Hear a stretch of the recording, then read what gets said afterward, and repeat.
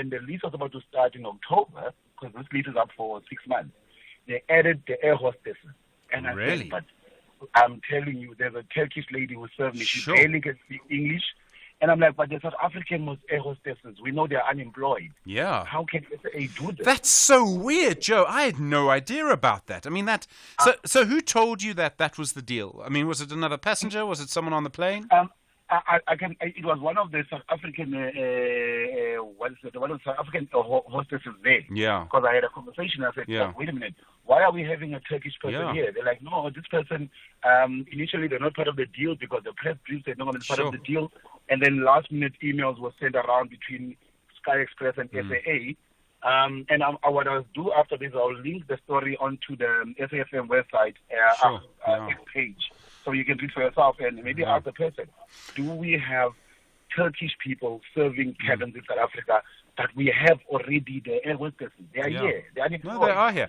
Joe, thank you for that. I was not aware of that. I've stuck it on my list, SAA and Turkish people that deal with that company. Very interesting. Joe Nkobecha, I really do appreciate that. Thank you. Ford is turning 100, and there's never been a better time to buy a brand new Ford. We're giving away 100 vouchers worth an amazing 50,000 Rand each, and the sensational grand prize of us paying for one lucky winner's Ford. It's the celebration of the century. Visit a Ford dealer, buy a new Ford, and win. T&Cs apply.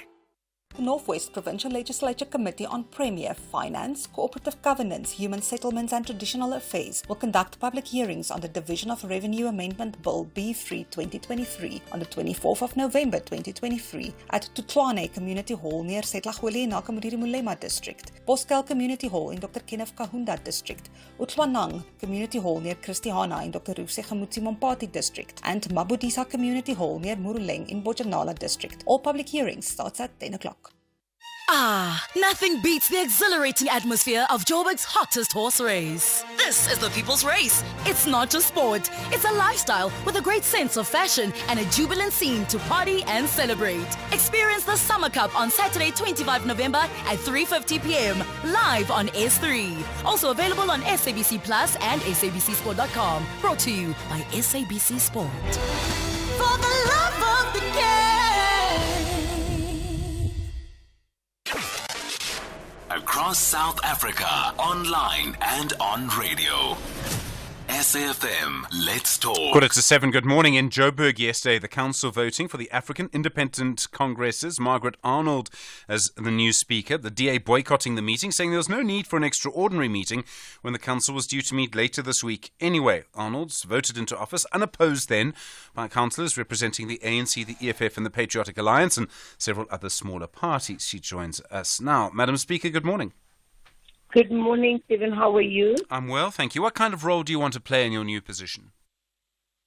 I want to play a role where I make myself accessible to all councillors, where I'm able to serve the 269 councils. I'm the 270th councillor, and I would love to ensure that the decorum of council is kept, and I want to ensure that the rules are adhered to, and we have a council that is able to deliver services to all the residents. Do you believe the city of Joburg is delivering proper services to residents now?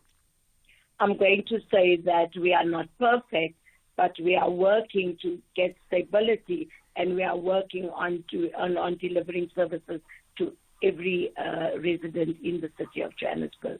Isn't it true that services in Joburg are getting worse? Over the last 2 years, things in Joburg have got worse rather than better.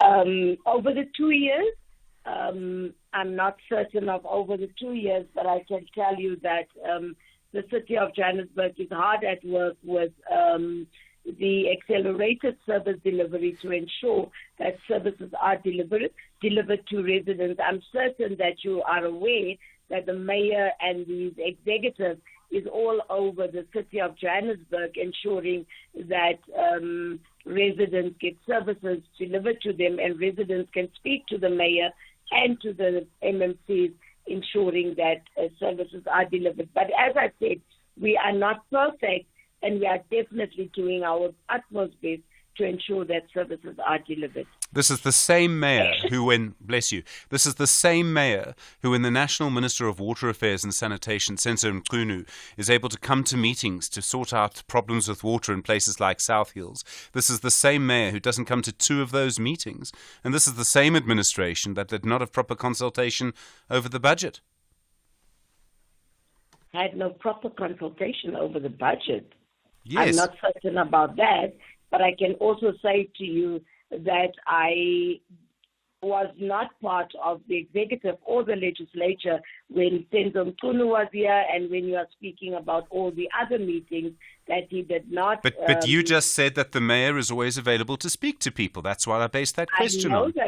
I know that currently the last few weeks that I've been engaging with the mayor and engaging with the executive, I know that they have been out there. I can tell you that 3 days ago they were in Eldorado Park, they were in Devlin, they were in Freedom Park, they were in Slowville, and they were in areas that I can attest to, and I know that they were dealing with service delivery.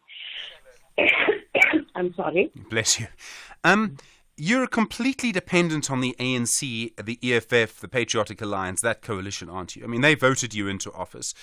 You have a very small number. In fact, I think it may just be 1 seat. It might be 2 in Joburg. But you're dependent on the ANC and the EFF, by and large, in Joburg. I mean, that's true, isn't it? I'm not dependent on them. We have a coalition with all these political parties. And I think I am actually the architect of the coalition that is in the city of Johannesburg, because the minority parties got everybody to speak to each other, and we got everybody to vote with each other. So we are not all dependent on them, but it is a coalition that we have. And I don't think that I was truly voted in yesterday, but I was unopposed. And it means that the entire council was in for myself, because nobody else put up another candidate. All right. Oh, I mean, you have an argument there, although there may be people with a different argument. Let me put the question to you in this way. You come from a minority party. So does Kabelo Gwamanda, the mayor. You may be in office, but it seems to me you have absolutely no political power in Joburg. I have no political power in Joburg. I've been voted in by the residents of the city of Johannesburg, and I think that is the political power that I have. But you're dependent on other parties, is my point. I mean, you are dependent on other parties. If the ANC decides they don't like you tomorrow, you're done. Stephen, I think the very same thing could be said of the government that was in place before. If Action SA did not want Mpopalasi, they could have withdrawn their vote from Mpopalasi. You see that happening all the time in the city of Johannesburg, where the DA votes and Action SA votes differently, and they lose the vote, whereas probably if they could have come together, they would have had more votes. So I don't think it's only myself and others in this coalition that's dependent on anybody, but it is how coalitions are going to work going forward. You're from the African Independent Congress, and if I remember my history correctly, the party started around the Matatiele area on the sort of border between KwaZulu-Natal and the Eastern Cape, and in fact it was formed about that very issue where the boundary is. How are you expecting the AIC to do in the elections next year? Are you going to work with the ANC if there's a sort of coalition government next year? Well, the African Independent Congress has never been hopping partners. I think it's the only political party that has not been going from political party to political party in coalitions. We've always given a mandate, a national mandate to our councillors all over the country to vote with the ANC wherever we are. And if that changes, it would change at our next NEC meeting just before the election, that we will evaluate and see where or who we should go into partnership with. But I think we are the only political party that has been stable in who we vote with. Councillor Margaret Arnold, thank you. Newly elected Speaker, elected unopposed, I should say, Speaker of the City of Joburg. 8 minutes to 7. SAfm, guiding you through the rush hour traffic. Fairly major delays on Joburg's N3 north this morning. It's a crash just up by the Modderfontein Road exit in Edenvale. It's pushed the traffic right back deep into Germiston. So from Elands interchange, that's the N12, N3 merge. From there, it is thick all the way through to the Modderfontein Road exit. And behind that, the N12 and R24 roads are obviously heavily back coming in from Ekurhuleni, trying to get through Galuli's and trying to squeeze into that big backlog running north on the N3. Now, maybe it's driving to Irene busy again. It has been since sort of last week, every day. Morning times coming off the R21. Now maybe a drive down to the main road junction stays really busy. Durban roadworks at Paradise Valley. So if you're on the M13, that's queuing through Stapleton Road on towards the N3. Yesterday, that run through Pinetown was backed up to about the Kloof Golf Course. So we'll just watch how things develop there this morning. But make sure you've got plenty of time coming out of Kloof and coming out of Hillcrest. If that M13 is your route, it is already very busy. Fully loaded on Durban's N2 both ways towards the work zone north of Spaghetti Junction and south from Umgeni Road. And Cape Town, no obstructions on the N1, but it's a very busy Tuesday morning, queuing from Belleville all the way through to Sable Road. N2's at the airport through to Hospital Bend and Marine Drive coming off West Coast Road. Quite a queue out of Tableview as far as the first set of traffic lights at Sunset Beach. Rob Byrne, SAfm Traffic.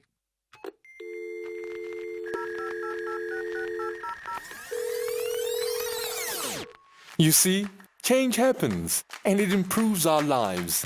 Change is good. It opens doors to new horizons and leads to a more informed tomorrow. Being in the know is no longer for the selected few. Information is for all of us to enjoy, whenever, wherever. Sunday World, putting the latest stories, sports results, exclusive video content and celebrity news at your fingertips. To stay informed, download the Sunday World app today. Available on the App Store and Google Play. Sunday is just the start. The South African Reserve Bank has upgraded the security features on the banknotes to combat counterfeiting. Use the look, feel and tilt method to authenticate your banknotes. Find the watermark of the big 5 animal of each denomination. Tilt to see the security thread change colour and feel the raised print on Madiba's portrait. Visit www.resbank.co.za or download the SARB currency app. SA Reserve Bank, connecting us. Stephen Grootes on SAfm. 5 minutes to 7. Good morning. It's now emerged the people who were left homeless after the Marshalltown fire that killed at least 76 people in the centre of Joburg earlier this year have now been moved to shacks in Denver and Joburg. They've had to join another group of people who lost their homes in a fire in Boysons about 2 years ago. Meanwhile, we understand foreign nationals who were staying in the hall after the Marshalltown fire have now been taken to Lindela to be deported. Nomzamo Zondo is the Executive Director at the Socio-Economic Rights Institute of South Africa. Nomzamo, good morning. How are you doing? What is the situation at Denver? How are these people living? They're living in shacks, right? Yes. Right, Nomzamo. Which is the program that the... Go on. Oh, sorry, I thought you were not able to hear me.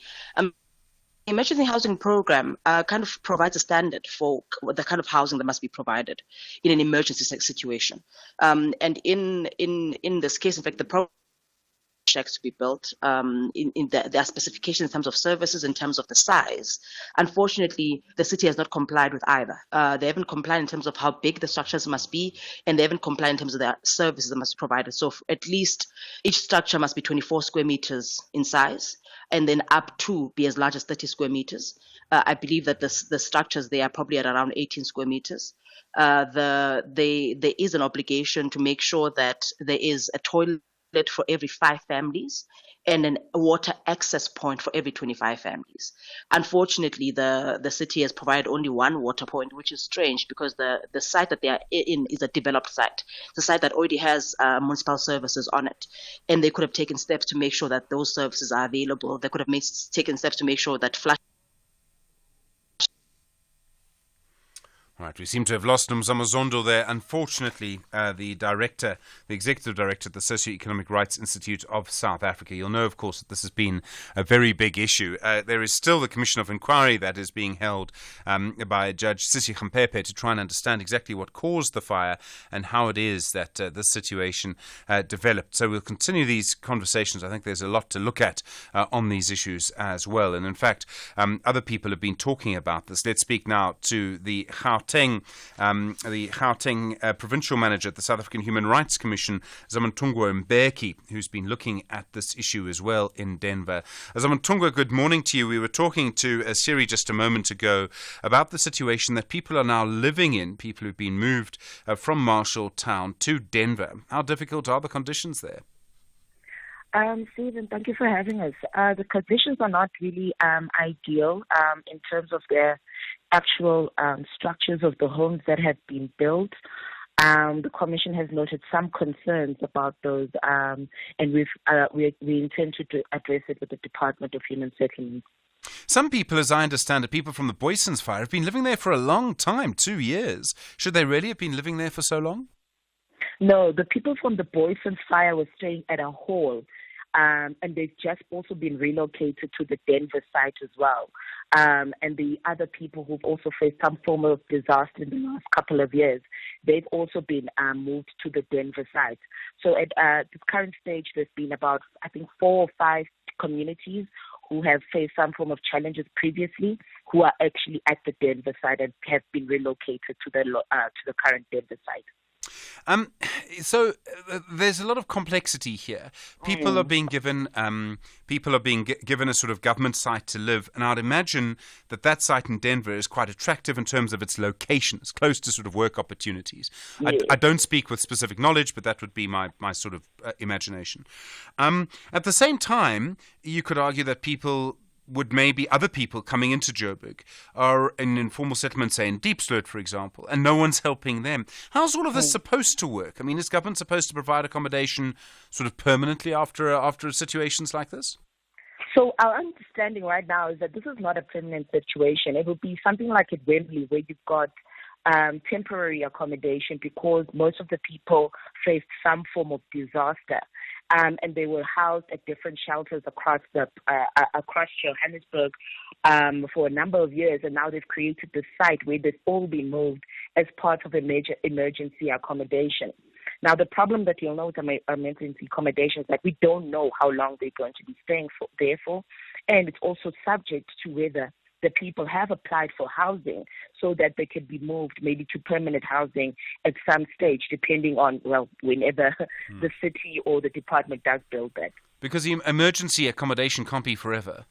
It shouldn't be forever. It shouldn't be forever at all. But we also understand that the city has been complaining for years that it does not have enough emergency accommodation readily available for when a disaster like the one at Usindiso happened, like the one at the Boysons when it did happen. Those people, they said they've been living there for close to 3 years at the hall where they were relocated after the Boysons fire. Zamantungwa Mbeki, thank you. The Gauteng provincial manager at the South African Human Rights Commission. In a moment, the latest from Transnet. You're there, SAfm, leading the conversation at 7 o'clock. Our insurance will go out of their way to try and save you money on your car insurance. If they can't, ask for 500 Rand. SMS out to 38462. Now that's good news. Independent and impartial. This is SAfm News. In our top stories, government vows to take action against banks on currency manipulation, and Biden congratulates Liberia's president-elect. Good morning. Government has vowed to ensure there are consequences for banks that are responsible for the manipulation of the value of the rand against the US dollar. The minister in the presidency, Kumbutso Ntshabeni, says this is tantamount to economic sabotage. Last week, the UK-based Standard Chartered Bank reached a settlement with the Competition Commission for colluding with 27 other banks to manipulate the currency's value and agreed to pay a fine of 43 million rand. The commission is also investigating a number of other local and international banks such as Absa, Standard Bank, Nedbank, Barclays and Bank of America. Ntshabeni addressed the media in Pretoria yesterday. Standard & Chartered has agreed to testify against the other banks. So the follow-up question that you've said to say what is the role of Absa and other banks, it's not only one bank, Absa, there are other banks. At least now we're starting to have Standard & Chartered going to form part of the witnesses in the prosecution so that we can have recourse. People cannot be left untouched because they wanted to collapse this country. There must be consequences and there will be consequences. The IEC says there will be a second voter registration weekend before next year's elections. It says at least 500,000 people registered during the first voter registration weekend, which ended on Sunday. Young people constituted over 78% of the new registrations. The IEC's Chief Electoral Officer, Saima Mabolo, has encouraged eligible voters to take advantage of the second round of registrations, whose dates will be announced later.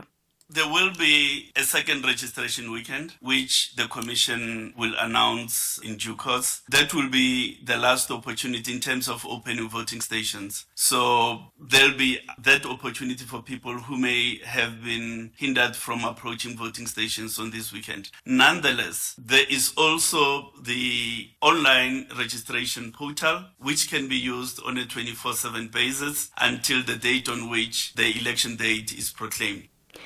The civil organization Sanco in the Free State says its leadership squabbles will soon be a thing of the past. Members of the organization have been embroiled in factional and court battles over leadership issues. Sanco is holding an elective conference in Bloemfontein to discuss the unity of the structure, and interim leadership was put in place in June. Sanco's Shima Mahlatsi. They went to the extent of taking each other to court because of fighting for positions and all the stuff. And at the end of the day, our people lost the voice. They never had representation. The municipalities, the government, the private sector were doing as they like because the voice of the people were dead. So we're here at this conference to ensure that we unite Sanco, we resuscitate Sanco, we revive Sanco so that our community could start having a proper voice. The U.S. President Joe Biden has congratulated Liberia's President-elect Joseph Boakai after he was announced as the winner of the country's recent presidential election. Biden has also commended the incumbent George Weah for respecting the will of the people and putting patriotism above politics. It's the second democratic transfer of power in Liberia, which spent decades under authoritarian rule. And finally, the director of the Indonesia hospital in Gaza says the intermittent shooting has continued into the night. Dr. Marwan Al-Sultan says 500 patients have remained inside the facility, which became a focal point in fighting yesterday. He's accused Israel of launching an airstrike on the hospital, but Israel has denied this. The BBC's Tom Bateman has the details. Israel's military campaign has focused on several hospitals in northern Gaza which it alleges are used by Hamas. Intermittent shooting was still being heard by people inside the Indonesian hospital. Earlier, Israeli tanks were filmed close by, and up to 12 people were reported to have been killed in what doctors said was an Israeli strike. Israel's military said its troops had come under fire from gunmen inside the hospital, and they fired back.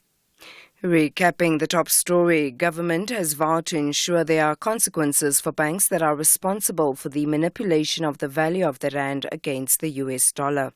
For SAfm News, I am Anne Musa. And thank you. Those were the top stories for this hour. Don't miss out on a possible car insurance saving. SMS out to 38462 for a quote. Outsurance, where you always get something out. This is not a Black Friday ad. It's also not a once-off discount or even a limited offer. But it's a great opportunity to see if you could save on your car insurance each and every month. If Outsurance is more expensive than what you're currently paying, ask for 500 Rand. Claim free and with the same insurer for 3 years, ask for 1,500 Rand. That's a monthly saving on your premium or the cash promise. SMS out to 38462. You've got nothing to lose. SMS now. Outsurance is a licensed insurer and FSP. T's and C's apply. A very good morning to you. In your SAfm sports headlines, soccer, the Bafana coach Hugo Bruges is questioning the venue and the pitch in Rwanda. And more soccer, as Lionel Messi's 2022 World Cup jerseys are expected to fetch 185 million Rand at an auction. All this and more just before 7:30. SAfm, guiding you through the rush hour traffic. Very heavy on the Ekurhuleni side of Joburg. There are crashings on the N3 North at Modderfontein Road. That traffic is backed heavily into Eland's interchange. That's where the N12 from Alberton and the N3 out from Germiston merge from there all the way through Bedfordview, through Gululis and up deep into Edenvale territory. That is pushing traffic on the R24 back to Edenvale, the N12 back to Edenvale. In fact, the N12 is a bit complicated because it's a crash before you get to Edenvale. So effectively, if you're on the run from Benoni and Boksburg this morning, you'll queue from Jet Park past the first crash and then basically stay in traffic all the way into Gululis to try and merge into that N3 queue as well. Durban, the N2, both ways through Spaghetti Junction's heavy, complicating matters there. A breakdown on the southbound side before Spaghetti Junction. M13's heavy from the M7 St John's Avenue Bridge out towards the roadworks at the N3 Paradise Valley. And Cape Town, no major issues on the highways this morning, but they are busy through some overcast and wet conditions. N1 from Old Oak Road all the way to Sable Road. The N2 backs from Robert Sobukwe just after the airport. That gets heavy all the way through to Mowbray Main Road. And the M3 is worth a mention, sitting traffic from Constantia up Weinberg Hill towards Paradise Road. Rob Byrne, SAfm Traffic. SAfm Sunrise. A vivid start to your day. 8 after 7, good morning. You're with SAfm Sunrise. I'm Stephen Critter. So much going on as always. We'll talk about Transnet. Let me just tell you the sort of backstory a little bit. In a moment, you'll hear from the person who actually manages the Durban terminals at Transnet, so in charge of the ports. And we had planned to do a mediated conversation today. It got a bit complicated, so we thought we would hold it over for tomorrow. And tomorrow we'll also have the person who represents the freight rail section of Transnet.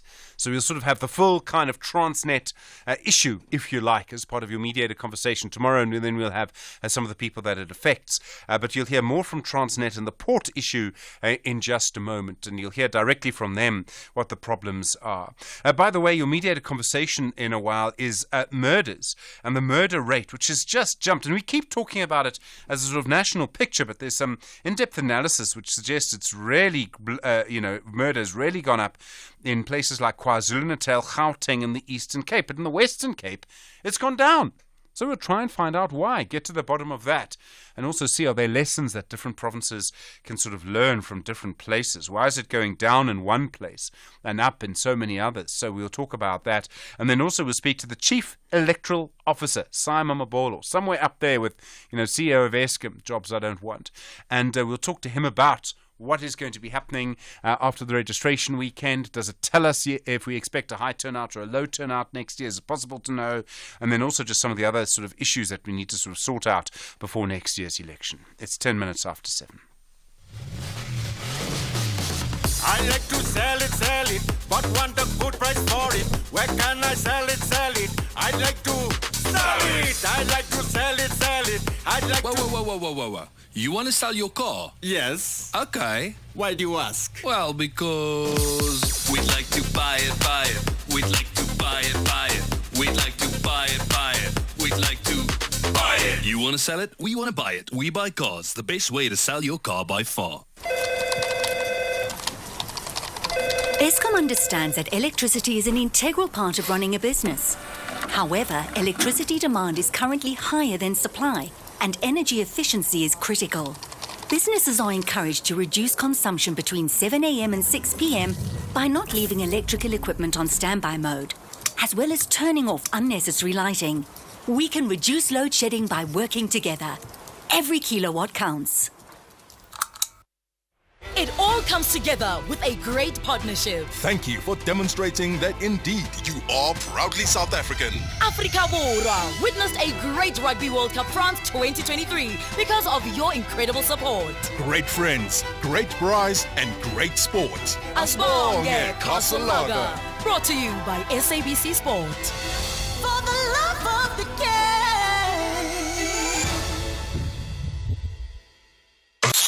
At SAfm Radio and at Stephen Grootes on Twitter. Good morning. Well, over the last few days, it's emerged the backlog of containers needing to be processed by Transnet's ports terminal in Durban is now over 70,000. There are at least 63 ships waiting offshore in what's called the outer anchorage to come in and offload their terminals. The situation is so bad, some companies, some ships actually want to offload their cargoes in other places like Mozambique. Transnet says a couple of the problems are that it's using old equipment and there's been bad weather in Durban. Well, let's hear from Transnet now. Earl Peters is the Transnet Port Terminals Managing Executive at Durban Terminals. Earl, good morning and thanks for your time. Good morning, Stephen. Why does bad weather stop you from offloading containers? It often rains in Durban, it's often windy in Durban. Why has the weather been a problem this time? The weather really has been a problem in the sense that the equipment that we are using, as you've indicated, has aged. And with age means that they're sensitive to inclement weather. They get into panels where they shouldn't be getting into, and it really, when we have this type of rain seasons, and that we've recently had, some real heavy rains, it really just exposes and amplifies the current equipment challenges that we have. So the real problem is the equipment is old and hasn't been sort of sorted out over time? Yeah, absolutely, in the sense that, we've underinvested for the last 10 years. And we are now currently executing against a plan of modernizing our fleet, in particular the strategic pieces of assets, particularly like ship-to-shore cranes, straddle carriers, and rubber-tied gantry cranes in the Port of Durban. Okay, most of us don't know what those are, but you're talking about the big cranes that literally sit on the side of the port, the ship parks next to it, and the crane, as I understand it, reaches in, picks up the container, puts it on the shore. You're talking about all of that equipment, those things? Absolutely. It's particularly the large ones, absolutely. Okay. It's going to take, what, at least a year, at least 2 years to update your equipment? I mean, this is a big expense. This is a big investment. The time frames actually has been shortened. We are working with the OEMs. So we've adopted a strategy where we now directly transact with the OEMs, which is the large brands, globally known in the market. And that was really to short-circuit the process of having access to this type of equipment immediately. And what we've managed to do is that we can start seeing this equipment coming in as early as 8 months, with the latest being particular for the larger pieces of equipment like ship-to-shore cranes within the 24-month period. Okay. We are currently negotiating to bring that down to 18 months. Okay, I'm glad to hear it. Am I right to see reporting this morning that one of the problems you have is actually the procedures to spend the money? The National Treasury is very careful about where money goes nowadays. We've seen problems and corruption, etc., at state-owned entities. So actually, there's a lot of paperwork you have to do to get these machines. Is that right? It is, particularly being a state-owned company. The processes are very onerous. However, the various state departments has really been unbelievable in terms of also understanding the situation that we find ourselves in. As a country, they pulled together, as we've explained, in terms of the type of agility that we require. So there's definitely been departures now from those particular requirements for us. And this has really allowed us now to accelerate some of the acquisitions that we need to make. Okay. You're also, so that's the machine side. Let's look at the people side now. You're also implementing, you call it a fourth shift. So you're using a new shift system, fewer shift changes, so 12 hours on, 12 hours off, etc. How's that going to work? What difference will that make? That will really is. What we must remember, the 12 systems, whilst it introduces and improves productivity, really behind all of this was also employee well-being, to ensure that employees also have adequate rest periods. So it will be 12 hours on for 4 days and also 4 days off. So there's adequate rest periods. We've had a dispensation with the Department of Labour, and this is our commitment to ensuring that we be a compliant citizen, corporate citizen, and to ensure that we comply with the various basic conditions of employment. So you'll have more people, and hopefully productivity will be up as it will increase as a result. You'll be able to move more goods more quickly.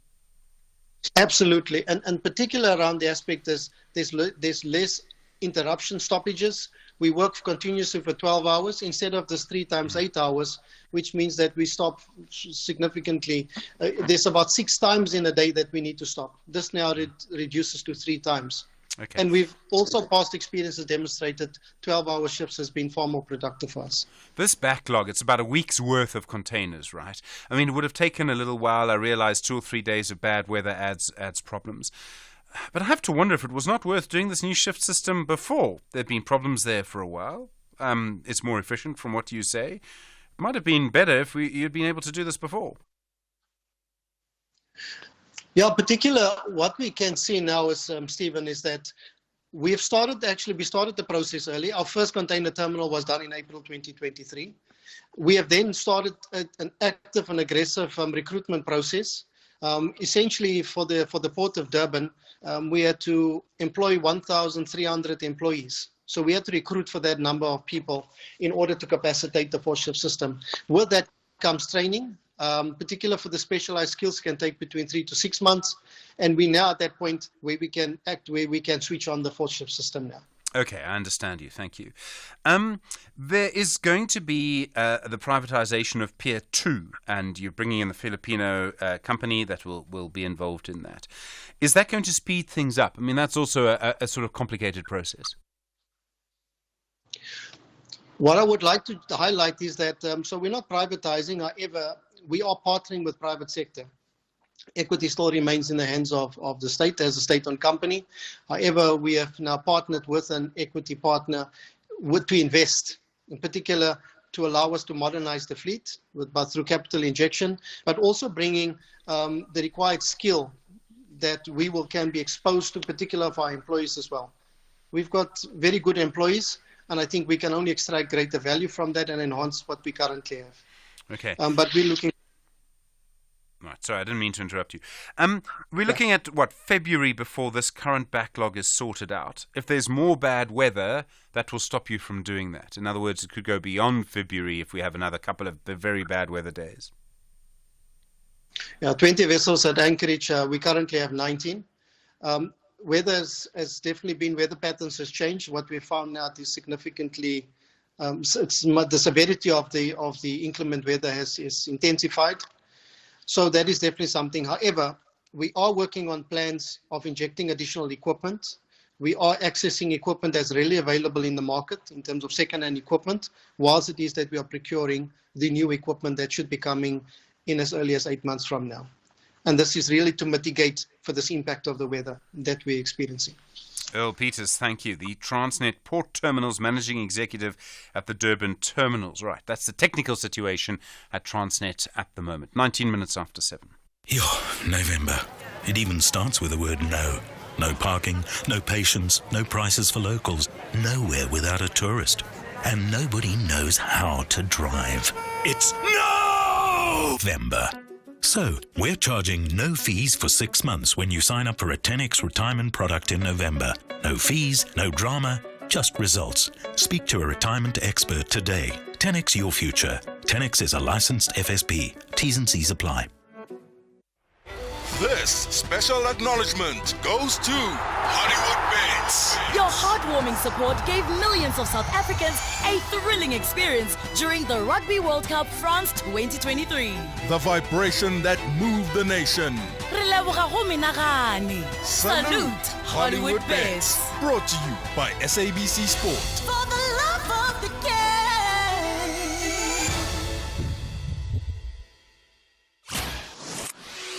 SAfm.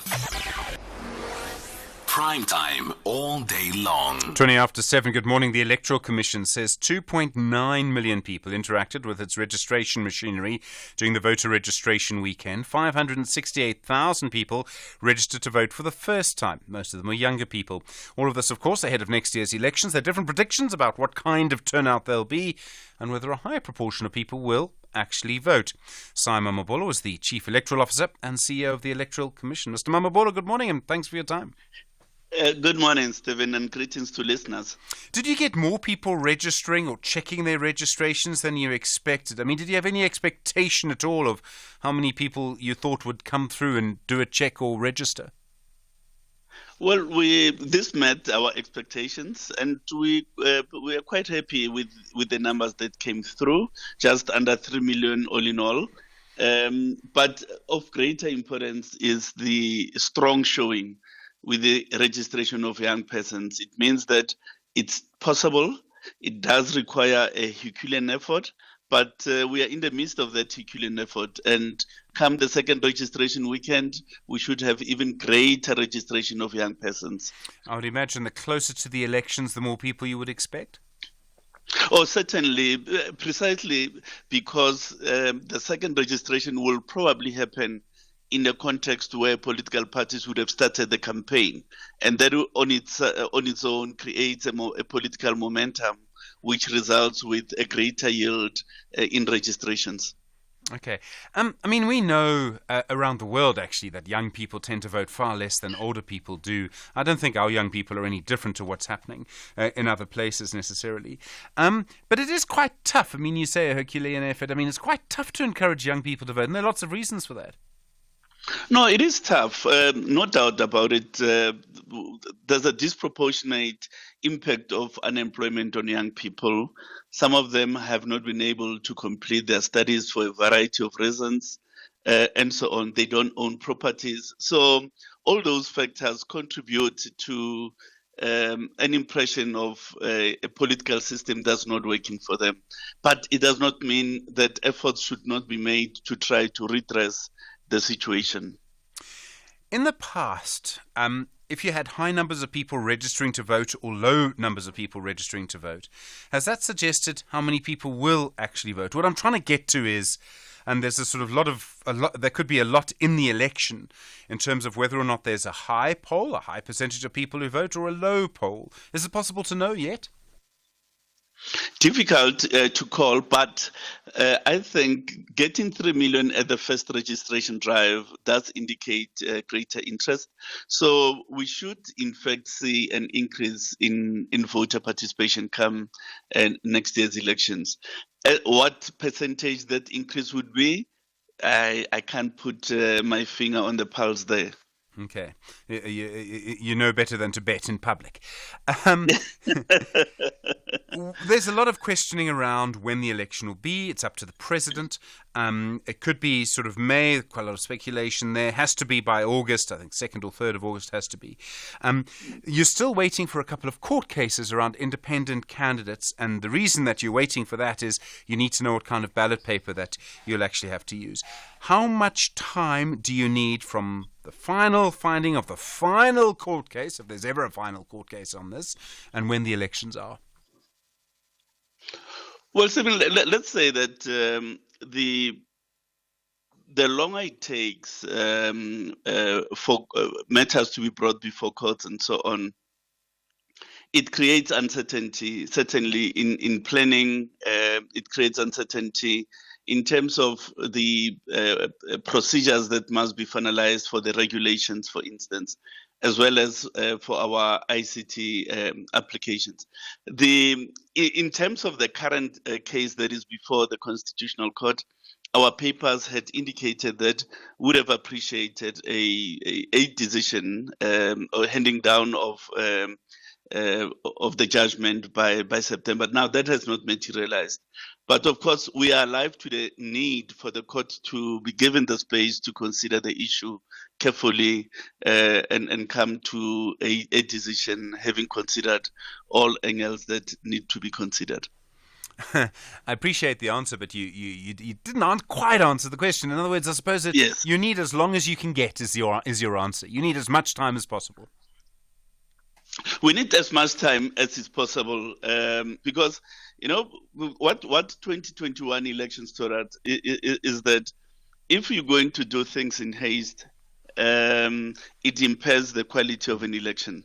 So the longer the uncertainty goes, we may be in fact beginning to impair the quality of an election. And the type of election we're going into demands that it be a quality election, credible processes, and so on. We are probably looking at a 2-page ballot paper. Now, I can never find staples when I need them. Are you worried about the possibility of a 2-page ballot paper next year? Naturally, we are. Not only from an election administration perspective, but certainly from a voter experience perspective, because how a voter is going to handle this ballot, are the papers going to disentangle when they are put in the ballot paper and so on? Sorry, in the ballot box. So we are quite naturally worried about that, and hence we're waiting anxiously for the court case, especially as regards the number of signatures required.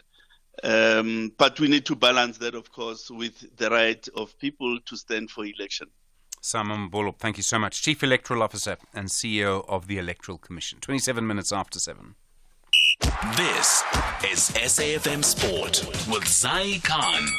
Zai, good morning. Hugo Broos prefers his pitches natural. Yes, he does. Not artificial, not ones that have been as old as 20 years. This is the match that we're previewing as Bafana will take on Rwanda. And it's a pitch that is apparently in very poor condition. It's a tiny 10,000-seat Stade Hue that will host Rwanda's 2026 World Cup qualifier against Bafana this afternoon. 3 p.m. is that kickoff. Let's hear now from the coach, Hugo Broos. But here is a synthetic pitch that maybe is 20 or 25 years old. Very bad maintenance. So it's like you play on the street. It's hard. It's not. There are many bounces from the ball when you see it in the games of Rwanda. So it's very difficult to play good football here. And it will be more fighting football tomorrow. And you can catch the match live on SABC 1. Elsewhere, Benjamin Mendy is taking former club Manchester City to an unemployment tribunal over millions of pounds he claims he's owed in unauthorised wage deductions. France fullback Mendy left City at the end of his contract this summer. He was cleared of a series of rape and attempted rape charges against him. It is alleged that Manchester City stopped paying Mendy in September 2021 after he was initially charged and held in custody. More soccer news. A set of 6 jerseys that Lionel Messi wore during Argentina's victorious 2022 World Cup run will be auctioned next month. And this was announced by Sotheby's, and the estimated value around £10 million. The football star donned the shirts during the first halves of the group stage rounds against Saudi Arabia and Mexico, as well as later games against Australia, the Netherlands and Croatia, and the final against France. A portion of the proceeds will be donated to the Unicus Project, which is an initiative with a Barcelona children's hospital which help kids with rare diseases. Golf news. Tour Commissioner Jay Monahan has announced that Jordan Spieth was selected to replace Rory McIlroy as player director on the PGA Tour Policy Board. Spieth, a 30-year-old American and 3-time major winner, was chosen in a vote of the other 5 player directors on the panel, which includes Tiger Woods, Webb Simpson, Peter Malnati, Charlie Hoffman and Patrick Cantlay. Spieth will serve out the remainder of McIlroy's term, which concludes at the end of 2024. And finally, rugby. Messages of support and condolences have poured in from the rugby world for former Springbok lock Hannes Strydom, who passed away in a car accident over the weekend. SARU President Mark Alexander paid tribute to Strydom, a member of the World Cup winning box squad in 1995. He was 58 years old. That's a wrap of your sport. We'll bring you more on Sunrise. Headlines top of the hour. I'm Zai Khan. Zai, thank you. Good morning. In the next half hour, we'll speak to the South African Municipal Workers Union. Should people who work in councils be allowed to hold political office? Andrew explained it so well yesterday when he phoned in from Cape Town. Imagine managing someone with more political power than you. That's coming up next. You're with SAfm leading the conversation. Stage 1 now, Stage 3 later, 7:30. Good morning. In the headlines, the war between Israel and Hamas will top the agenda of the BRICS virtual gathering, which President Cyril Ramaphosa will oversee today in his capacity as the bloc's chairperson. Government has vowed to ensure there are consequences for banks that are responsible for the manipulation of the value of the rand against the US dollar. And the former US First Lady Michelle Obama has told the BBC that child marriages are an urgent problem facing many underage girls around the globe, and one that must not be ignored. I'll have details on these and other stories at 8. SAfm. Guiding you through the rush hour traffic.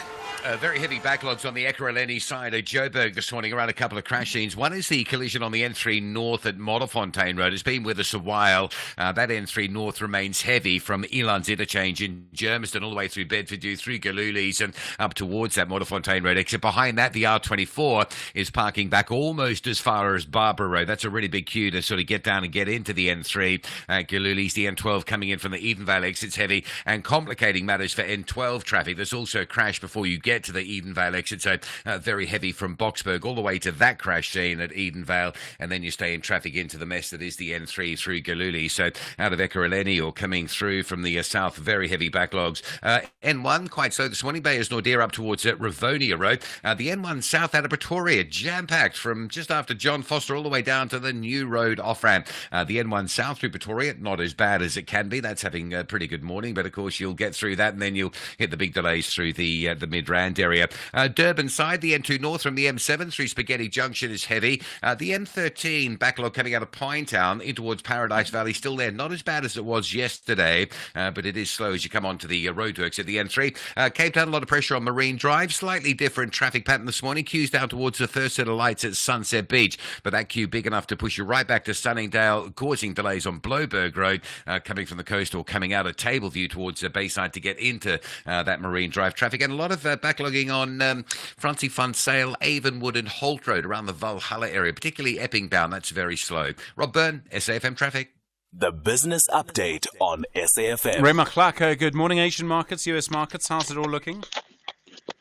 While both markets are mostly up, there is growing optimism among investors that the US Central Bank is done with interest rate increases for this year.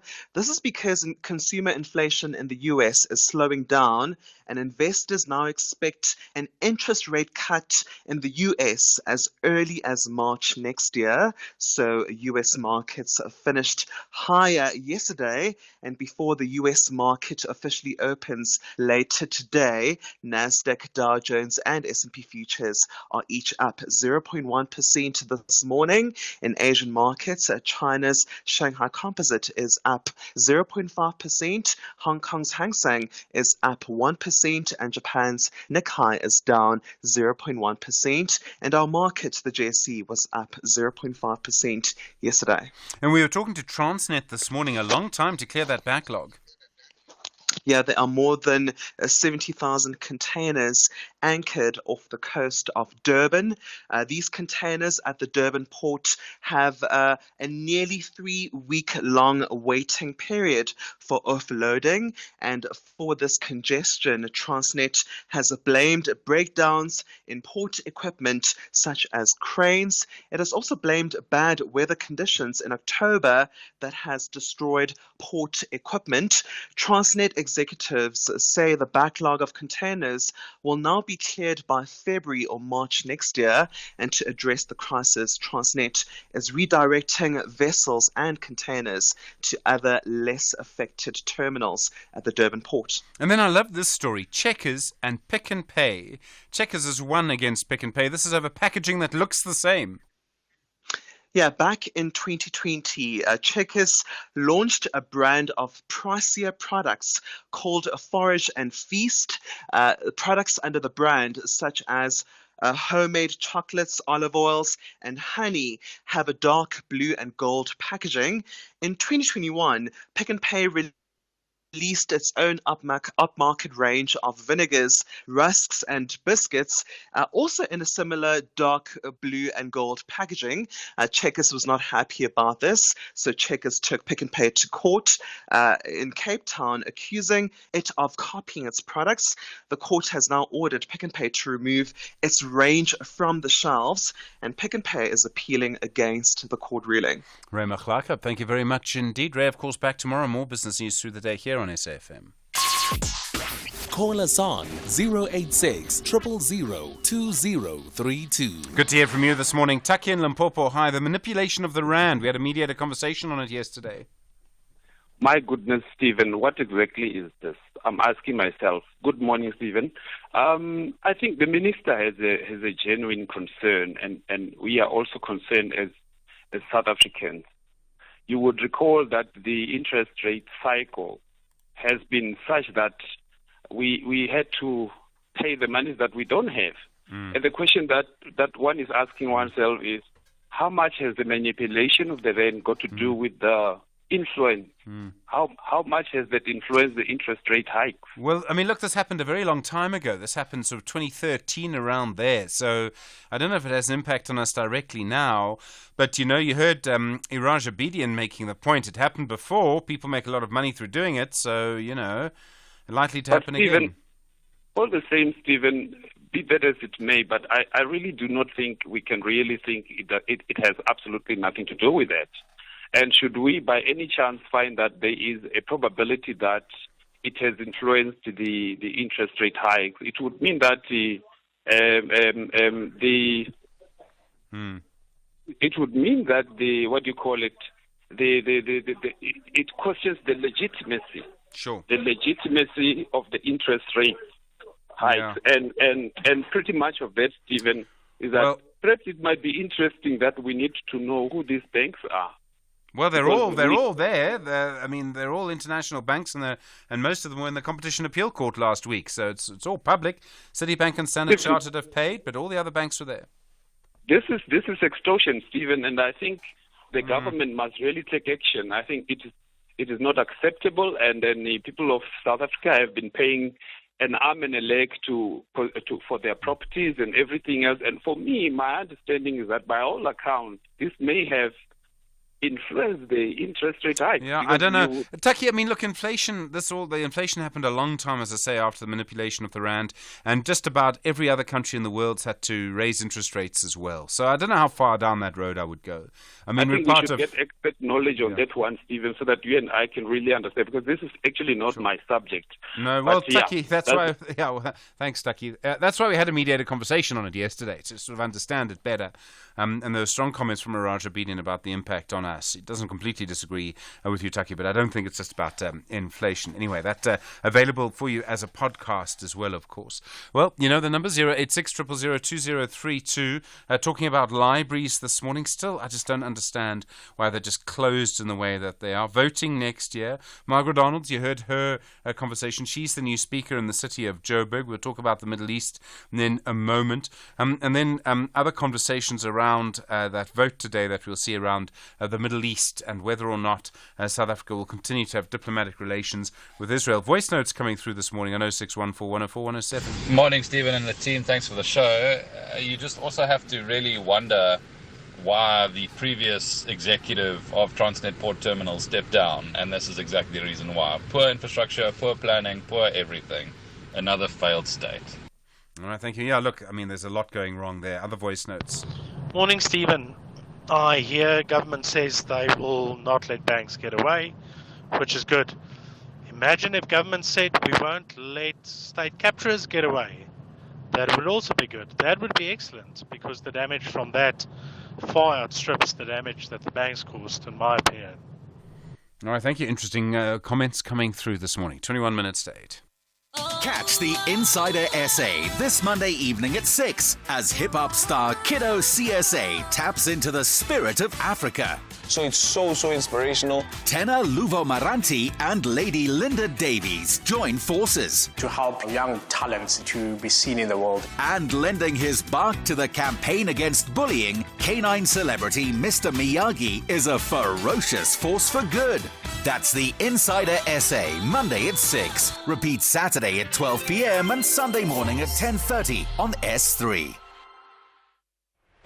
This special acknowledgement goes to Hollywood Bets. Your heartwarming support gave millions of South Africans a thrilling experience during the Rugby World Cup France 2023. The vibration that moved the nation. Salute Hollywood Bets. Brought to you by SABC Sport. For the love of the game.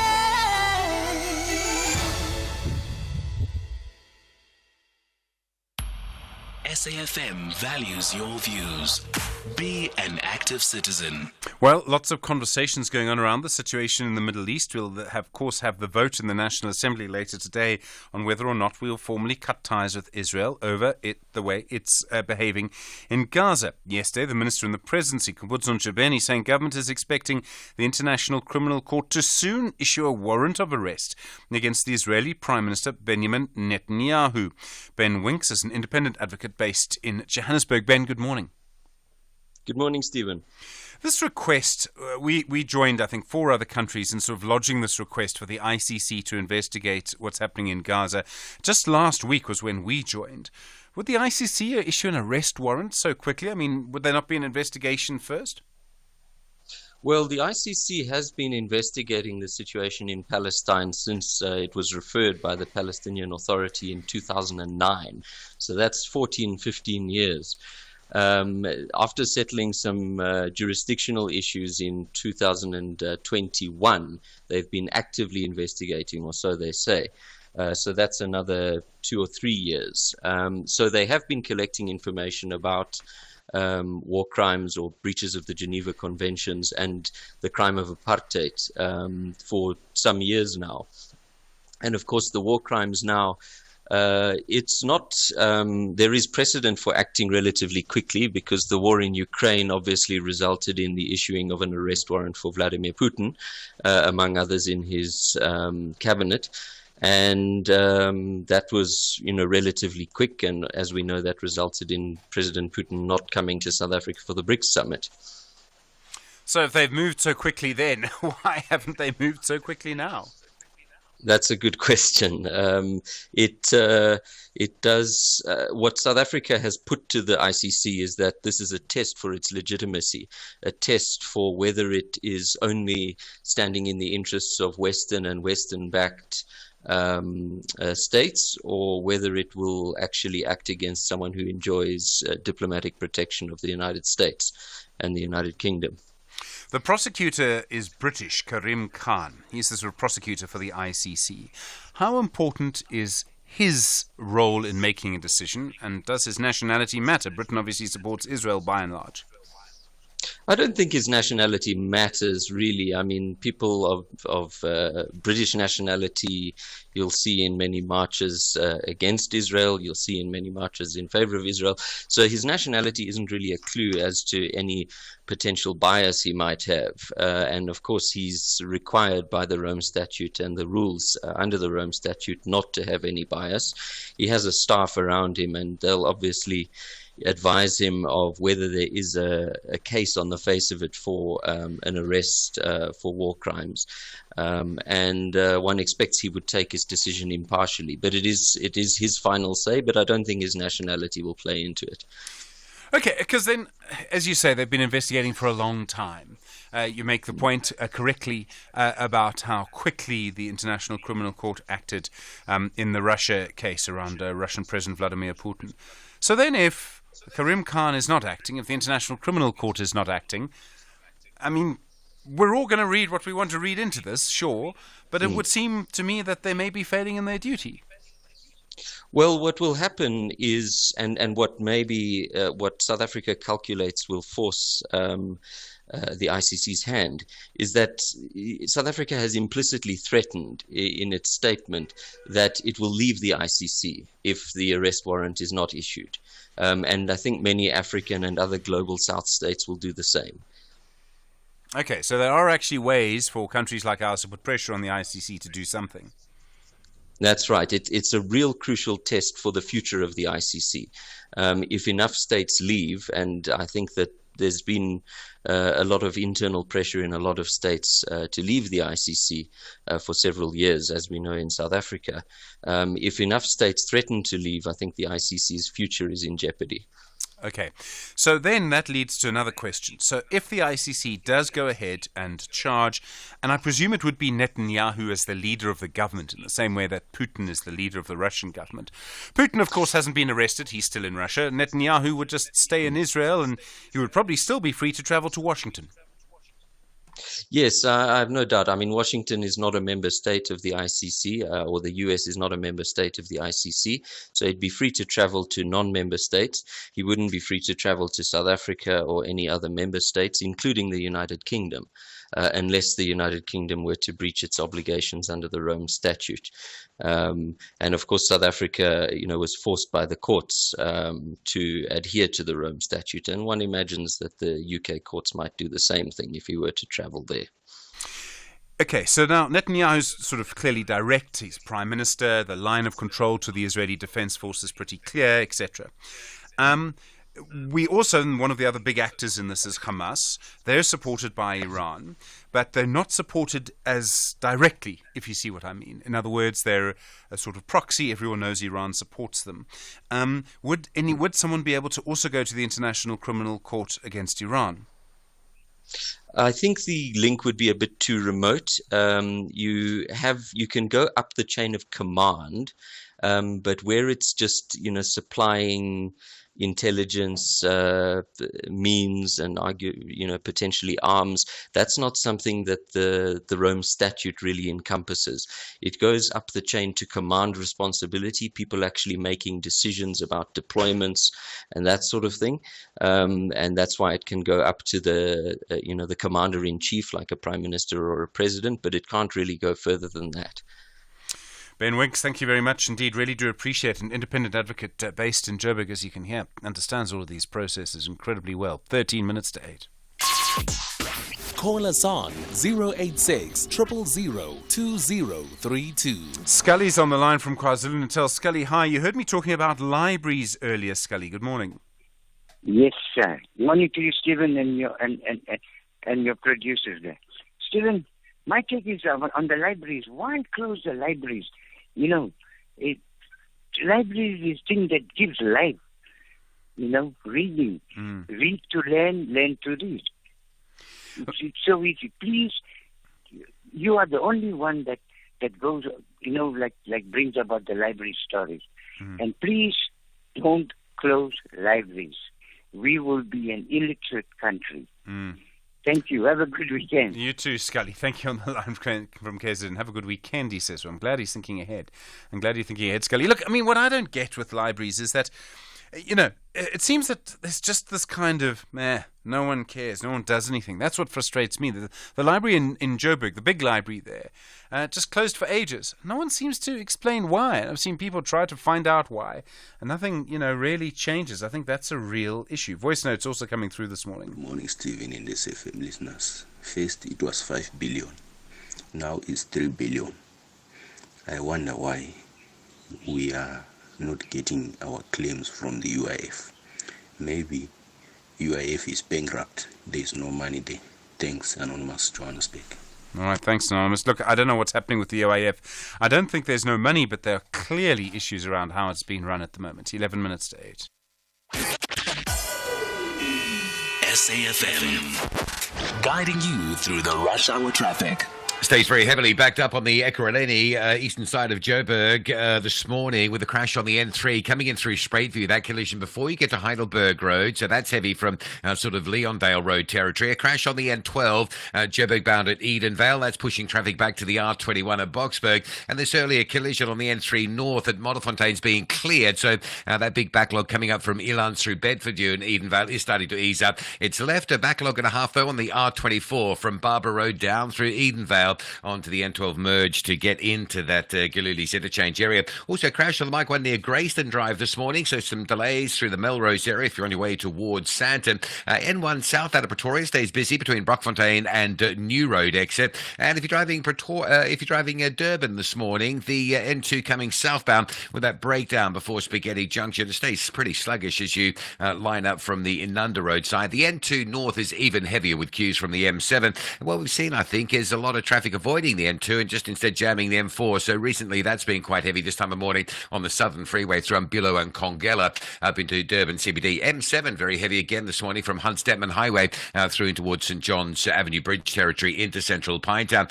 Cape Town Marine Drive stays heavy out of Tableview towards Dolphin Beach. Bloberg Road and Otto du Plessis off the coastal beachfront road, that's all heavily backed up. N1 sitting from Old Oak Road at Belleville all the way through to the Sable Road exit. And if you're South Peninsula this morning, it's looking a lot better than it normally does. The N2's got a little bit of traffic at St James, but not what you might be used to on the way down through Corker Bay. Rob Byrne, SAfm Traffic.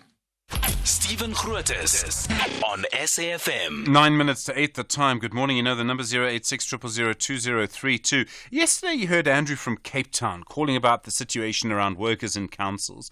They were prohibited from working for a council and holding political office at the same time. And as he explained it, what happened was a person in a council would hold, say, a relatively junior job. But in the local ANC branch often, there will be a senior or a leader. in that branch or region, while their boss in the council would be junior to them in the ANC, which means the real power was with the person who held the junior job in the council. In 2022, President Cyril Ramaphosa signed into law changes that prevented council workers from holding public office. Now, the Labour Court has struck that down as unconstitutional, but also said the issue must go to the Constitutional Court for confirmation. You can imagine being a manager and facing people who have more political power than you. How would you manage that? There are all sorts of rights and responsibilities and obligations that need to be looked at here. Well, the General Secretary of the South African Municipal Workers Union is Dumisani Magagula. Dumisani, good morning and good to talk again. Good morning, Stephen, and good morning to our listeners. Why should someone working for government, working for a council, be allowed to also hold a political office? That right is a right which is entrenched in the Constitution of South Africa, and it's a right of a free association in any political party, and to the extent of leading a political party. That right is a right that workers did not have for a long time in South Africa, and now, after we had achieved it, the government was just about to take it away. I think we should not do a disservice. The judge looked at this thing and made his decision because there was no evidence that a municipal worker will bring a municipality to instability if he is also a leader of a political party. Okay, so, I understand that argument. Doesn't it mean that people are making decisions politically that affect their boss? So, to try and think of an example, it's like me working for the SABC. I'm a worker at the SABC. And then I'm also, somehow, a communications minister in cabinet.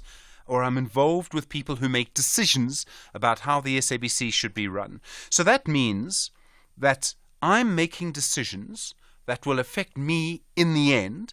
And that means that workers in councils would use their political power to make decisions that affect them. Yeah, that example is not correct. You are using an example of an administrative authority that is a minister. They have an administrative authority. They will tell what direction the municipality should take.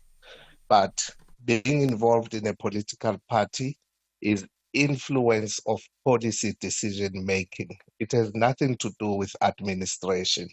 It only becomes administrative once the political body in government has taken a decision. So if I'm a businessman, does not mean that I cannot work for a municipality. Even if I am richer than the municipal manager, I can still work for a municipality. It's got nothing to do with administration. But it becomes a challenge where a municipal manager holds more political power than an executive manager, because he will not be able to direct where the municipality should go. But a municipal worker is subjected to a number of conditions of service and discipline. That is the authority of the municipal manager. Even if you hold a higher political office in the workplace, the municipal manager is the accounting officer and has a set of rules that empowers him to make sure that there is discipline within the workspace. Isn't it? Okay, you say that, but in practice, doesn't it just become unmanageable? It's very hard for a manager to manage a situation where the worker under them has more political power. Isn't that true? It just becomes unmanageable. And if it wasn't true, this government would not have passed this law. Yeah, we cannot discuss this thing as if it has not been challenged in court. In court, a body of municipalities as an employer, that is SALGA, made the argument. COGTA, the Cooperative Governance and Traditional Affairs Minister, made the argument. The judge looked at both arguments and said, all of what you are bringing before me does not give me evidence that municipal workers will bring municipalities to dysfunction if they are also leaders of political parties. So it's not there, it's not founded. And it has already been changed. This thing is not taken back to be reconsidered. It's already severed, it's removed and changed. There is a new law in place which the judge put in place and said should go to Constitutional Court. Sure. So we can't argue today as if we are still going to court. There is a decision already. Yeah, and it I has understand been that, fairly yes. tested. But it's got to be confirmed by the Constitutional Court. But that's not what I'm saying. What I'm saying is that the people who actually have to manage it, so the senior politicians in the governing party, the African National Congress, and this mostly, I would imagine, affects people who belong to the ANC, they decided that it needed to change. And they must have decided, I accept what the judge says, Dumisani. I'm not arguing with that. Well, not yet. What I'm saying is that the people who manage it clearly feel that it's a problem. And they must have a justification for why they feel it. They would not have done this knowing that you as an ANC supporter, as some who would, they knew that you would be frustrated by this. And there was opposition in the ANC. They wouldn't have done this if they didn't feel they had to. They decided because of their narrow political interest. They decided out of the Constitution. Their decision was unconstitutional, tested and proved to be so. What we have to deal with now is we agree with SALGA on professionalization of municipalities, but professionalization is not depoliticization. So it does not mean that you take politics out. It means that you become an effective municipality, you employ in terms of the law, you hold everyone accountable to what they employed to achieve. Let me put it to you another way. Why is it so important for someone to do both? Isn't it fair that as people who receive services from a council, we could say either be in politics, in a position. We're not saying you can't be a party member, by the way. We're not saying that, obviously. We're saying, this is about position. Be in politics or work in a council. Pick one. No, that is not correct. Every citizen entrenched in the Constitution has a right to freedom of association.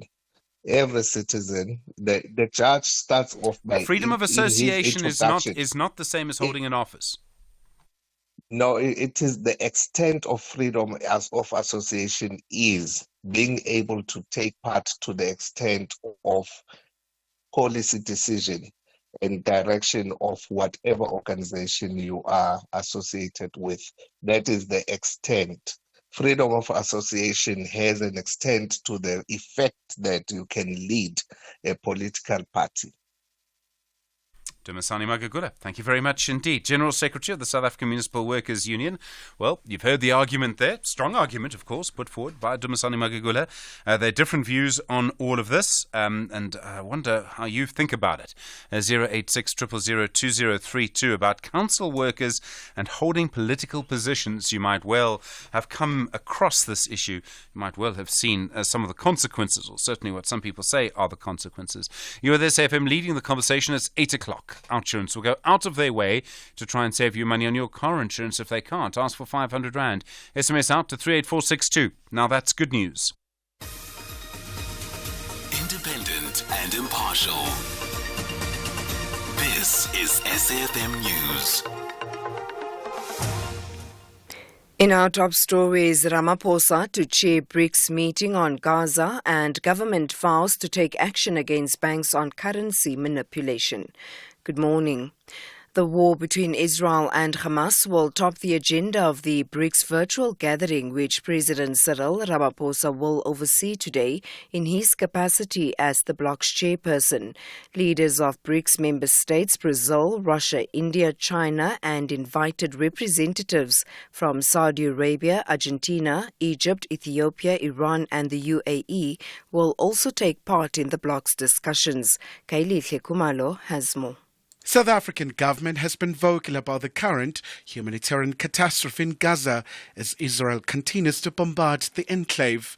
President Cyril Ramaphosa will deliver opening remarks at the BRICS extraordinary meeting on Tuesday, where member and invited states will also deliver country statements on the Gaza crisis. United Nations Secretary-General Antonio Guterres will participate in the virtual session, at the end of which leaders are expected to adopt a joint statement on the situation in the Middle East, with a particular reference to Gaza. Khaihle Khumalo, SABC News, Johannesburg.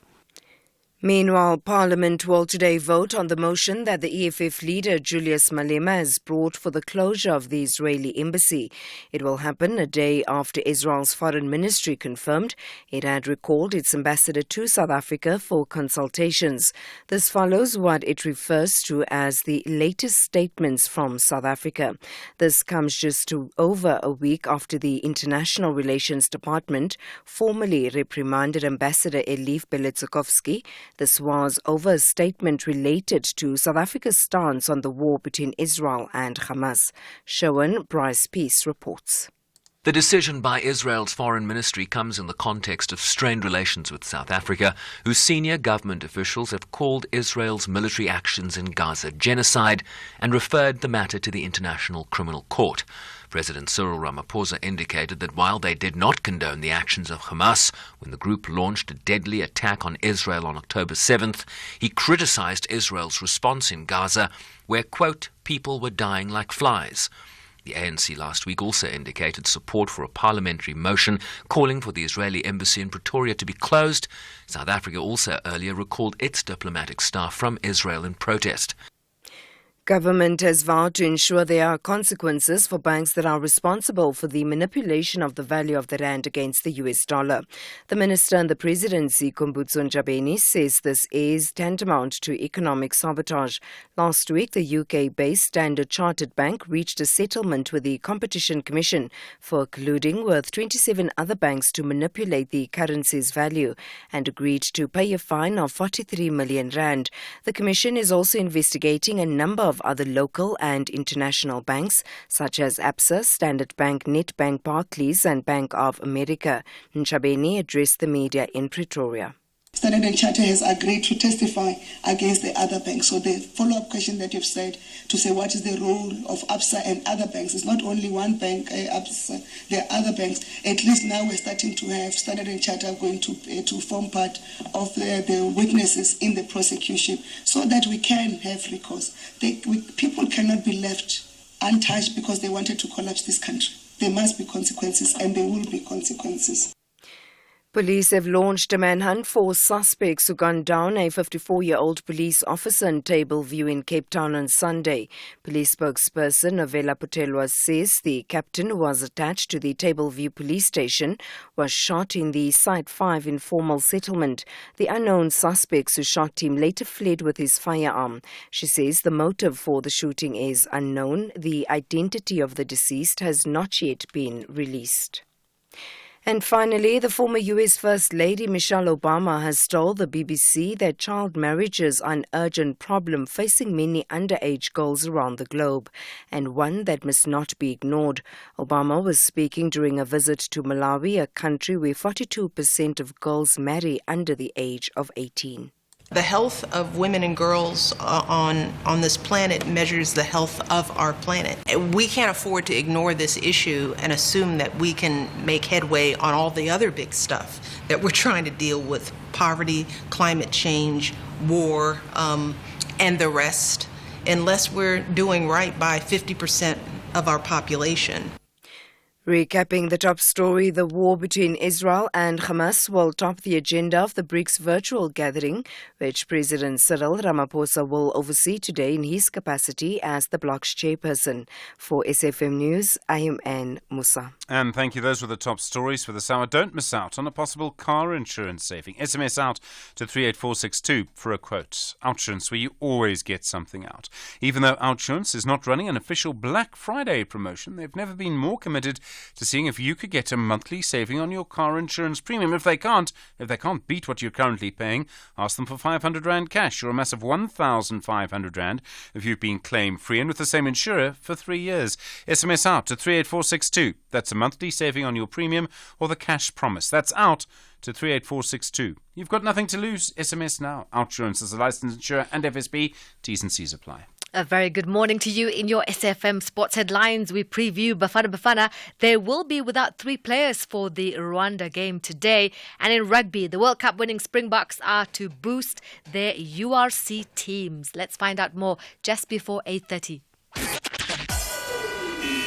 SAfm, guiding you through the rush hour traffic. It's fairly heavy on the run from Pretoria to Joburg this morning. You are going to see some real traffic pressure between the John Foster Drive exit in Centurion and the New Road off-ramp in the Midrand area. The N12 coming out of Boksburg and Benoni stays heavy. A crash before the Edenvale exit.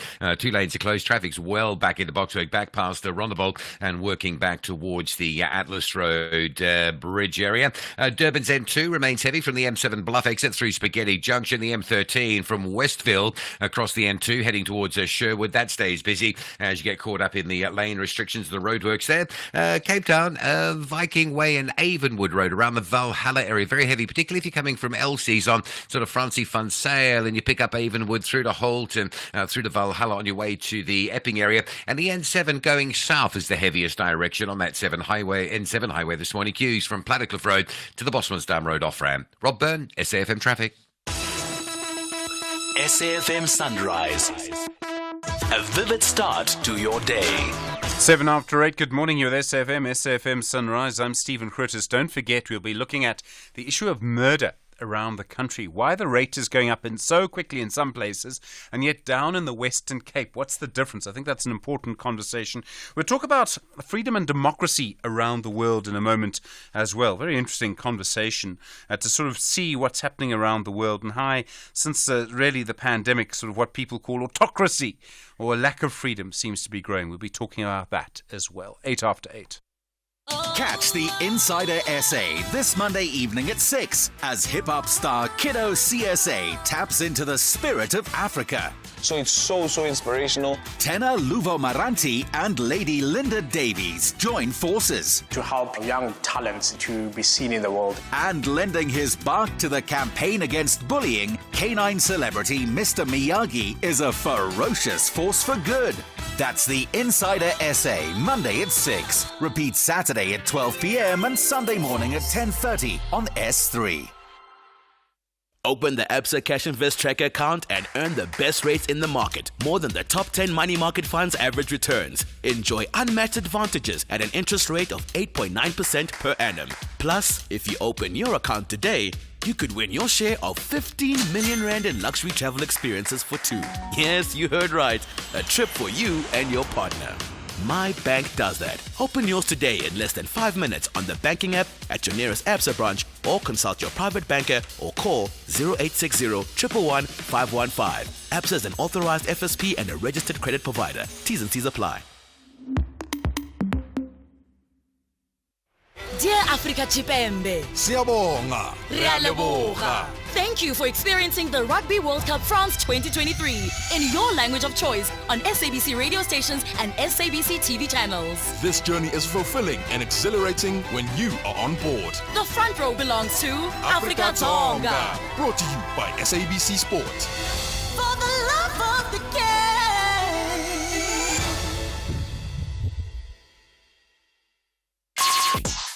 Call us on 086 000 2032. 10 after 8. Good morning. Well, you heard the conversation with the General Secretary of SAMWU just a moment ago about municipal workers and holding public office. In other words, holding positions in political parties. Tabiso on the line from Polokwane. Hi. Which way do you go on this? Stephen, I think in first place, that matter should have not even gone to court. Mm-hmm. Because it's riddled with a lot of unconstitutionality. I mean, it would then say to you that if you then start working for a municipality, then it cannot be, yours is to only to elect in any political organization. You cannot be elected. That's unfair. For an example, Stephen, I mean, let's narrow it in this way. you would have Tshwane having about 202 councillors, if I'm not mistaken. Yeah. Both ward councillors and PR. And then therefore, they themselves are sitting maybe under the umbrella of SALGA, feel threatened by certain political activists within the municipalities and saying, no, we are the only politicians, and then therefore those ones cannot be elected. Let's elect the law that that will not allow them to contest any position, and that's unfair. And secondly, you are doing this not only we understand that people who get elected in political organization, whatever political organization, do not take decisions themselves. Like, say, let's say there's a discussion on a particular municipality and how matters should be. Based on the fact that activists from that municipality will be raising their hands and raise various issues. The decision that comes out, it will no longer be their own individual decision. The decision of that organization in that particular area. It cannot be that because you are a director of technical service, then therefore the decision that did not favor the mayor or the councillors taken in a political organization, then therefore it's unfair and so on. So I think the next matter should have not been in court in first place. It was unfair, and at least the court have seen. All right, no, to be so interesting. Strong arguments. Thank you. Stuart in KwaZulu-Natal, do you agree? Stephen, it wasn't 100% clear, but I mean, my experience working closely for a KZN provincial organisation with eThekwini was, just that the political interference was crippling. And the whole context of having people who had influence way beyond their positions was problematic. And it was incessant. The fact that no decision could be made, no action taken without kind of political approval, and it paralyzed the entire hierarchy of the eThekwini municipality as well as the other organizations we work with. So in other words, you would have workers, the people who actually were supposed to make decisions couldn't make them. They had to make political decisions or wait for political decisions. Is that what you say you saw? That's exactly what happened. And, the reality is, and I can see precisely why the government enacted that legislation, because the reality is it just paralyzed any service delivery, any decision-making, any activities. And what it also allowed was the corruption that flowed right through eThekwini, because the part of the discussion was always who got served up what. And those decisions were taken out of council and then returned back into council through this mechanism of low-ranking people, but who were very politically connected, and it was relentless. All right, Stuart in KwaZulu-Natal, thank you. Well, you've heard two different views on that, and I mean, there are huge conversations around this and what it does, and it's intriguing because, it gets to the heart of how decisions are made. 086 000 2032. First in the morning, SAfm Sunrise with Stephen Grootes. Well, you might have noticed since the sort of start of the pandemic how the world has shifted a bit. There's a lot more conflict, unfortunately. Look at Sudan, look at the Middle East, look at Russia and Ukraine. We also see what some people say is the rise of autocracy. In other words, the percentage of people living in countries that are deemed as democratic, and we can argue about that, but generally accepted as democratic, the percentage of people living in democracies has declined. And that countries that are run by dictators or run by autocracies or places where you don't have rights or don't have regular elections, free and fair elections, that the percentage of people living in those regimes has increased. And you can see sort of how and why that has happened. Well, there are different organizations that try and look at this. One of them is called the World Liberty Congress. And let me just say that all of these conversations, of course, are contested one way or another. One of their members, who's here, recently elected as one of the leaders there, is Leopoldo Lopez. And he's here to represent the organization. Actually, they want to talk, they're going to have an event at Robben Island on behalf of all political prisoners around the world. Leopoldo Lopez himself is from Venezuela, where he played a big role in politics there. And in the end, after being sort of arrested for about 7 years, had to leave the government. He escaped from the Venezuelan government, and he joins us now. Leopoldo, good morning. Thank you for your time. Good morning, Stephen. Good morning to you and to all the people listening to you. Thank you very much. So you went through a horrible time in Venezuela. You were an opposition activist. In the end, you were jailed. You had to leave there. You escaped there. What are you trying to do now? What is your organization, the World Liberty Congress, trying to do? Well, as you said, I am from Venezuela. I was mayor of Caracas for 8 years. Then I was disqualified to run for office. And in the year 2014, when we were calling for peaceful demonstrations, I was imprisoned for 7 years, spent 4 years in solitary confinement in a military prison. And then at the end of 2020, I was able to escape Venezuela against my will because I never wanted to leave my country, but that led me into exile. Venezuela has now over 300 political prisoners, and this is something that it's not only true for Venezuela, but for many other countries. As you mentioned in your introduction, autocracy has been on the rise over the past 25 years, and democracies have been on a decline. And not only that, autocracies have been rising worldwide, but they are collaborating amongst each other in order to support their autocratic regimes that violate human rights. And that is why we started the World Liberty Congress, in order to promote democracy defenders. Do you think then that democracy shouldn't work with autocracies? I mean, we belong to BRICS, for example. Is that the wrong thing to do? I mean, for Brazil, India, and ourselves? Or do you think that actually democracies can influence countries that are autocratic to try and move them away from that?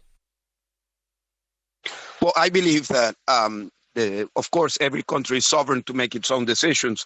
But I believe that one of the main interests of every country that is democratic would be to support the promotion of human rights that our world that don't have any borders. I think anybody that is supportive of human rights understands that human rights have no borders.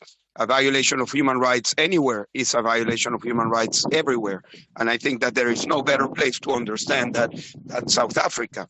So yes, I do believe that democratic countries should be supportive of the promotion of democracy, human rights, free and fair elections, and the rule of law everywhere in the world. And that is why we are raising awareness about the rise of autocracy and the need to collaborate in order to promote the transitions to democracy. It's important to note that today, 70% of the world population is living under some sort of autocratic regime. Some, of course, more extreme than others.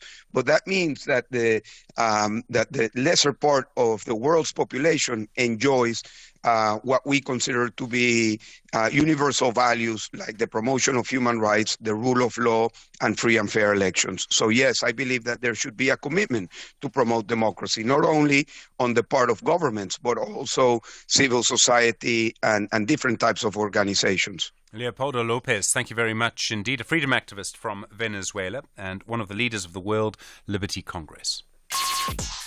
Call us on 086 000 2032.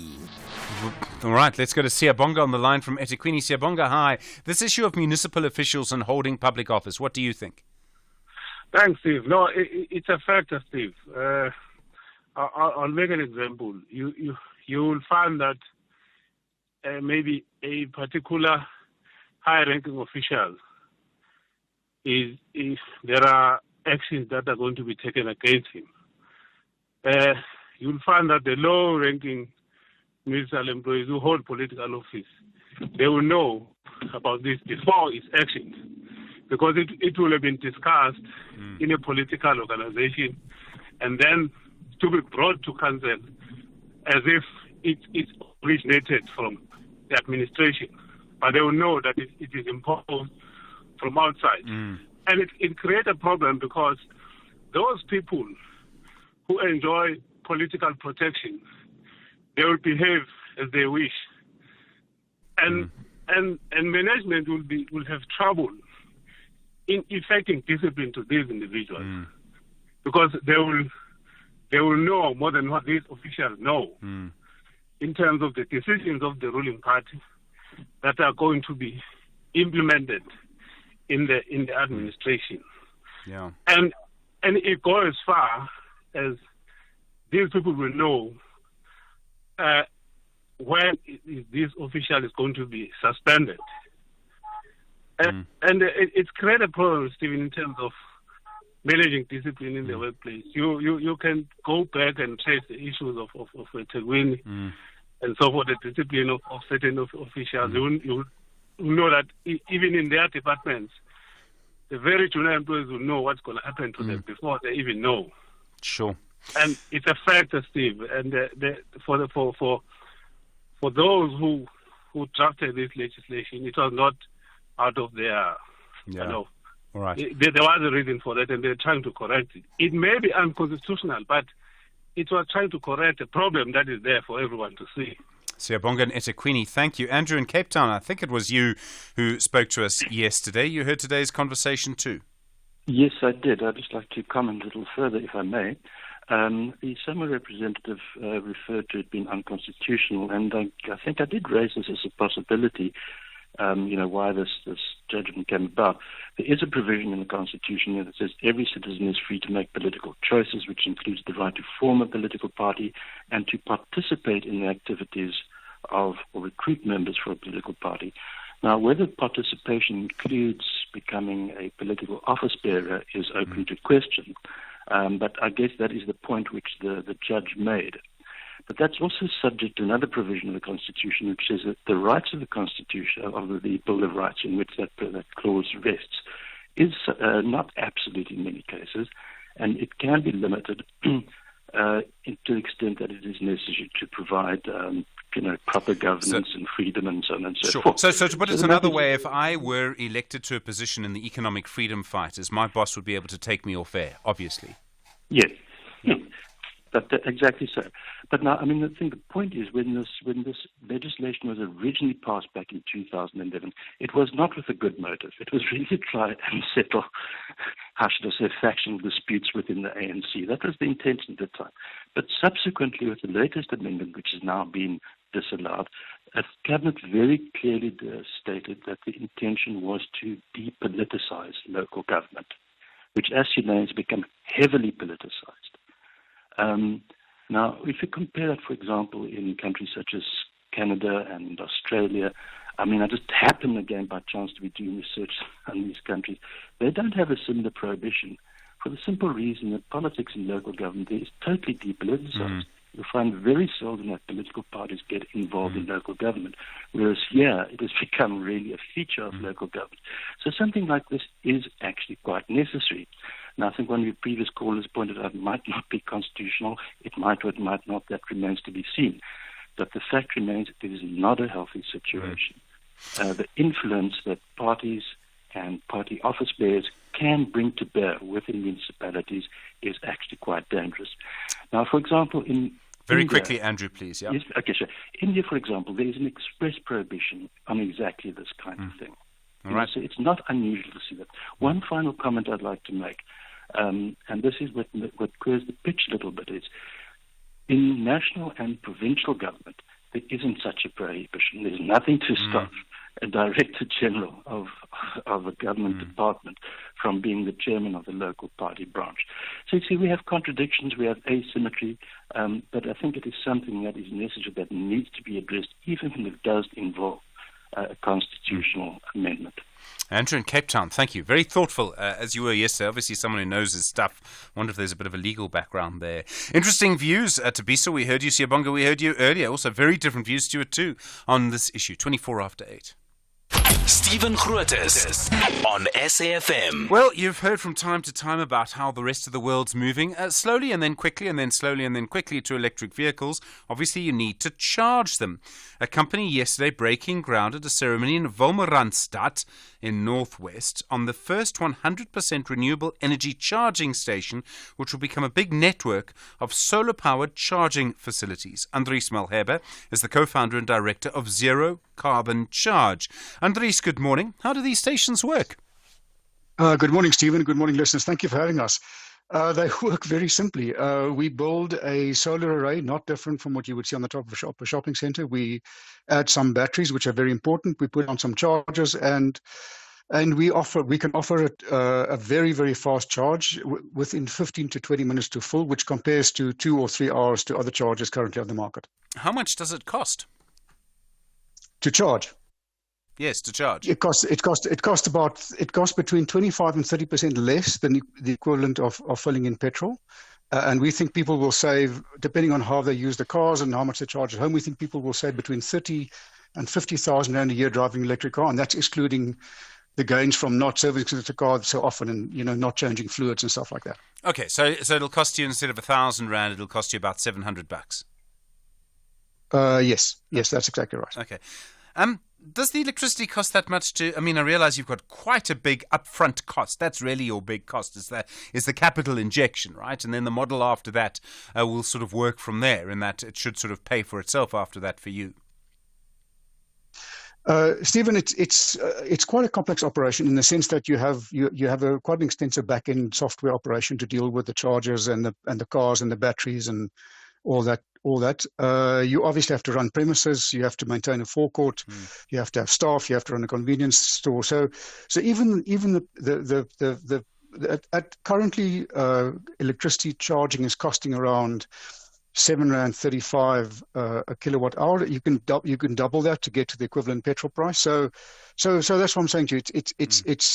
You have your base cost of electricity, and then you have some additional costs because it is still quite a sophisticated operation to make sure that you charge the car absolutely correctly and that the payment situation happens. Okay, you're spacing them out at about 150 kilometers each. So presumably most electric cars will be able to do that, even if they're going at sort of a speed of 120.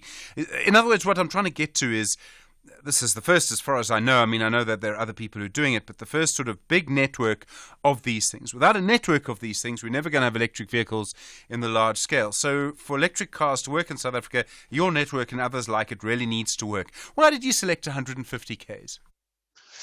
The biggest, you're exactly right. There has to be a network. If you or I drive an electric car, we should be able to get in that car and drive absolutely anywhere we want to.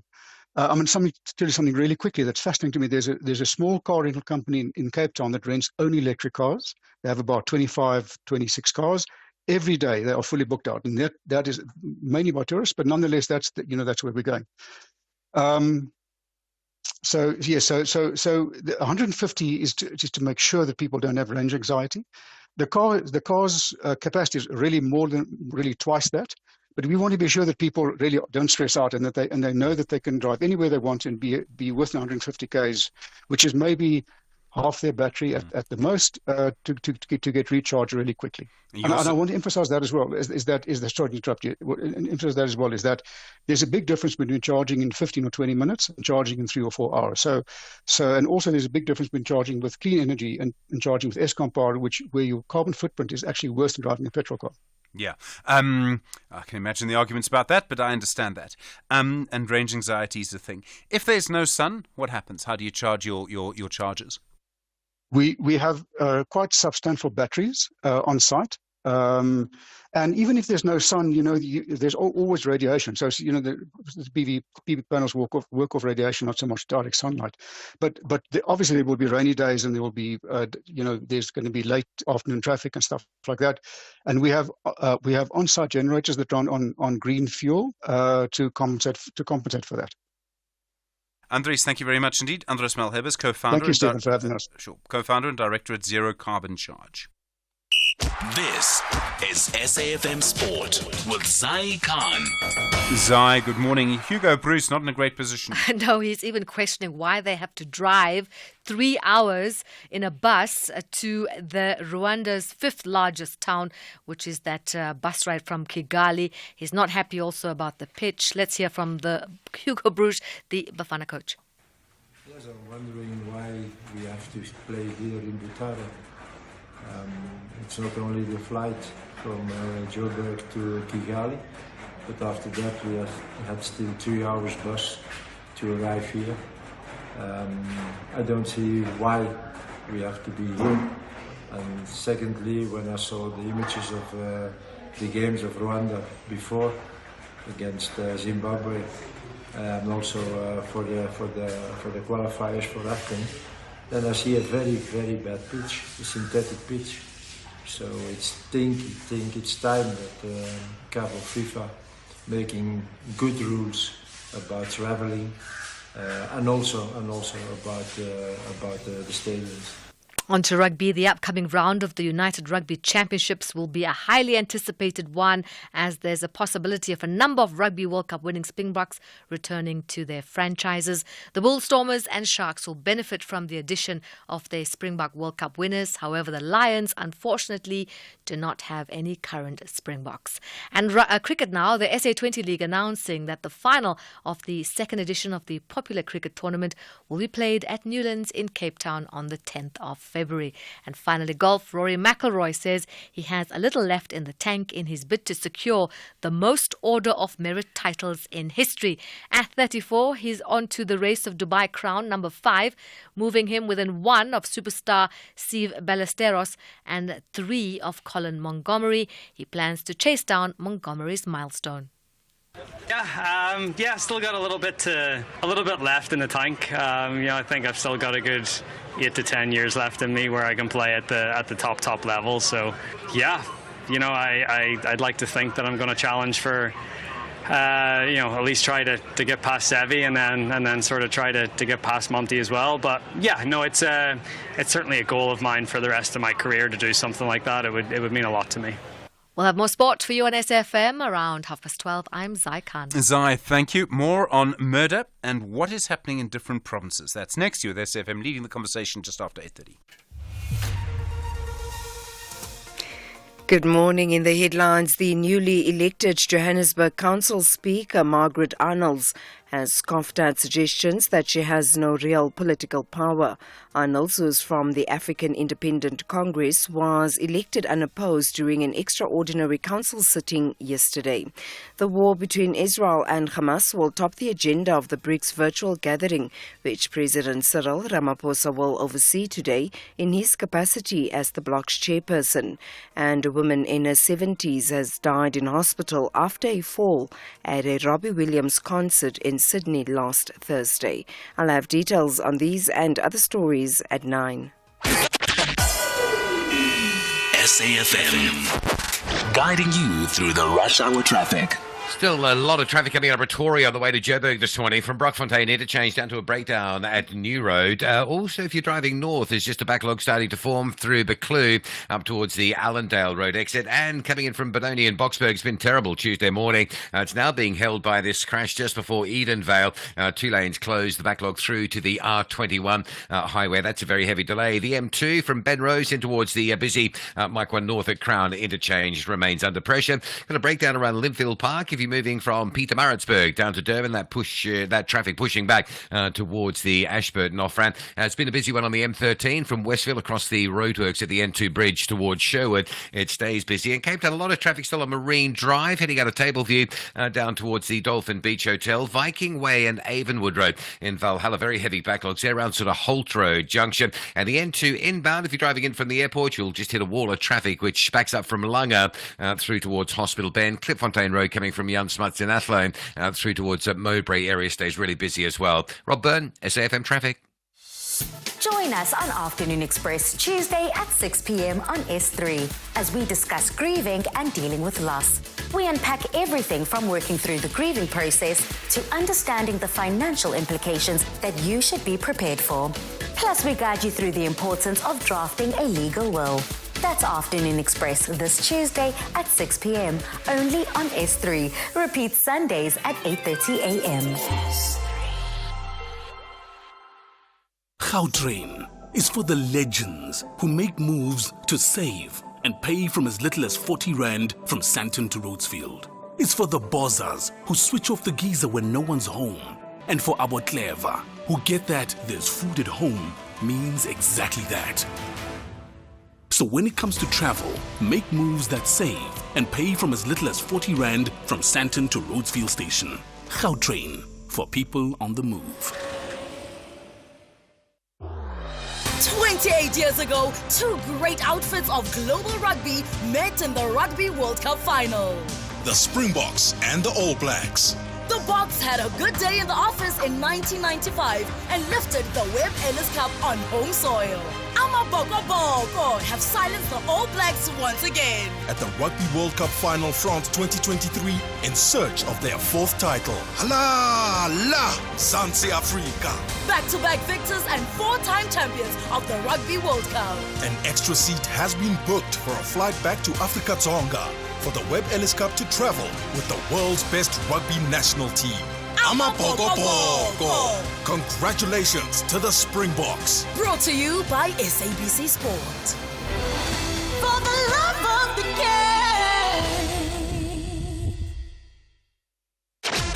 game. Mediated conversation on SAfm. 25 minutes now to 9 the time. Good morning. Over the last few years, you would have seen and probably felt the huge impact of the massive rise in crime around the country. In particular, we've seen a huge increase in the number of murders and the violence that accompanies them. This has left many people living in fear. You can imagine what it's like to know there's a high number of murders in the area in which you live. In the meantime, there are important conversations about how best to manage this and how to reduce crime. Within that is an important conversation around where crime is rising and where the murder rate is rising. New analysis suggests that, in fact, murder rates are rising really in 4 provinces, but not in the other provinces. So then what is happening, and why is the murder rate rising in some provinces but going down in one of them? First this morning, David Bruce is an independent researcher in policing and security at the Institute for Security Studies. And he suggests, in fact, there's a big increase in the murder rate in provinces like KwaZulu-Natal, Gauteng and the Eastern Cape, while the murder rate is more stable in other provinces. Then how to respond to this? Dr. Dumisani Mabunda is a senior lecturer and criminologist for police in the Department of Police Practice at the College of Law at UNISA. And finally, TJ Masilela is the chair of the Gauteng Provincial Community Police Board. We start then with David Bruce from the Institute for Security Studies. David, good morning and thanks for your time this morning. Good morning. We know there's a big increase in the murder rate. You say the murder rate has gone up in some provinces and not in others. What's happening in the different provinces? What's the provincial picture? Right, okay. Well, the provincial picture is that I think, as you've said, there's 4 provinces which have notably higher murder rates than the other provinces, and also which have been distinguished by high murder rate increases. The one province which has undergone the highest murder rate increase in the last 10 or 11 years, since 2011-12, the 2011-12 financial year, when the murder rate was at its lowest, is KwaZulu-Natal, and that the murder rate has gone up by 24 per 100,000, which is only marginally more than it's gone up in the Eastern Cape, where it's gone up by 23 per 100,000. So those are the 2 provinces that have undergone the biggest murder rate increases. And then the Western Cape and Gauteng have also experienced big increases in the murder rate.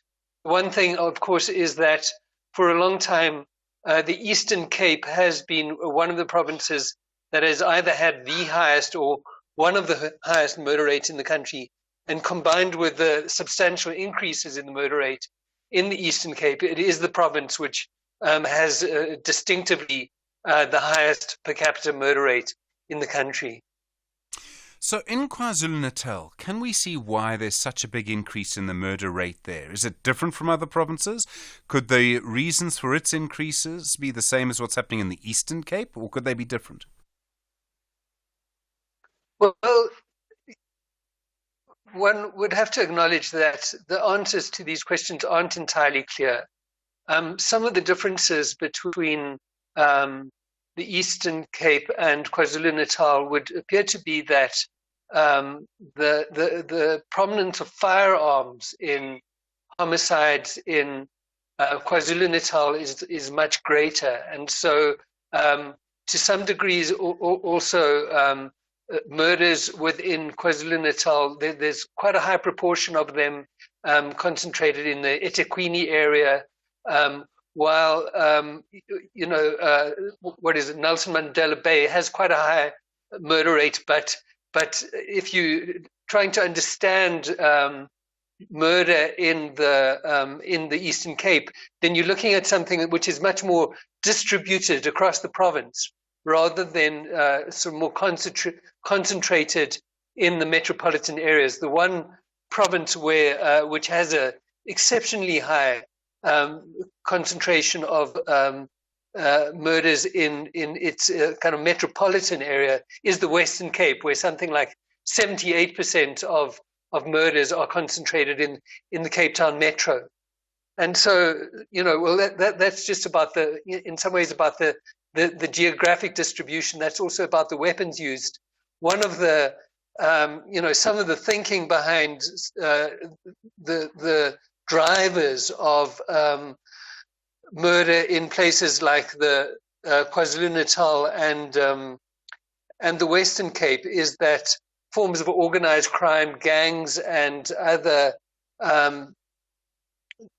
types of organized crime groupings are playing a more prominent role in murder in these provinces. But to some degree, what we need to acknowledge is that we don't have clear information on these questions at this point. It seemed that the murder rate went up very dramatically after COVID-19. So the lockdown ended, and then suddenly the murder rate really started to go up, particularly in these 4 provinces.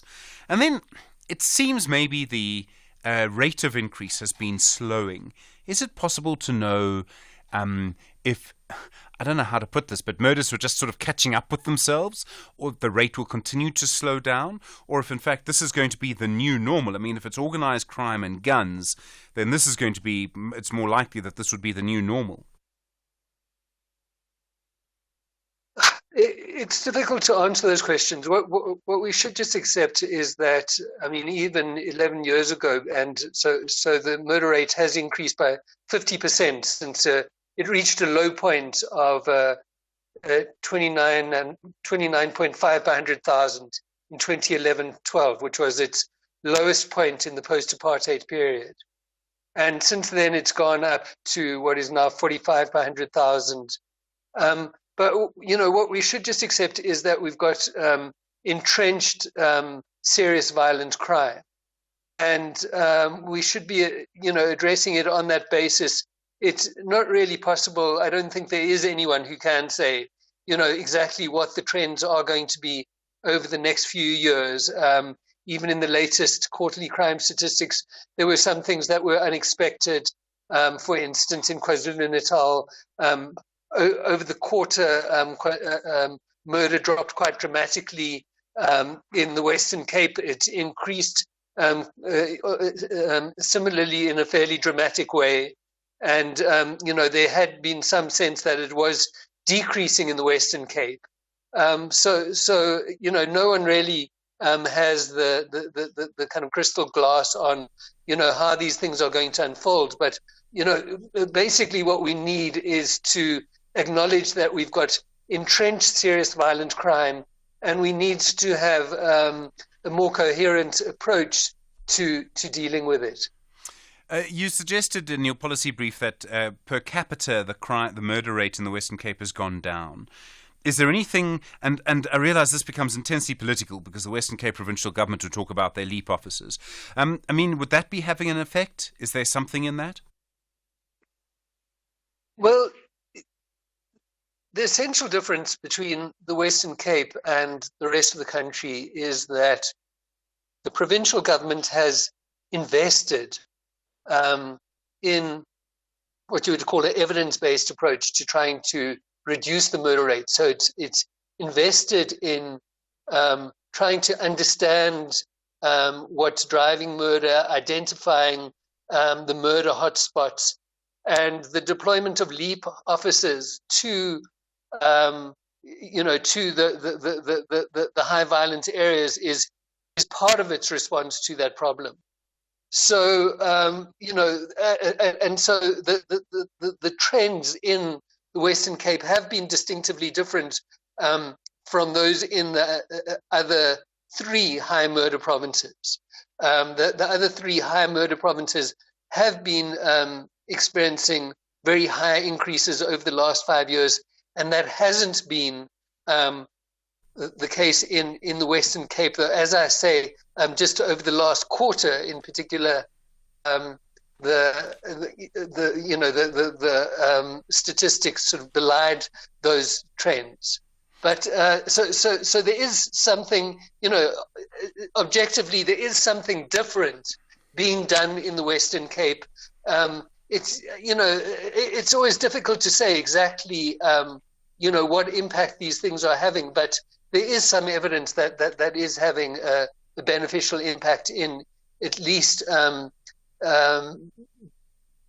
putting a check on what was a very serious escalating murder trend. David Bruce, thank you very much indeed. Independent researcher in policing and security at the Institute for Security Studies. 8:45, the time your mediated conversation continues around different murder rates in different provinces. Dr. Dumisani Mabunda is a senior lecturer and criminologist in the Department of Police Practice in the College of Law at UNISA. Dr. Mabunda, good morning and thank you for your time. Thank you so much, and good morning to your listeners. When we see such an increase in the murder rate in several provinces, and particularly KwaZulu-Natal, and then we look at the situation in the Western Cape, could the difference be about policing, or could the difference be other factors in society as well? It could be both. But firstly, let me indicate that where there's an influx of people from various directions, and as they converge in that particular area and they find that the grass is not greener, they will find all sorts of reasons how to survive in that area. Added to this is undocumented foreign nationals that are coming into our country. We all know that our borders at this stage are porous. And some of these people are coming with all dangerous things, and they use those to survive. And we need to recognize that South Africa is almost in a similar situation to what we see in war zones, where the powers that be should recognize the crime as a crisis in a country. Do you think the police leadership recognize that there's a crisis? I mean, do we have the right leadership in the police? The SAPS is a huge institution. We spend a lot of money on it, and yet we still probably don't pay police officers enough. Do you think we have the right leadership to deal with this crisis? I doubt. If we do, perhaps crime pays. Perhaps the more we have crime is the more they will maintain their positions. I need to state this. There should be performance agreements that are assessed every now and then. If a manager at a particular station has got so much crime rate and they are still rated highly, then there should be something wrong, including the minister. I'm sure he signed a performance agreement with the president, and this should be monitored on a continuous basis. If crime, which is your primary responsibility, keeps on rising, then the question is, how is this person being rated? How are these leaders being rated? We all know that good police officers are exiting the organization. So what we have is we are trying to fill the bucket which is full of holes by recruiting new members, and it takes time for them to understand how to deal with crime. So we will have this kind of situation for the longest of time.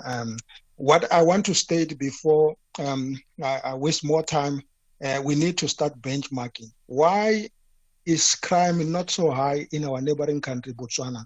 I have been in that country and I saw police officers walking around and not carrying guns. And I asked them, why are you not carrying guns? They said, no. Yeah, citizens understand that you will get punished if you commit crime. So why are we reluctant to benchmark on Botswana or Zimbabwe, for that matter, in Namibia? But we seem to be doing our own things. We don't want to look at how other people around us are doing things in terms of keeping crime. I imagine we would also then need to look at what's happening in the Western Cape and other provinces. I mean, I don't know what the difference might be. We know that different things happen in different provinces. Could there be lessons to be learned from the Western Cape? I think there are good lessons. I hear the Premier there talking about having their own police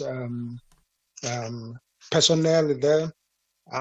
I suppose each and every province should start doing that, because the police themselves have acknowledged that they don't have the required numbers.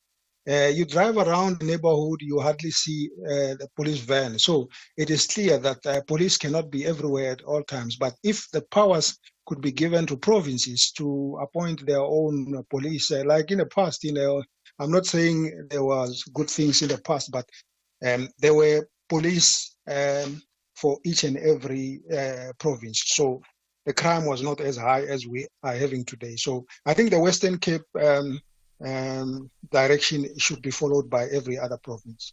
Dr. Dumisani Mabunda, thank you. A senior lecturer and criminologist in the Department of Police Practice in the College of Law at UNISA. In a moment, TJ Masalele, chair of the Gauteng Provincial Community Police Board. 9 minutes now to 9. SAfm, guiding you through the rush hour traffic. It's been a very heavy traffic morning in the Ekurhuleni region of Gauteng. Glad to report now that everything is sort of sorted out. The big crash on the N3 at Modderfontein, that's gone a while ago. The collision coming in at Spruitview is out of the way. And the crash on the N12, Joburg bound at Edenvale, that has also recently just been cleared away. There is a bit of pressure on the routes through Buccleuch interchange this morning. Just a heads up here, moving up towards Allendale Road. So the N3 from Limborough Park, the N1 from Sunninghill, those highways, the N3, N1 backing up into Buccleuch, and then very slow as you turn through the interchange all the way through towards that Allendale Road exit. That could be a problem for a little while this morning. N1 south from Old Joburg Road down to New Road stays busy with the breakdown on the highway. Durban side, the broken down truck, if you're Durban bound coming out of Pietermaritzburg, stays heavy. The truck stationary at Linfield Park in the roadwork, so traffic pushing back towards the Ashburton side. And Cape Town, another reasonably busy run through the traffic. It's a bit overcast and a bit windy still, so conditions not great. Make sure you got your headlights on, please, to increase your visibility. N1 from Plattekloof down to the CBD. Behind that, Marine Drive is quite heavy through Pardon Island. And a lot of traffic around the Athlone area. Jan Smuts Drive is backed up into Klipfontein Road. And Klipfontein Road very slow this morning from that Athlone area through the M5 and down in towards Mowbray, around the Rondebosch Common areas where you got to get out of that traffic. Rob Byrne, SAfm Traffic.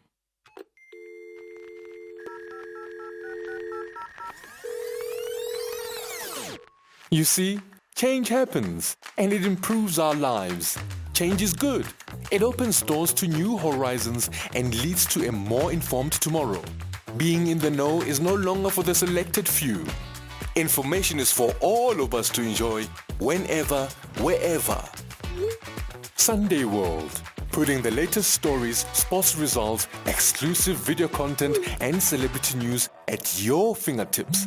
To stay informed, download the Sunday World app today. Available on the App Store and Google Play.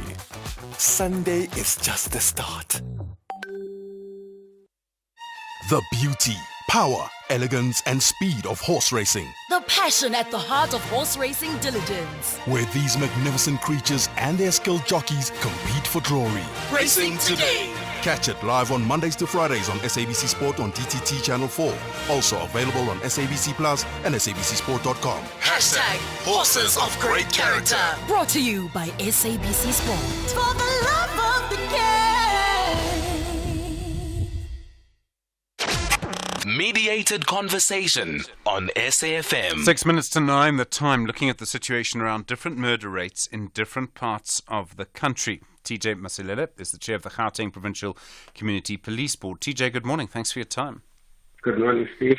Good morning to your listeners. You work in Gauteng. There's been a big increase in murders there. The Western Cape has seen a decrease in the last few years. Are there things that we can learn from the situation in the Western Cape? Are there particular reasons why Gauteng, for example, is one of the provinces with a high increase in murders? Firstly, I agree that any benchmark or any, I think I heard one of the previous speaker talking about us not willing to benchmark even amongst police stations, sometimes provinces. But let's talk about the high number of contact crime, because if you look at the stats of Gauteng, I would say 60% is that at the contact crime, and that leads to, and it tells that we are a very violent province, if I can put it that way, or society, and from there it moves to obviously GBH and so forth, which might lead also to follow up, which are then shootings and stuff, your mass shootings that has happened in Gauteng. I think we have a couple of them. Not obviously not in KZN also. So I agree to some extent that we are just a violent society, and it can't be right. There are a couple of other things to this. I mean, two key things that keep coming back to try and look at the increase in violent crime. The one is guns and the other is organized crime. Those are obviously linked to each other. If we were able to reduce the number of illegal guns in this country, we would make a huge difference. And this also requires intelligence-led policing.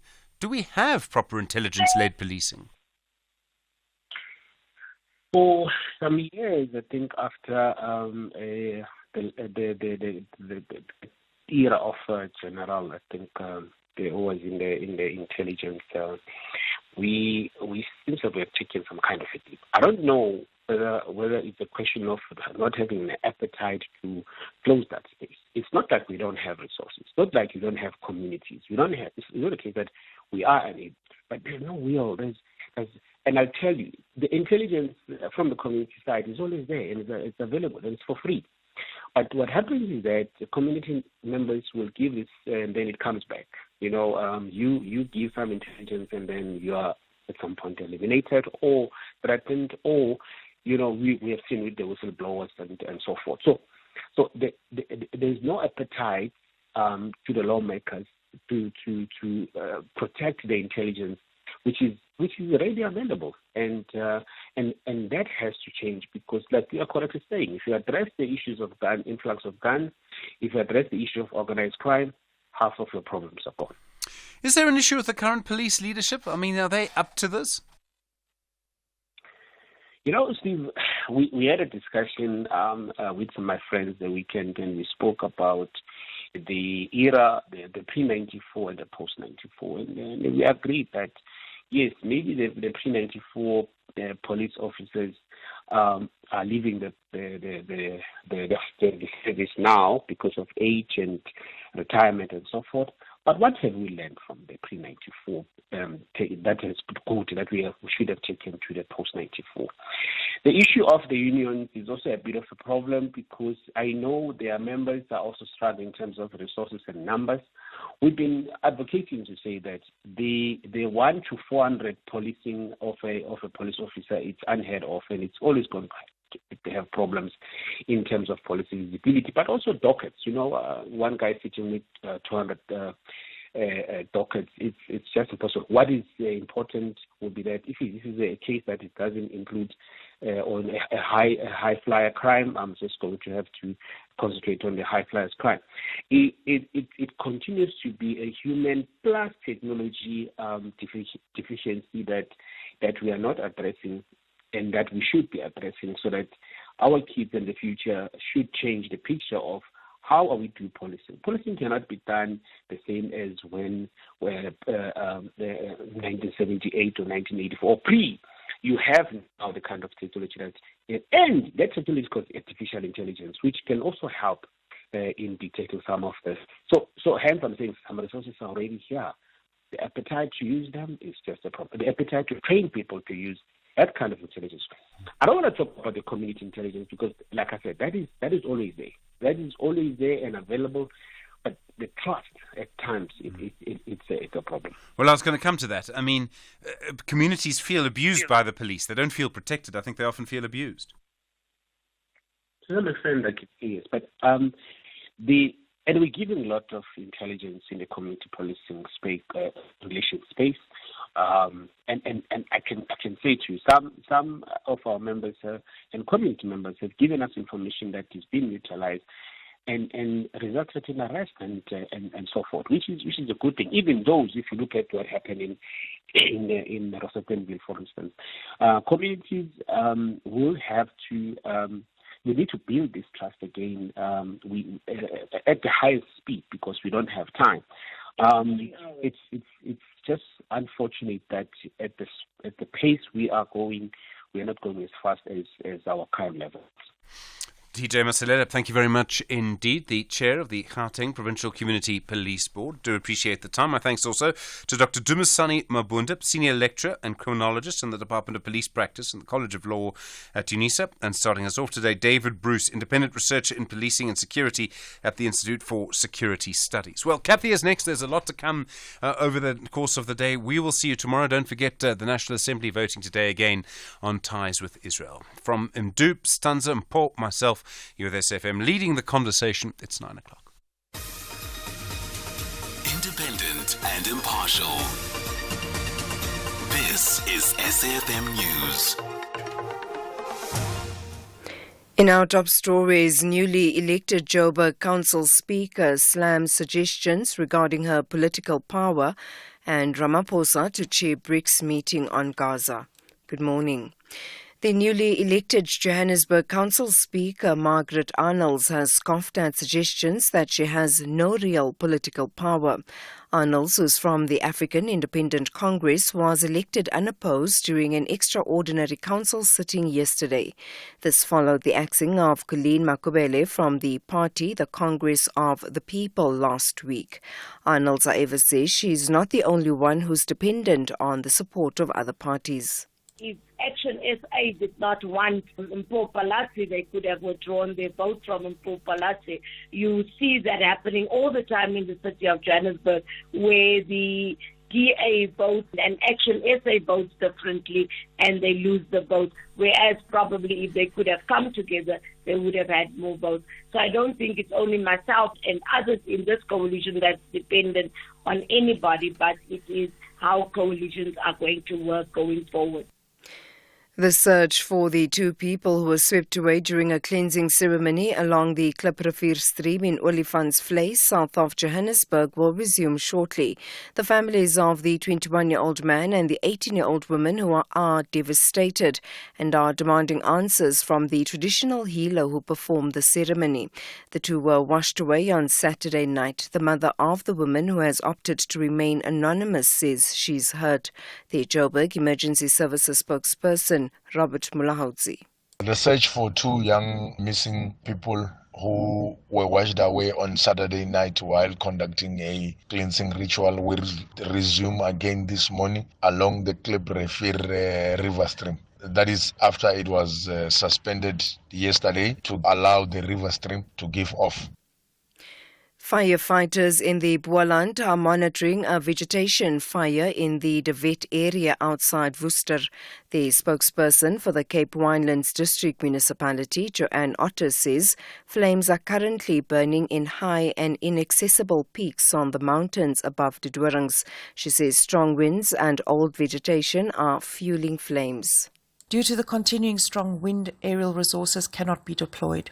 A total of 6 fire vehicles and crews will stay in the area to monitor the progress of the fire, but due to the variable wind conditions, it's very difficult to predict in which direction the fire will move, and there's a little bit of concern this morning that it may burn down into the area of the Nay Valley. The war between Israel and Hamas will top the agenda of the BRICS virtual gathering, which President Cyril Ramaphosa will oversee today in his capacity as the bloc's chairperson. Leaders of BRICS member states, Brazil, Russia, India, China, and invited representatives from Saudi Arabia, Argentina, Egypt, Ethiopia, Iran, and the UAE will also take part in the bloc's discussions. Kaili Kumalo has more. South African government has been vocal about the current humanitarian catastrophe in Gaza as Israel continues to bombard the enclave. President Cyril Ramaphosa will deliver opening remarks at the BRICS extraordinary meeting on Tuesday, where member and invited states will also deliver counter statements on the Gaza crisis. United Nations Secretary-General Antonio Guterres will participate in the virtual session, at the end of which leaders are expected to adopt a joint statement on the situation in the Middle East, with a particular reference to Gaza. Kailihle Kumalo, SABC News, Johannesburg. And finally, a woman in her 70s has died in hospital after a fall at a Robbie Williams concert in Sydney last Thursday. An Allianz Stadium spokesperson says she fell down 6 rows of seats after the show ended and suffered serious head injuries. The woman was taken to a nearby hospital where she was placed in an induced coma. Recapping the top story, the newly elected Johannesburg Council Speaker Margaret Arnolds has scoffed at suggestions that she has no real political power. Arnolds, who's from the African Independent Congress, was elected unopposed during an extraordinary council sitting yesterday. For SAfm News, I am Anne Musa. SAfm 104 to 107 nationwide. Leading the conversation. Get ready for an adventure of a lifetime with SABC TV Licenses Ultimate Competition.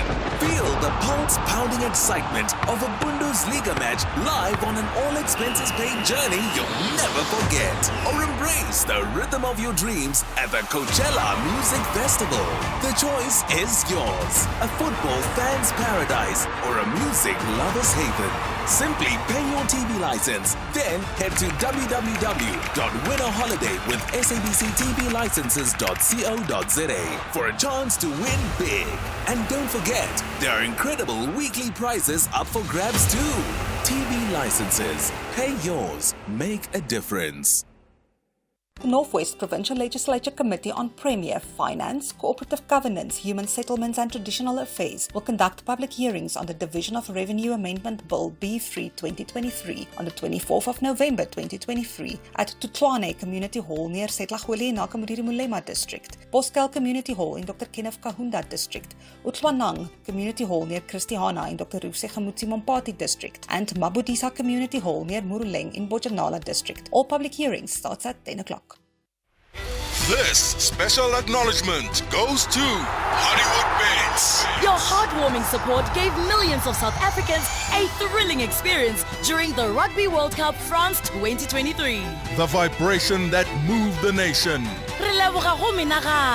Salute Hollywood Bets. Brought to you by SABC Sport. For the love of the game.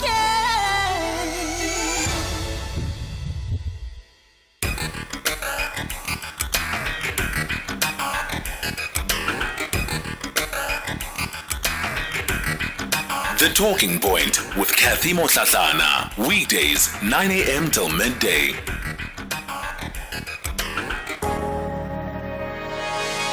My friend Christelle and I, both South African doctors, won the first ever Aspen Idea Award, a crowdsourced idea challenge that received more than 100 entries, generated over 10,000 public votes, and ended in a 4-minute pitch tournament in front of a panel of expert judges and a live audience in Aspen, Colorado. We're no good for each other, Christelle and I. We're both super ambitious and believe that by faith we are capable of achieving things that psychiatrists would ordinarily term delusions of grandeur. We share a common dream to see dignity restored to our continent in our own lifetime. We believe that we are that turning point generation, the ones we have been waiting for, and maintain that if our generation has anything to do with it, this current state of affairs is not the way it will always be for our beloved Africa. Dr. Kopano Matlwa Mabaso is a South African public health physician, novelist, and also founding executive director of the Grow Great campaign. 9 after 9 o'clock, welcome to The Talking Point. I'm Kathy Motlatlana. A pleasure to be in your company.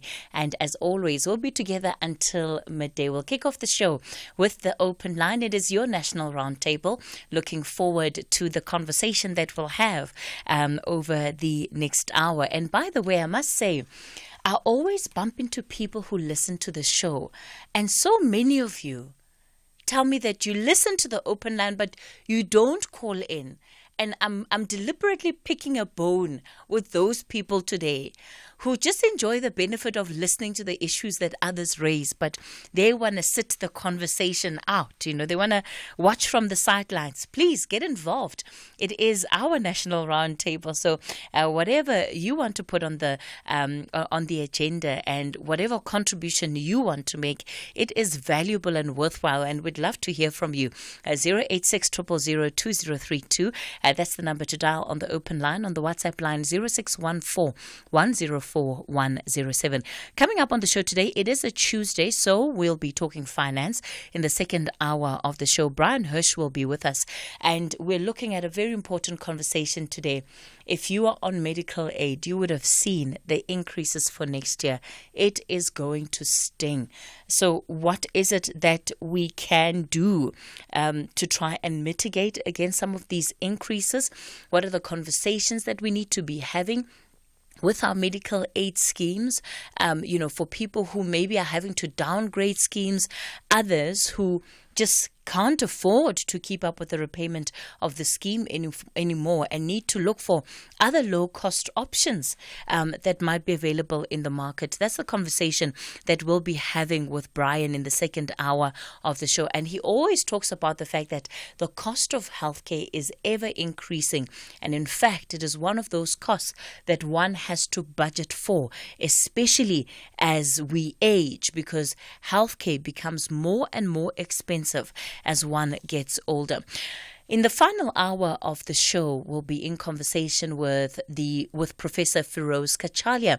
He's the chairperson of the National Anti-Corruption Advisory Council. You'd remember we've been speaking a lot about what is government doing about corruption. Now, we know that this particular council has been convened as a way of mitigating the corruption in the public sector, and in particular to oversee the implementation of the National Anti-Corruption Strategy. So where are we with the implementation of that strategy? Feroz Kachalia is the one that is chairing that council, and he's the one that will be able to give us all the answers. So that's the conversation we'll have in the final hour of the show. So we'll keep it short and sweet, as always, looking forward to being in a conversation with you. For the open line today, I wanted us to talk about the story that has unfolded out in the Free State, and quite a bizarre story, but also an equally concerning story that I came across online. Some of you may have seen it too. Now, many of us complain about service delivery and the state of service delivery on a day-to-day basis. In fact, if you listen to this show, we are notorious for taking up issues of service delivery. We even developed it into a show, which is why we have Municipal Watch every Thursday, because it is such a big issue for the country. Now, imagine posting about a bad service that you are seeing in your municipality, only to one day have the mayor of the municipality show up at your door to threaten you. Well, that's exactly what happened to one resident, and that is Kalebe. In August, he posted on Facebook, right? He said, guys, the road to Trompsburg from Jagersfontein has a lot of potholes. Do the mayor and speaker drive on the same road as us? That's a question he's putting up on Facebook. It's a question that many of us ask when we're seeing a deteriorating state of affairs, including infrastructure. Well, the Kopanong local municipality mayor, Xolani Tseletele, he responds to that Facebook post, and he says, yes, I drive there. The roads also belong to the Provincial Department and the Department of Roads. Next question. So that's the response he gives on Facebook. A couple of weeks later, which was last week, the mayor shows up on Kalebe's front door and threatens him in front of his children. He says to him, you talk too much and you must watch it. I'm coming for you. the mayor's dressed in a white vest and black shorts. So he was clearly at home, doing whatever he was doing, but then decided he was going to leave whatever social affairs he was busy with to track down this resident, to go and threaten him to his face in front of his children. I want you to listen to part of that exchange.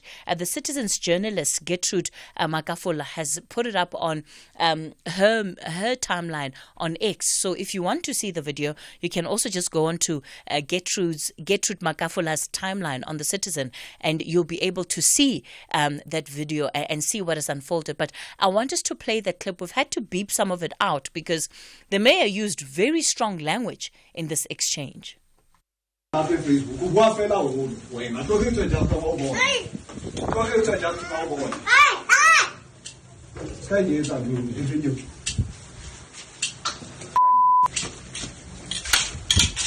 that's good. All right. Unfortunately, the clip is not very long, and it is really towards the end of what we understand to have happened, at least according to Galebe. But the mayor basically is heard saying to him, "You talk too much. You will beep bricks. I am telling you, I will show you." In front of this man's kids. And so, as you can hear, the little one screaming, "Hey, hey!" This is their own little intervention because they can see that their father is clearly under threat. Now, that kind of behavior, to me, should be completely unacceptable in this democratic state that we live in. Citizens have the right to complain about falling infrastructure and failing infrastructure. And if officials have a problem with it, the first thing they should do is to go and fix the problem, not to come and threaten people. What right does this official have to do what he has done? It is absolutely unacceptable, and that mayor should hang his head in shame. He really should. And that kind of behavior should not be tolerated by any of us. And the reason why it was important for me to speak about this is because we see it. We have seen it over the last 2 years that we've been doing this feature on Municipal Watch. You will have officials, some of whom are not even afraid to come on air and have the audacity to threaten residents while they're on air, because they know that once you're done with the interview, speaking to Kathy on SAfm, I'm going to find you in the streets. It's you and I, buddy, and I'm going to sort you out. We've had a number of those instances because people believe they can get away with it. And we must make it clear that it is not behavior that we as a society are willing to tolerate. That's my 2 cents worth. All right, I'm taking your calls on 086 000 2032. That's the number to dial. On the WhatsApp voice note line, 0614 104 107. This one is not my doing. This is all Lebo. You can thank him for this. We'll continue to take your calls after the break.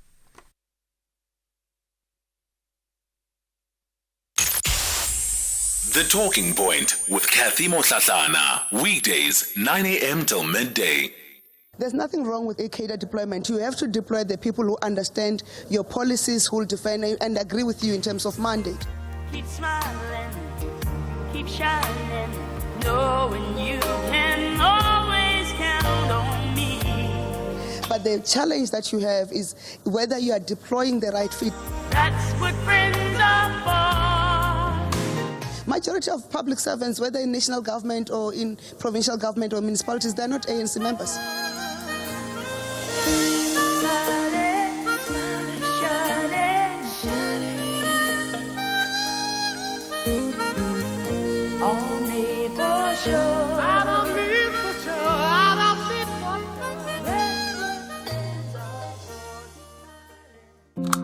Did you hear that? That's the sound of lights being switched off to reduce the impact of load shedding. SAfm is encouraging you to use less electricity at all times by switching off electrical appliances and lights that are not in use. Cell phone chargers, TVs, and decoders still use electricity if they're not switched off at the socket. You see, If we all switch off what is not in use, our combined effort could help reduce the impact of load shedding. Let's work together by switching off to reduce load shedding. Dear Africa Chipembe, Siyabonga. Re a leboga. Thank you for experiencing the Rugby World Cup France 2023 in your language of choice on SABC radio stations and SABC TV channels. This journey is fulfilling and exhilarating when you are on board. The front row belongs to Africa Tonga. Brought to you by SABC Sport. For the love of the game.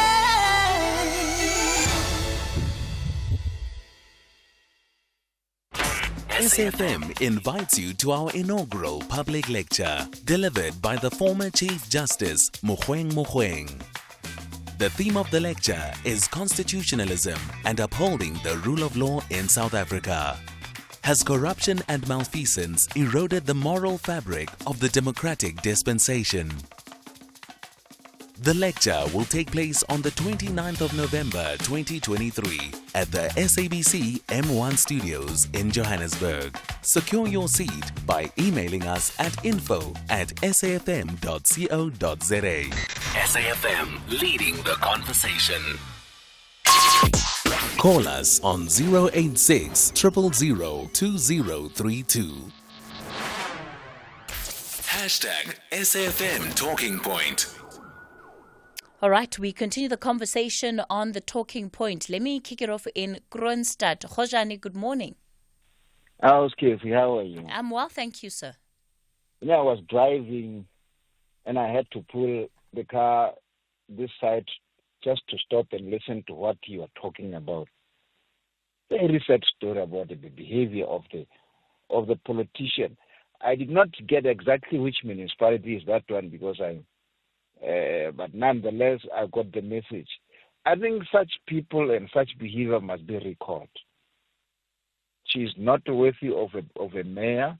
He's not worthy of a mayor.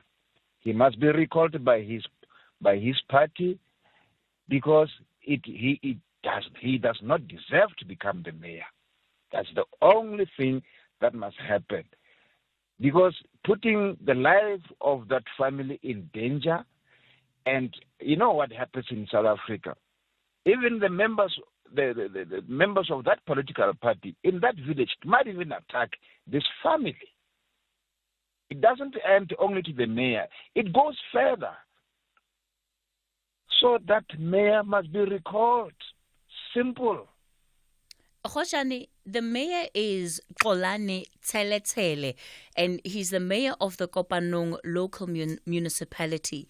And what you're saying is correct, because what the residents in this instance, Galebe has been seeing, is that since he posted, there have been a lot of officials and people who seem to be ANC supporters, who have been on his post, swearing at him, threatening him, and bullying him for even having put up that post in the first place. What happened to the freedom of speech, freedom of expression? That mayor must be recalled. And now the family is in danger. What happens down the line? What does the police say? Has the case been open of intimidation regarding this? Yes, Khojani, he has opened a case with the police. He has taken the matter to the authorities. But I think you're right. I think in this instance, it's also up to the organization, the political organization of which this mayor is a member, to take action. This is the result. This is how things must happen, because now the ANC has been saying, this is time that we clean ourselves. Type of behavior must just be rooted out of this organization, that the person go out there and then sit down. He's not worthy of becoming a mayor. Simple. Yeah. Khojani, couldn't agree with you more. Let's leave it there for this morning. Khojani out in Kroonstad. Yeah, it's incredibly thuggish behavior, right? I don't think that that's the kind of behavior that we should be getting from public representatives. Mike, you're in Newlands. Good morning, Mike. Yeah, hi, good morning, Kathy. If I can have two bites of the cherry, I'd like to just comment on the previous caller, Kuchani. Yes. Yes, thank you. I agree with him 100%. the name must be recalled. But the problem is that if you keep voting for the same party, they're going to put back the same kind of guy. The reason he can do what he does is he knows full well he's fully protected by his party, and the party knows full well that they will be voted back in power next year so they can do what they like. That's why we're not exercising our democracy correctly. But my topic I wanted to just raise came out from a caller this morning on Steve Curtis's show about a guy who just flew from Joburg to Cape Town on a plane, and he was served by a Turkish air hostess. Concerned about the fact, quite rightly, that why are we not using South African air hostesses? And it turns out, we haven't got the full story. I'm going to try and investigate, but it's a part of the package. You get the plane, the pilots, and the air hostess. Now, we now hear about Durban ports, which have now collapsed. No surprise there that the CEO ran away a couple of months ago because he knew what was coming. And now they're talking about bringing in a company from overseas. I can't remember where, Singapore or Malaysia or somewhere, to take over the running of the port. Now, I cannot accept, Kathy, that there are not enough South Africans in South Africa that can run a port.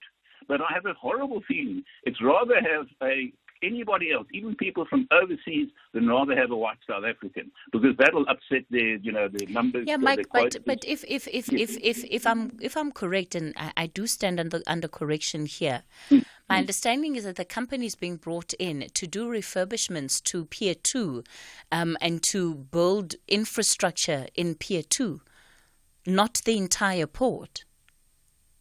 It doesn't matter. Why is it not South African companies? Why have I just lost a friend called Richard Green or whatever? He's gone to the UK to build ships because they can't build any ships here because there's no work for them. Why are we losing qualified people to Australia all over the world, and now we're getting a company in from overseas? I cannot accept the fact that South Africa, we're not a Mickey Mouse country, or some people seem to think so. We were once a real powerhouse. Yet we seem to keep deferring to overseas companies when I know we've got some of the best engineers. Some of the best engineers are now working in India, building nuclear power stations because they're not welcome here. And then the other thing that bothers me as well is the fact that we now bring in Cubans.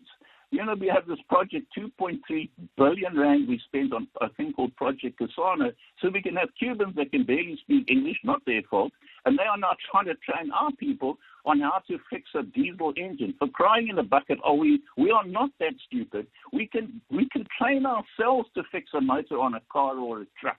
But why do we keep doing this? I mean, it's just outrageous, and I think we've got to start looking inwards, because it comes down to this cadre deployment. It comes down to Tulis Nesi, who was on Aldrin's show just the other day, and guess what he said to Aldrin? He said, look, if an Indian applies for a job in this particular province and the company is full, and then he goes to another company that's full, then the Indian must leave the province. Well, I'll tell you what that qualified Indian is going to do. He's going to leave the country. No surprise, I suppose, that Tulis Nesi is being investigated for 3.4 billion rand corruption, and he keeps his job. We need to vote these guys out. Society's right, but he must go the whole hog. Let's get them all out and let's start again. Thanks, Kathy. All right, Michael. I mean, Mike, you said quite a mouthful there. You've said quite a mouthful, but we've heard you on all the issues. My understanding from the industry as well, the freight SAFm, South African Freight Forwarders Association. So my understanding of what is happening currently, at least according to what they've said, is that the procurement around the fixing of the infrastructure and even the development of the new infrastructure that is needed at the port, that is not yet finalized. And it's one of the issues that they're, of course, also complaining about, because the fact that it takes so long just to finalize the procurement also means that the delays then at the port are going to be extended. At this point, they're looking at about a turnaround time of at least clearing the backlog of up to 3 months. Up to 3 months that it could take to clear up the backlog. So it is an absolute crisis what is happening at the Durban port. All right, I'm going to take some WhatsApp voice notes that will lead us into 9:30 with your latest headlines. Morning, Katie. Katie, I'm glad that the chicken are coming home to roast. The rand manipulators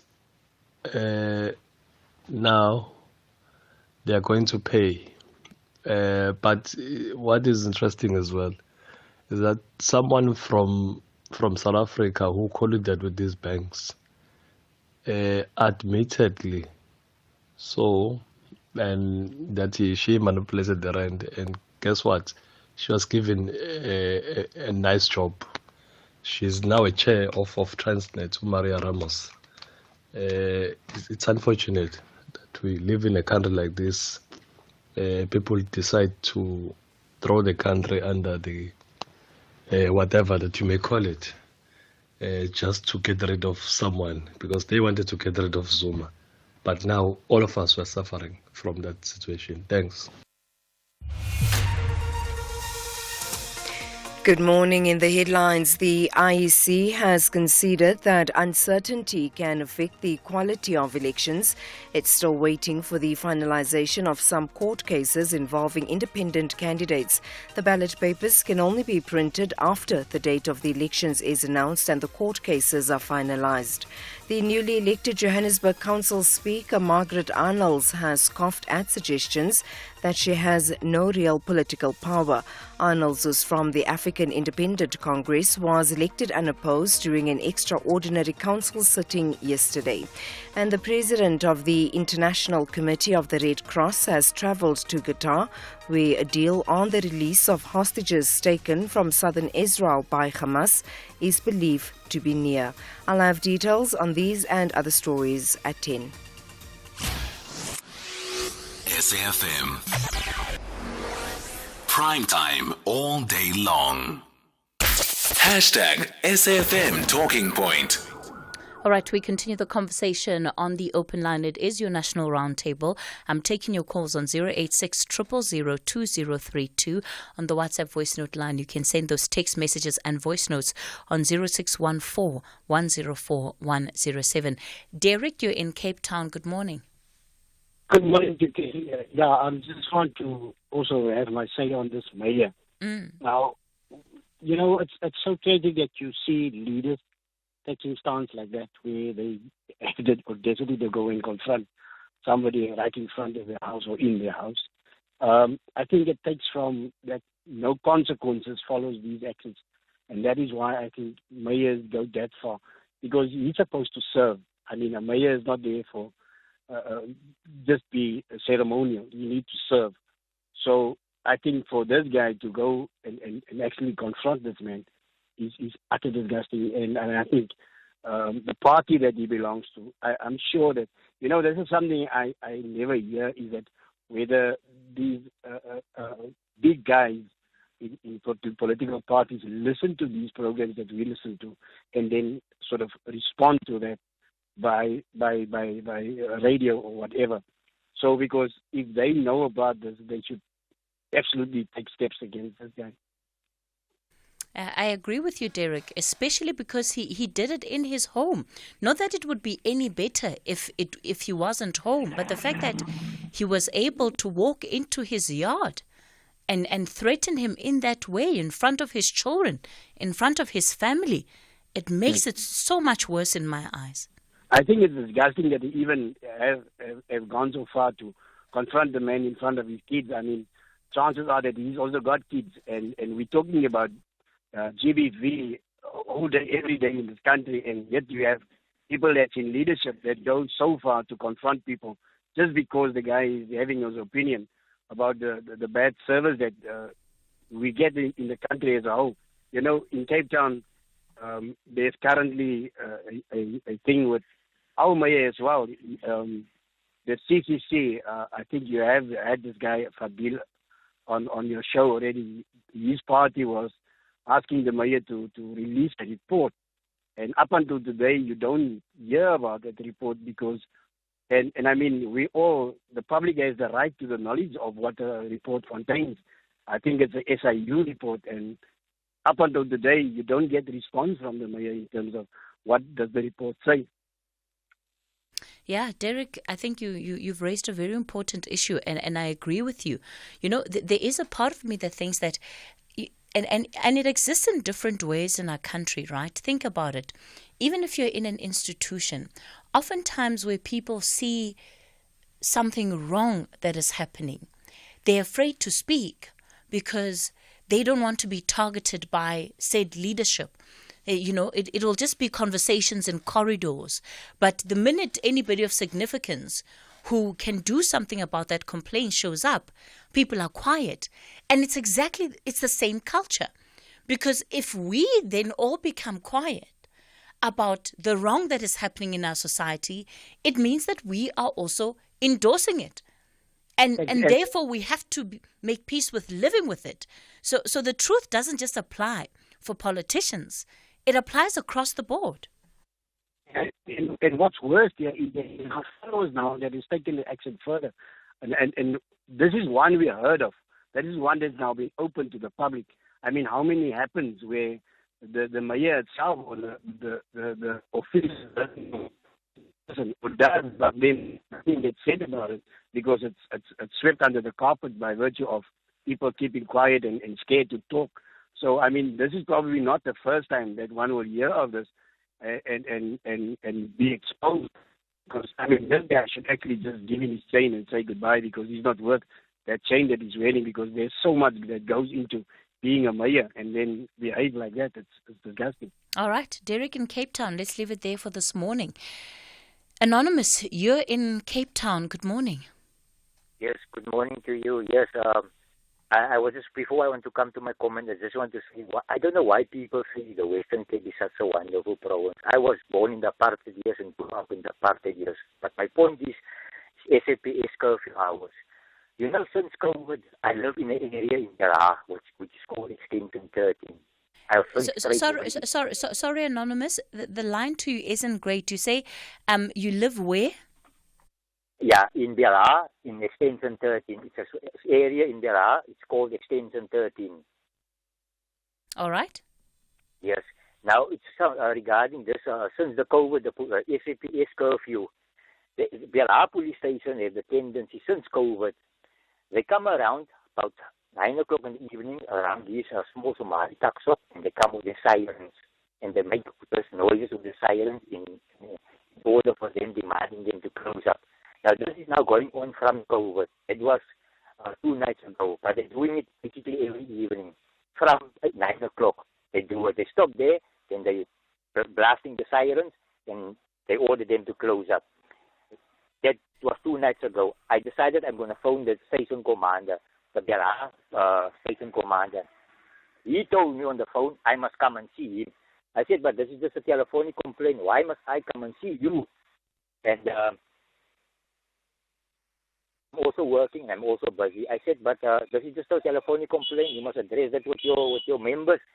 And even the time during the COVID time, they used to stop, and after 8 o'clock, or when the curfew starts, they start beating people with the whips. This is now the BRI Extension 13 policeman. I also had arguments with him. You know, I addressed the one. He doesn't even have respect for me. I told him, it's a young policeman. I told him, listen here, I was born in the apartheid years. You are a young boy. I don't think you have any idea what apartheid was. You know, they don't even have respect for the elders in that area where I stay. I'm there now going in for 24 years. But this is a regular problem, this curfew. So Anonymous, just to understand, so at 9 o'clock, when the police go into the community, the sirens are blaring, what is the expectation that from then on, people will stay in their yards, that there will be no movement? Yes, as I said, during the COVID, if they're caught on the road, that was during the COVID curfew, they even stop, and when they catch you on the road, they beat these people with whips. They don't care who it is. In front of everybody, they just beat you with the whips. And you know what I did? The second year, it was the COVID, it was the end of 2020, I made up a memorandum. I went to the station commander in the BLA area. It was an Indian commander. They used to call him Loco. I don't know if it's a nickname. I gave him the memorandum. He signed it and he gave me my copy. I said, but that's unacceptable. Apartheid is long gone. Why must you whip people with whips if they are caught on the road? And you know, he just signed and gave my copy and said, yeah, you see what you can do. Yeah. And Anonymous, yes. It's all still happening in Da'ar, in Extension 13. That is what is still happening today. Yeah, the line is breaking up. now. All right. Anonymous, here's what I'm going to do because we don't have a stable connection to you. I'm going to put you through to Lebo. We need more details of what is happening in Da'ar because according to Anonymous, there is a curfew that is implemented by the police from 9 o'clock. And if people are found on the streets after 9 o'clock, they're being whipped, as you can hear. So very much being harassed by the police. It will be good to understand what has informed this curfew. What are the rules around this curfew? Have residents been informed? Is it even legal for such a curfew to be in place? What has necessitated it? There's so many different questions that the police, I think, will need to answer in terms of this curfew that Anonymous says is currently still being adhered to in Da'ar in Extension 13. If you're from that part of Cape Town and you might have a bit more information, please call in to the open line 086 000 2032. I'd love to hear more information about the 086 000 2032 on the WhatsApp voice note line 0614 104 107. Ford is turning 100 and there's never been a better time to buy a brand new Ford. We're giving away 100 vouchers worth an amazing 50,000 Rand each and the sensational grand prize of us paying for one lucky winner's Ford. It's the celebration of the century. Visit a Ford dealer, buy a new Ford and win. T&Cs apply. Nothing beats the exhilarating atmosphere of Joburg's hottest horse race. This is the People's Race. It's not just sport, it's a lifestyle with a great sense of fashion and a jubilant scene to party and celebrate. Experience the Summer Cup on Saturday, 25 November at 3:50 p.m. live on S3. Also available on SABC Plus and SABCSport.com. Brought to you by SABC Sport. For the love of the game.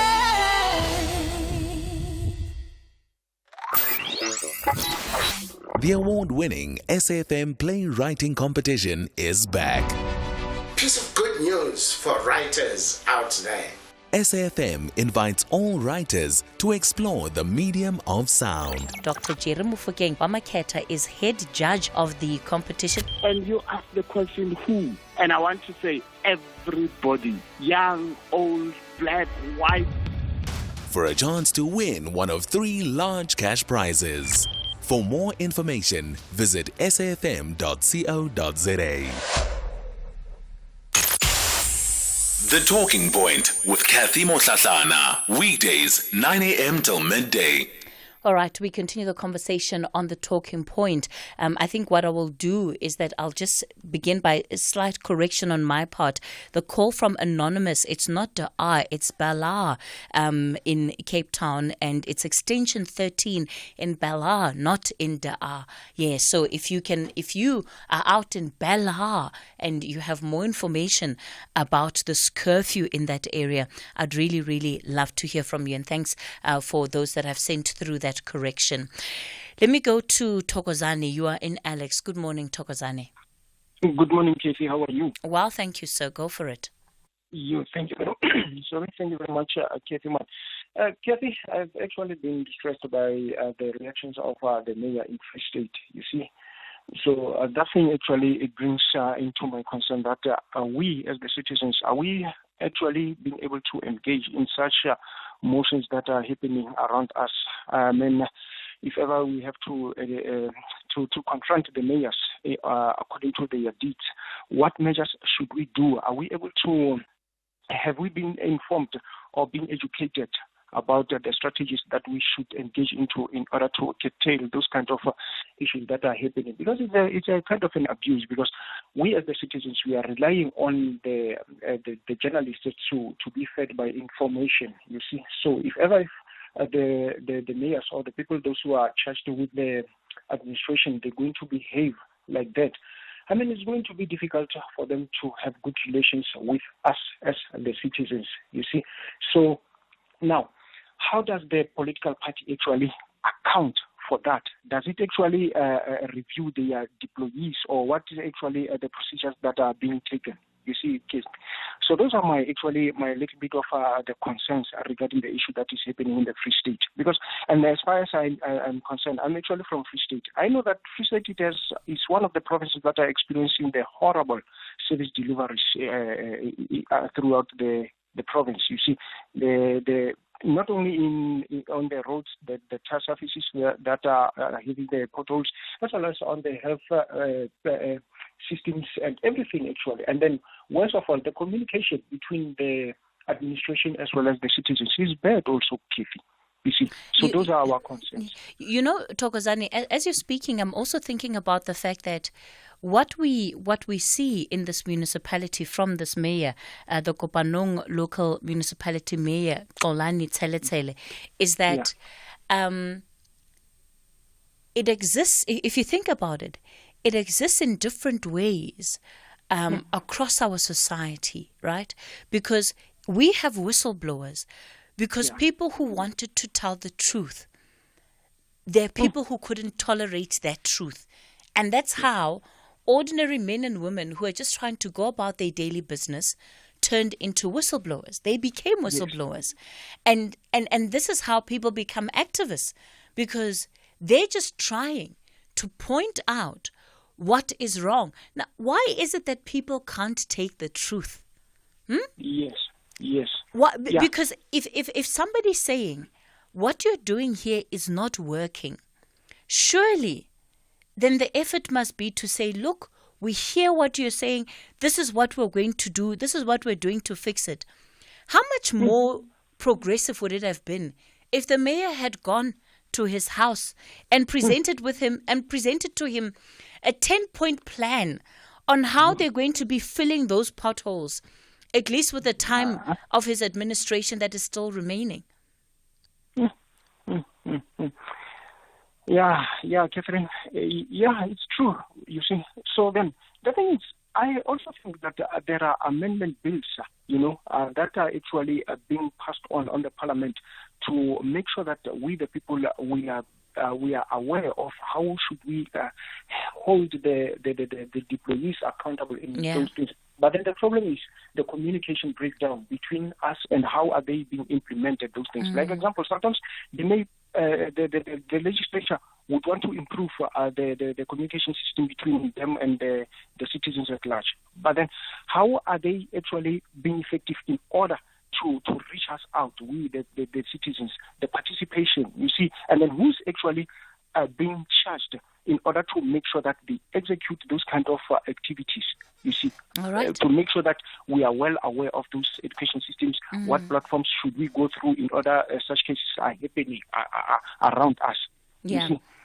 We need to be realistic about these things. I mean, when you look at South African politics system, South Africa, it's getting worse and worse by day, you see, and then we need to improve. And then the people are being frustrated. And then the frustration of the people that is being expressed by the people, normally it's to refrain from voting. And of which it is not even solution, you see, because these things keep on happening. And then, or otherwise, the people will act a rampage on the municipalities. You see, they burn down, they vandalize all the properties. Of which also those things sometimes they are not even good. You see, because of we are delaying the processes that actually are taking place around. You see, so we have to be very careful about these things. Then we need to follow the proper channels. The people must raise their voices. They must act against that mayor. I'm not instigating, but then it's true. It's an honest truth. Those people, they are there to serve the people, first of all. Otherwise they shouldn't have been elected in the first point. Thokozani, let's leave it there. Let's leave it there. Thokozani out in Alex. Yeah, I can hear that you're quite frustrated as well. Yeah, of course, by all means, raise it through the appropriate channels, but there's nothing inappropriate about posting on Facebook to talk about bad service delivery. Nothing wrong there. Anonymous, you're in Ulundi. Good morning. Yeah, what's up, Skippy? Yebo, Anonymous. Sawubona. Yeah, what's up, Hey. Sisemahlabathini ngisolundi indawo emahlabathini. Hello? Yes. Ndimamela, Anonymous, go ahead. Yebo sicela usizo sisi endaweni yase uBhokweni. Abantu bayabulalana sisi. bayabulalana isonto nesonto kungcwatshwa abantu ngaba-2 kuleli sonto nje khona abazongcwatshwa siyacela amaphoyisa asolundu asisize kudutshulwa mama kudutshulwa nsizwa awusazi nje ukuthi kwenze njani in 2 months siswami sekubulawa abantu more than 15 mangicabanga in 2 months obhokweni amaphoyisa afike ezogada imncabo after that ehamba so asazi ukuthi why amaphoyisa engenzi uphenyo ukuboshwa abantu ngoba akuboshwa umuntu bayabulawa nje abantu kamezi. And Anonymous, do you have any idea why people are being killed? Why they're killing each other? No, angeke ngibe na isho siswami kodwa nje lento yaqala kuxabana ibongo. Either ngazi noma izinto zokuthakathana noma yini izinto ezinjalo kodwa masicabanga. But now sekufa nabantu abasematsheleni asisazi ukuthi kwenze njani. And umphakathi usuyasaba ubamba umhlangano nje kule weekend ukuthi awusezoya manje uyofihla makushone makudutshulwana ngoba kudutshulwana abantu bandawonye laba ibongo ezakhelene. So siswami ikubi ngendlela okubi ngayo asisazi ukuthi kufanele size kanjani. Anonymous, sure. I'm so sorry to hear about what's happening out in Ulundi. So Anonymous basically is complaining about the high number of killings that have been taking place in his area. He says in the last 2 months, at least 15 people have been killed in that area, and the clashes that are taking place. He believes that some of it might be tribal due to clashes between different clans. Am I interpreting that correctly, Anonymous? Yes. Okay. And nobody has been arrested yet. When you go to the police, what are they saying? No, amapholisa ayikho into abayisho siswami ayafonelwa nje agada nje afika nje ezogada umncwabe ishintshe nje ama-shift emngcwabeni fika i-night shift i-day shift and then mase kungcwatshiwe agodweni so they're not being very helpful. Okay. All right, Anonymous. Thanks for calling in with that issue. We'll have to look into it and maybe try and understand what might be happening there. It is a high number of people that you're talking about that have been killed, and I can imagine it instills quite a lot of fear in the community as well. Thanks for calling in, Anonymous. He's out in Ulundi. Thank you. This special acknowledgement goes to Hollywood Bets. Your heartwarming support gave millions of South Africans a thrilling experience during the Rugby World Cup France 2023. The vibration that moved the nation. Salute Hollywood Bets. Brought to you by SABC Sport. For the love of the game.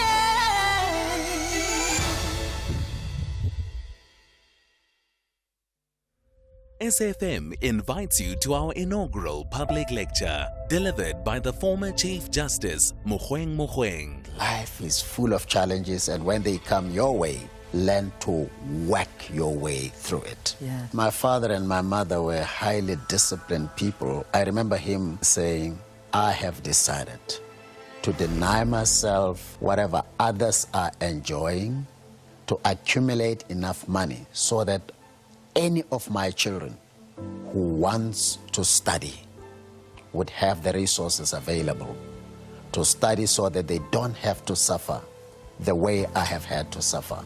The lecture will take place on the 29th of November 2023 at the SABC M1 Studios in Johannesburg. Secure your seat by emailing us at info@safm.co.za. SAfm, leading the conversation.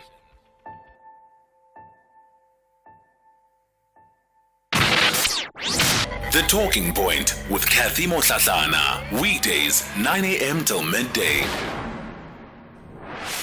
You're listening to The Talking Point. It is the open line, the national round table. Xolani, you are in the Eastern Cape. Good morning. Hi, Kathy. Hi. Kathy, it's about the issue of malnutrition. I just want to first to tell you this. In 2015, I wrote a letter sent an email to the Department of Basic Education, asking them to just provide the direction on why there is no agriculture in our schools, in the lower classes. And They didn't respond, and then I sent an email to the office of the Deputy President, which is the current President Cyril Ramaphosa. At least I got a reply there. They said they're going to follow up with the Department of Basic Education. This is something that needs to be looked at. They are still looking at it. That was in 2015.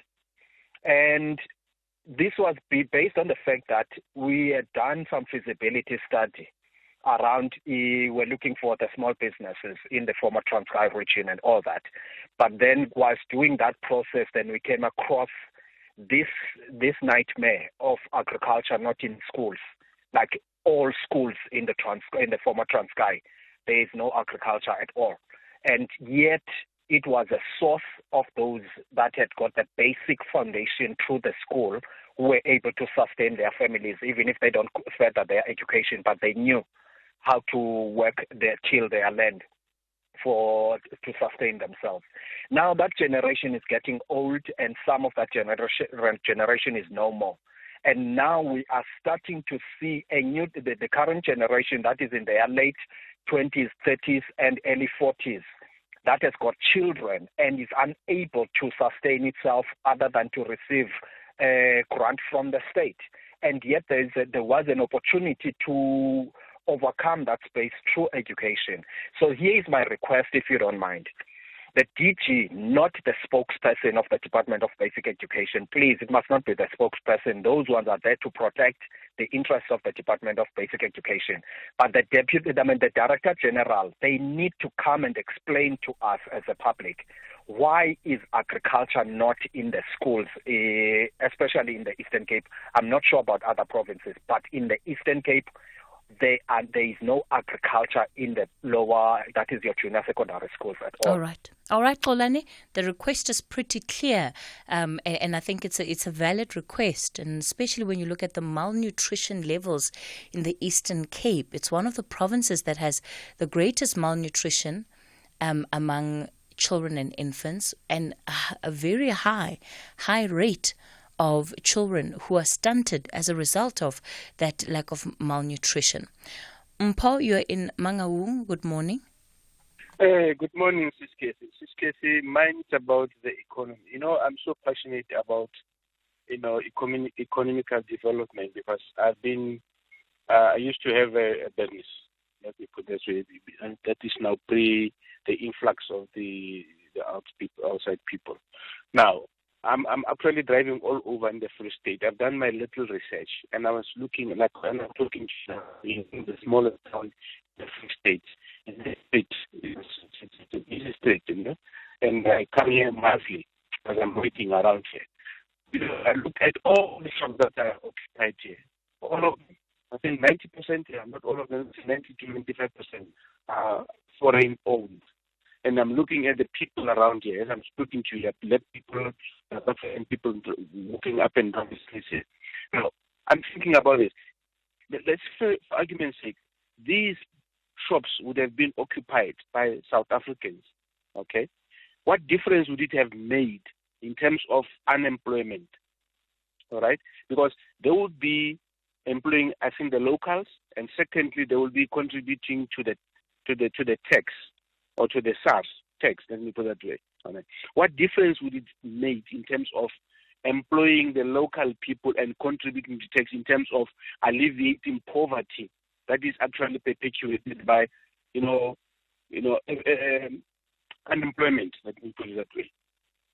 That's my little research I've done. If this economy, the township, especially the township economy, have been in the hands of the South Africans, employing their own people and not manufacturing their own counterfeit stuff for the economy not to grow, but to help the economy to grow, buying from the local. What difference would it have made in terms of economical growth in this small town that I'm actually packed in now? Mpho, I think the reality is that the township economy has been neglected for a long, long time. And regardless of the commitments that exist in policy around how to revitalize, around how to support businesses, it just doesn't work. I'll always remember a call that we received from a gentleman who is part of the chamber, the Chamber of Commerce in the Northwest. And he said to us that just with one of the towns, I think it was Rustenburg, they were dealing with about 4,000 applications. So they had approved 4,000 applications for the operation of spaza shops in that area. And none of those 4,000, over 80%, were run by foreign migrants and not by South Africans. And that in and of itself, it helps us to understand why we're facing the kind of challenges that we do. Yeah, this is a serious challenge, Casey, because, this morning I spoke to one of the guys who's working in SARS. These guys, actually, they are working, they are looking after people who are running business but not paying tax. He was telling me how are they chasing behind, especially the Bangladeshis was telling me how these people are actually robbing tax from SARS, because they are even claiming the returns, but they are not even contributing to the tax. And these people, they are running around because they are not able to trace them easily. All right. Now, if okay, we're going to have to leave it there. It's time for me to go to news. Apologies for that. Our insurance will go out of their way to try and save you money on your car insurance. If they can't, ask for 500 Rand. SMS out to 38462. Now that's good news. Independent and impartial. This is SAfm News. In our top stories, IEC speaks on quality of the elections and newly elected Joburg Council Speaker slams suggestions regarding her political power. Good morning. The IEC has considered that uncertainty can affect the quality of elections. It's still waiting for the finalization of some court cases involving independent candidates. The ballot papers can only be printed after the date of the elections is announced and the court cases are finalized. The IEC says there will be a second voter registration weekend before next year's elections. The first one ended on Sunday. The IEC's Chief Electoral Officer, Sai Mamabolo.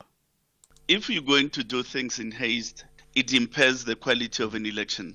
So the longer the uncertainty goes, we may be in fact beginning to impair the quality of an election. And the type of election we're going into demands that it be a quality election, credible processes and so on. The newly elected Johannesburg Council Speaker, Margaret Arnolds, has scoffed at suggestions that she has no real political power. Arnolds, who's from the African Independent Congress, was elected unopposed during an extraordinary council sitting yesterday. This followed the axing of Colleen Makubele from her party, the Congress of the People, last week. Arnolds, however, says she's not the only one who's dependent on the support of other parties. If Action SA did not want Mpopalati, they could have withdrawn their vote from Mpopalati. You see that happening all the time in the city of Johannesburg, where the DA votes and Action SA votes differently and they lose the vote, whereas probably if they could have come together, they would have had more votes. So I don't think it's only myself and others in this coalition that's dependent on anybody, but it is how coalitions are going to work going forward. The search for the two people presumed to have been swept away during a cleansing ceremony along the Kliprivier stream in Olifantsvlei, south of Johannesburg, has resumed. The families of the 21-year-old man and the 18-year-old woman are devastated. They are demanding answers from the traditional healer who performed the ceremony. The two were washed away on Saturday night. The mother of the woman, who has opted to remain anonymous, says she's hurt. The Joburg Emergency Services spokesperson, Robert Mulahodzi. The search for two young missing people who were washed away on Saturday night while conducting a cleansing ritual will resume again this morning along the Klip-Refir river stream. That is after it was suspended yesterday to allow the river stream to give off. 5 men have been arrested on the N2 near Makassar in Cape Town for the possession of crayfish. Police spokesperson Malcolm Puya says officers acted on a tip-off and searched a bakkie with a trailer. He says they seized about 400 crayfish, over 6,000 crayfish tails, 5 cell phones and a bakkie. Puya says the estimated value of the crayfish is yet to be determined. He says the suspects will appear in the Somerset West Magistrates Court soon. And finally, the president of the International Committee of the Red Cross has travelled to Qatar, where a deal on the release of hostages taken from southern Israel by Hamas is believed to be near. The BBC's Frank Gardner reports. Sources indirectly involved in the negotiations are more optimistic than ever that several dozen hostages could soon be released in exchange, they say, for some limited pauses in the fighting over a period of 3 to 5 days, as well as an increase in humanitarian aid for Gaza. It's not yet clear if Israel will be releasing any Palestinian prisoners or how many. Holding everything up are the practical logistics involved in this potential hostage release. It takes time for messages to get passed from Doha, where negotiations have been taking place, to Gaza, where Hamas's military commanders are fighting a war. Recapping the top story, the IEC has conceded that uncertainty can affect the quality of elections. It's still waiting for the finalization of some court cases involving independent candidates. For SAfm News, I am Anne Musa. Those were the top stories for this hour. Don't miss out on a possible car insurance saving. SMS out to 38462 for a quote. Our insurance, where you always get something out.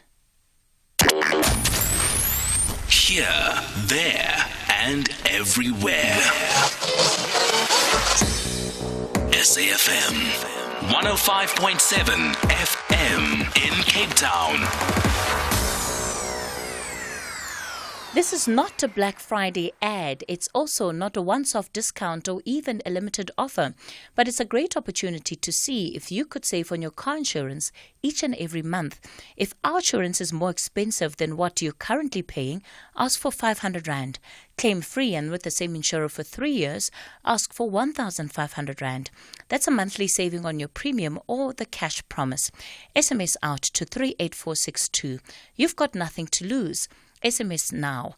Our insurance is a licensed insurer and FSP. T's and C's apply. Have you ever noticed how unique the rugby ball is? You should check out Head High. The rise of junior rugby stars Mana and Tai. Vince is not just their stepfather, he's their coach. Catch the brothers' dream of the black jersey, Head High, every Sunday at 9 p.m. Live on SABC Sport on DTT Channel 4. Also available on SABC Plus and SABCSport.com. # Rugby Drama Galore. Brought to you by SABC Sport. For the love of the game. Rand Water is concerned about the significant increase of water consumption in its areas of supply. The increase in water consumption is putting severe strain on Rand Water's distribution network. To save water, please do not wash your cars with hose pipes. Use buckets. Water your garden with sprinklers between sunset and sunrise. Do not wash your pavements with hose pipes. Use brooms. Repair your leaking taps. Cover your swimming pools to avoid quick evaporation. Shower instead of bathing in a tub. This message is sponsored by Rand Water in partnership with City of Joburg, City of Ekurhuleni, and City of Tshwane.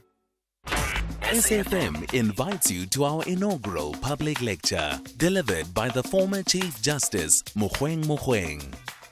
The theme of the lecture is constitutionalism and upholding the rule of law in South Africa. Has corruption and malfeasance eroded the moral fabric of the democratic dispensation? The lecture will take place on the 29th of November 2023 at the SABC M1 Studios in Johannesburg. Secure your seat by emailing us at info@safm.co.za. SAfm, leading the conversation.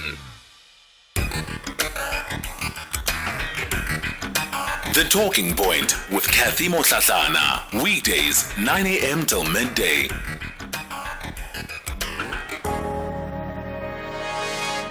It's 8 after 10 o'clock. Welcome to the second hour of the show. Of course, wrapping up at the phone line, we took that call from Mpo out in Mangaung. He was complaining just about the issues around small businesses and spaza shops and how you have a lot of them now being owned by migrants and not by locals in the country. He also mentioned matters around SARS and how he'd spoken to somebody at SARS who said that, they were basically defrauding the system.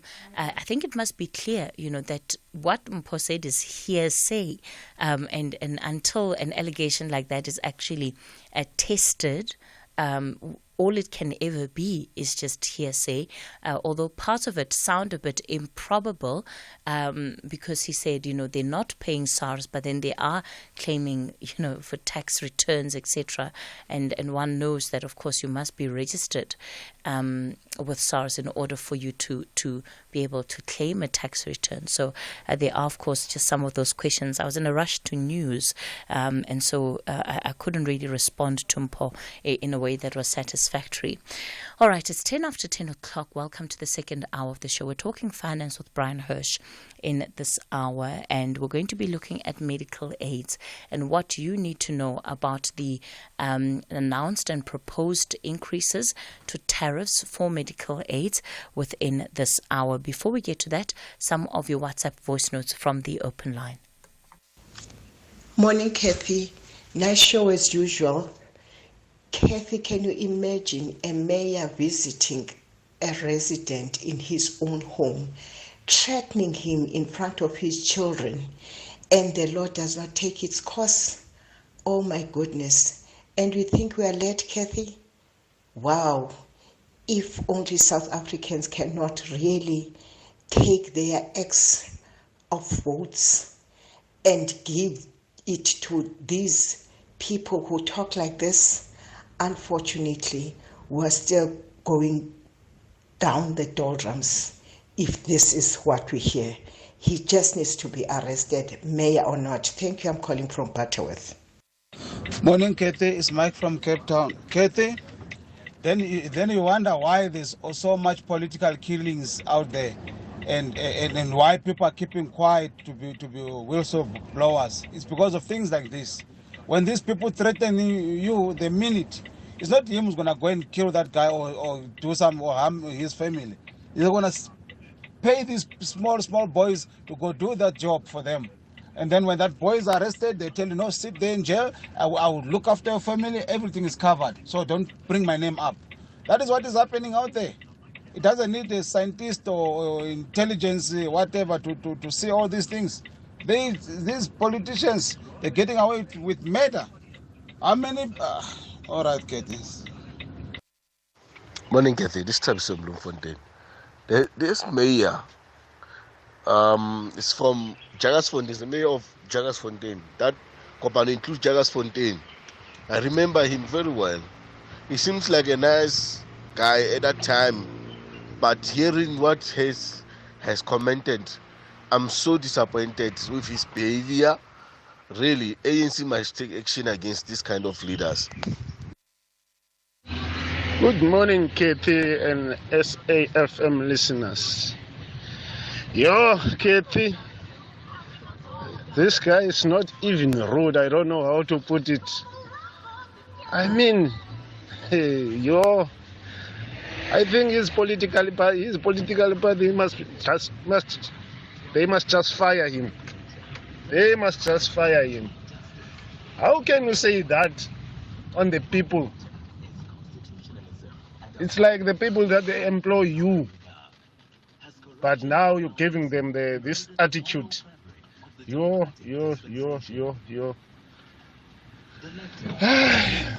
that's the people who are choosing. It's Honorable Makwechaya Kuban, a Western Cape. Thank you. The mayor threatening a citizen for speaking out, expressing themselves on social media about the lack of service delivery or the lack of maintenance of the services.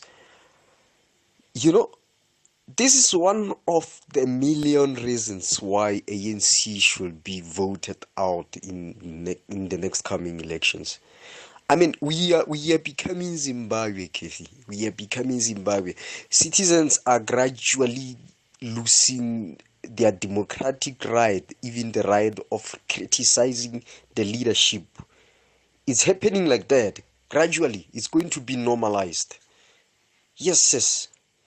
Good morning, Kathy. Bashu Motle from Limpopo. Morning, Kathy. This is Zanele in Durban. Kathy, this is not executive mayor. That is a thug. That is a thug. That person should be removed with immediate effect in that position. We don't have to have a person in a high office like that who conduct himself like that. That person should not be in the position of a public representative. That person is a thug. Will you please, Kathy, please, will all your power, the power you have with your producers, get that boy on air. Thank you, Kathy. Good morning, Katie. This kind of an attitude from the mayor, does it come as a surprise? This is what they do. Even the ward councillors normally do such things, intimidate residents and say things that they are not supposed to say. So this doesn't come as a surprise. The ANC is a political party full of mafias and criminals. Thank you. SAfm values your views. Be an active citizen. Talking Finance with Brian Hirsch, making sense of your finance. It's that time of the day, Talking Finance with Brian Hirsch. My dear friend Brian, you're not a ray of sunshine in the studio today because I am speaking to you, but I cannot see your bright young face. Good morning, Brian. Morning to you, Kathy. I'll show you my foot rather. That's still in, I broke my foot in Paris.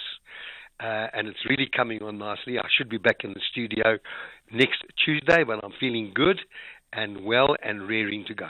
I'm so sorry that you haven't been well, but also glad to hear that you're on the mend. On the mend, yeah. You see, you should have taken us all with you, Brian. Yeah, then you could have held me up, but who knows? Silly move I made. I missed it after the World Cup in our hotel on the day afterwards. On a circular step, I missed the bottom step. I tell you, my grandson was unhappy about it. He was sad for me, but he was very happy because we still had a lot of sights to see in Paris. And instead of taking buses and the metro, we took taxis. So he was absolutely thrilled.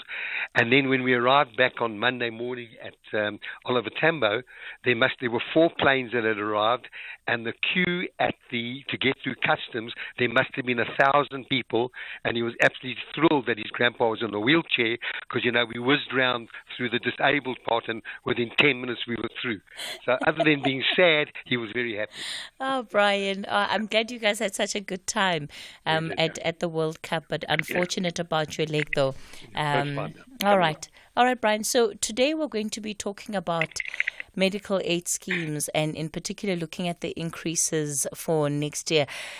It really is an onslaught for those who are privileged enough to have medical aid. And I say that because I fully understand that in a country like ours, having any kind of medical cover that you contribute to as a private citizen is an absolute privilege. So what to do, Brian? Because the medical aid schemes are also throwing their hands up in the air and they're saying, well, the situation is what it is because we can't offer lower cost schemes due to the fact that the regulations haven't changed. Well, look, that is a major problem because I don't know why for medical schemes are not approving low-cost benefits. All the medical aids are ready to launch these low-cost products, and you could be getting some benefits for as little as 250 Rand. But let me just go back. There's the NHI bill sitting in Parliament at the moment, and although it's important that the country has access to good health care, you can't just implement a system when all the big players are explaining why the system cannot work, where's the money going to come from, what is that going to do to private health care, because, national health insurance has not worked all over the world. I mean, the UK is a perfect example who've had it for years. But let me say this to you. Those who are in medical aids need to start thinking very carefully. And the reason I brought this program up this morning, because I dealt with medical aids maybe 6 weeks ago, is because now's the time you have to review what scheme you're on. Medical aids there was a directive given to them, don't increase your medical aids up by more than 5%. And the medical aids have risen anything between 7 to 18%. Yes, 18%. And that's because some schemes don't have the size enough numbers to cross-subsidize. Let me just explain cross-subsidization. It's where the healthy younger members subsidize the older members because the older members are less healthy while the younger members are more healthy. That's what cross-subsidization. But it's not working anymore because the younger members are deciding not to go to these fancy medical schemes, and they're going for hospital plans and gap cover, and they're actually ignoring saying, I'm healthy, I'll fund my own, and I won't go into this pool, which is a problem for medical aids if they're going to age, because as they age and the number of people in that scheme start to claim more and more and more, they don't have the younger members contributing who are not claiming to the extent of the older members. So that's a major problem. So most medical aids today have a built-in commission for a broker. So whether you use a broker, a healthcare broker, or you don't use a healthcare broker, you pay the same. You and I can have a completely different health. Medical aids, in terms of each option they have, every member pays the same irrespective of their health. So the important thing is the medical aid has a broker, there's a commission, and I'm suggesting that anyone who's in a medical aid does two things. Firstly, gets hold of a healthcare broker. There are many of them. You can Google them. You can speak to the different medical aids. They'll introduce you to a broker and let the broker sit with you and go through your needs, because the last thing you want to do is be paying to a medical aid which is far superior than what you need. The dangers with medical aid, if medical aids are increasing their premium by 7% a year, and that's low, in 10 years' time, if you're on that medical aid, you will need to pay double. So it's the only expense item that's going to increase at this rate, because medical aids are costing virtually more than food's costing. So if you think about it, as you get into retirement and you have a more need for a medical aid, it's going to be costing you that much more. And where are you going to get the money? And affordability is a question. So it's important that because the industry is coping with a lack of real growth, there's no growth in beneficiaries. One needs to look at their medical aid. And my advice to you, it's now November. Medical aids allow you to downgrade, to change options, to do whatever you can. But don't just do it on your own because you think I'm going to save money. You need to understand, if you're going to be saving money, if your cost at the moment is 7,000 Rand a month and you're now only going to pay 4,000, you need to understand, what are you actually giving up? The 3,000 Rand that you may be paying less, what benefits are you losing? And it's such a complicated industry that I'm suggesting get hold of a healthcare broker and let them sit with you and have a look at your situation. Because, since the end of COVID, the costs of medicines are enormous. The cost of hospital, people are now going for elective surgery, whereas previously they were only doing the essentials. Now they're going back and doing what they needed to do. And I tell you, it's very important that this is the single most serious cost that you face. So to those who have medical aids, please get yourself some advice. To those who don't have medical aids, maybe you need to be putting more pressure on the council to get these low schemes approved so that you can get some sort of health care. And NHI announcement, if the bill gets passed without the discussion between all the players who are so opposed to certain aspects, no one's opposed to NHI. They believe we should have. There has to be a care. People have to have access to good health care, but you can't just put in NHR and then not have any real implementation plan. And that's our problem. We strategize and then we try and implement, and the implementation fails dismally.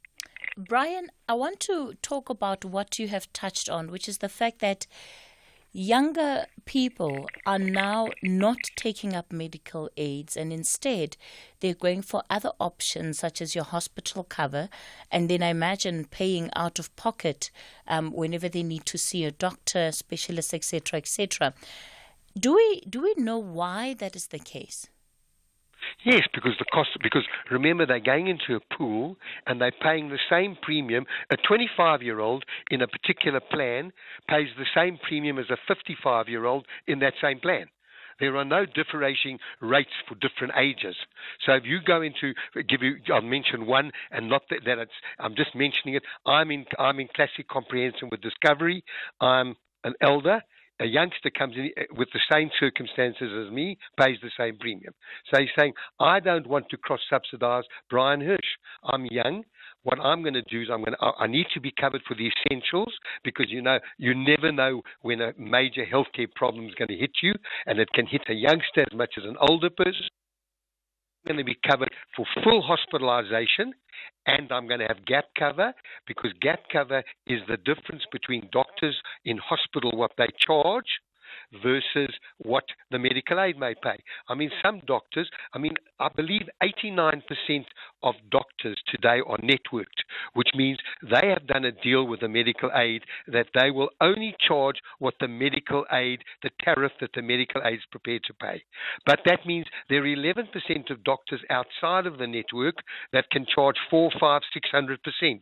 So that's where someone would buy gap cover. Gap covers are somewhere between 400 and 700 Rand. And again, if what you're paying 400 Rand and I'm paying 700 Rand, what is the difference in cover? You can't just go to the cheapest cover. You need to go to the cover that suits your need and pay the premium. So between 400 and 700 Rand, there must be differentiation in benefits. So what I'm saying is younger people are going for hospital plans for a few thousand Rand and gap cover, which means the medical pool is getting less good members and only getting older members who obviously, as you get older, you have a greater need for medical aid. And the problem is, take a 60-year-old now who's working, and in 10 years' time he's 70, his need for medical aid is going to be greater, but he's going to be paying double. And where is he going to get that extra money that's coming out of the money he may have saved or his pension? So you need to start taking control of your healthcare now, whatever age you are, so that you can find that over the years you're not going to have to come out of the pool because you can't afford it.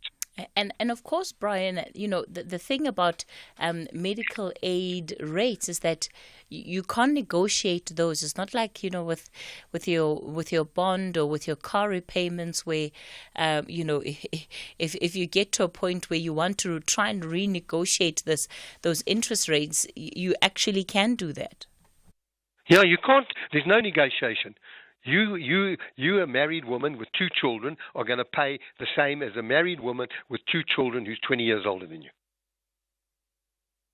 Yeah, lots for us to unpack in terms of the medical aid. But the starting point is that the medical aid has built in, most medical aids have built in, certainly Discovery, Mediclinics certainly have built in to their rates MedShield have built into their rates a commission that they will pay brokers. Not a lot. I think the broker could get anything between 90 to 120 Rand a month. And he's not going to be there to deal with your daily claims, but he's there to troubleshoot for you. Go to call centers.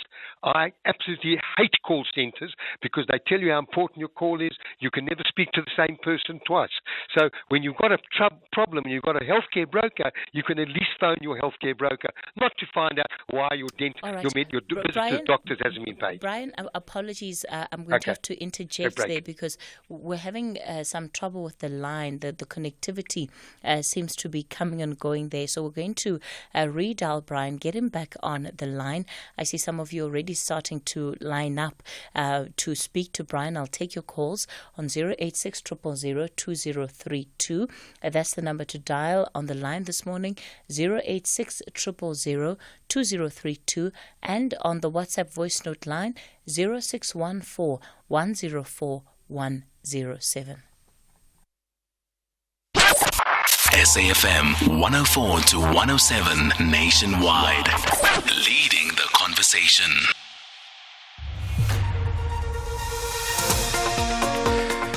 Good morning, Kathy. In your headlines, the Higher Education Minister, Dr. Clayton Nzimande, and NSFAS Board Chairperson Ernest Khoza will this afternoon give an update on the opening of the scheme's funding applications for the 2024 academic year.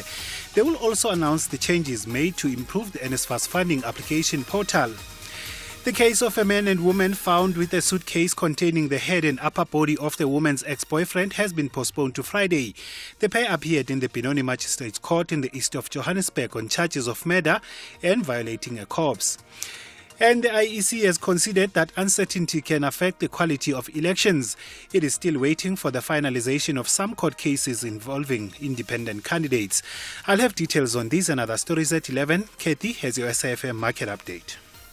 Taking a look at your markets this morning, the rand is currently trading at 18 Rand 30 to the dollar, 22 Rand 92 to the pound, and 20 Rand 4 cent to the euro. Markets in Asia ended mixed. The JSE mainly higher in mid-morning trade. Markets in Europe also firmer this hour.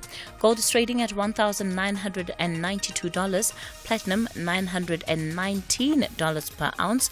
The price of Brent crude oil is at $82.79 a barrel. Across South Africa, online and on radio. SAfm, let's talk. Talking Finance with Brian Hirsch, making sense of your finance. All right, we continue the conversation on the talking point. We're focusing on medical aid schemes and in particular the increases that have been lined up for 2024. And what is it that we can do to review at least the plans that we are on? What is the advice we need to be taking on board during this period? Anonymous, you are in George. Good morning. Good morning, Kathy. Good morning, Brian. Brian, I'm retired. When I at one stage I worked abroad, I had a medical aid all my life, even abroad. But when I came back to South Africa to retire, I was penalized when I joined the medical aid. So I paid contributions for 12 months without having to make use of it. That was my penalty. Yeah, you had a waiting period. Yeah, waiting period. Having said that, but prior to me taking out the medical aid, I was taxed by SARS, right? So the only option I had to do is rather take out the medical aid, so that I don't have to pay SARS that money, right? I had to pay at one stage about over 40,000 in 1 year, right? So I thought I'd rather use that money to take out the medical aid. So currently I'm paying for a medical aid, which I have very little benefit of. To tell you the honest truth, I'm not even getting my chronic medication on that medical aid. I'm getting it from the state hospital, right? So I make use of both facilities. So that is my story. Well, thank you, Anonymous, for that story. Yeah, look, the dangers of not having a medic, you just don't know what lies ahead. No one can predict what lies ahead. what a financial healthcare broker can do. He can help predict trends, your own healthcare and your requirements. But you make the absolute valid point. The affordability of medical aid is getting out of hands. And one of the suggestions now, and this is going to have could have a real impact not only on the lower earners and the younger earners, but also on retirees. They're talking about taking away the medical credit that one gets as a deduction from tax. And certainly when you're over 65, you get approximately, just a simple calculation is, whatever you spend on medical aid and on extras, you'll get about 1/3 deducted from your taxable income, whereas the younger people just get an amount. It's a few $100 per dependent. That could be taken away, and we'll hear more about that in the budget, and that could be helped to use to fund NHI. But NHI, which is important and it's meaningful, has got to be put together and implemented correctly. You can't take away all the cover, because they've said that when NHI is implemented, the medical aids will not be allowed to fund anything that NHI is funding. Well, all over the world, you're entitled to private medical care. So those are things that are being looked at. So I'm just a bit worried about implementation of NHI without thinking it through. Yeah, it's like I'm sitting with a catch-22 situation. Yeah. And Anonymous, when you ask your medical aid about why it is they're not covering you for your chronic medication, what reasons have they given? I've asked my doctor to follow it up, and they said that they just told me it's not covered. It's but that's not a good enough answer. Yeah. When did you go into when did you join? When did you rejoin? I joined about 3 years back. Okay, so your waiting period is over. I joined with about just what COVID time. And what type of plan are you on? I'm a TK. And what do you and what and you said what do you a small plan, right? What do you pay a month? I pay currently 2,500. Okay, so obviously there's enormous limitations. That's the point I was making. One needs to understand if you're paying less. Are you a married man? I'm a widower. Okay, so 2,500 is probably half what the normal type hospital plan would cost. Hospital plan, that's with new rates, would possibly cost 4,000 to 5,000 rand. So that's what the point I was making. The fact that you're paying 2,500 versus someone else paying 4,500, there must be a loss of benefits, and you're actually experiencing that loss of benefits. But I would imagine your medical aid is going to cover any major hospitalization or any major event. It may not be covering you. My doctor said I must come and discuss it with him in the new year. Right? But can I suggest, get yourself a healthcare consultant. Phone the company that you deal with, the medical aid you're on, and ask them to introduce you to a consultant at that medical aid. Let him come and see you.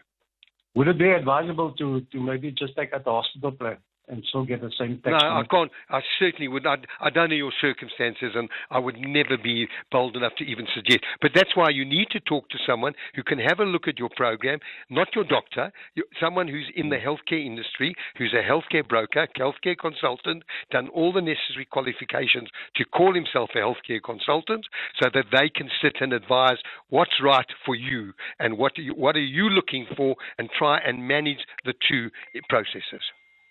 Okay, thank you very much for the advice. All right, Anonymous. All the best, eh?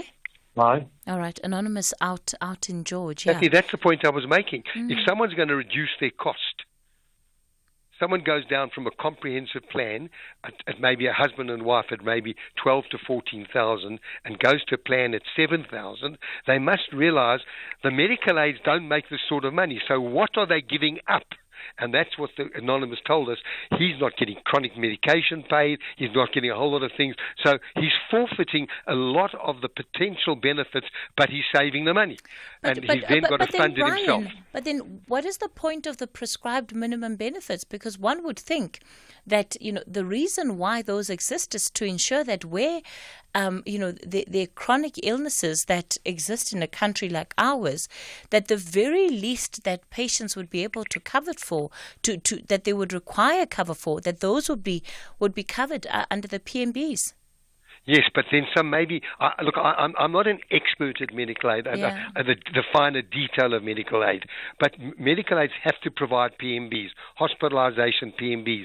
But I can't comment on the fund that he's got. If every single medical aid, if any medical aid is allowed to be excluded from PMBs, I really don't know. Yeah. All right. Well, it's a conversation that I think we can certainly have, we can take a look at it differently in future, and including with the medical aids, because if somebody's on chronic medication, one would assume that the very basic that a medical aid would cover you for is for chronic medication. Colin, you're out in Cape Town. Good morning. Good morning, Kathy. Good morning, Brian. Brian, this is frightening. Listening to you, I got a white beard and white hair. It turned snow white. Listening to you, I'm so. Well, I'm sorry. I'm sorry, but hello. I'm sorry if I'm doing that to you, but it is a concern. It's the largest single expense after your bond. What I want to talk about, I'm paying at the moment 5,000. I was thinking, listening to you now, I think I've got that here next month to downscale it and get hold of a consultant or someone like that. But this NHI and hospitals, I'm so scared of that even, because a friend of mine is in Port Owen.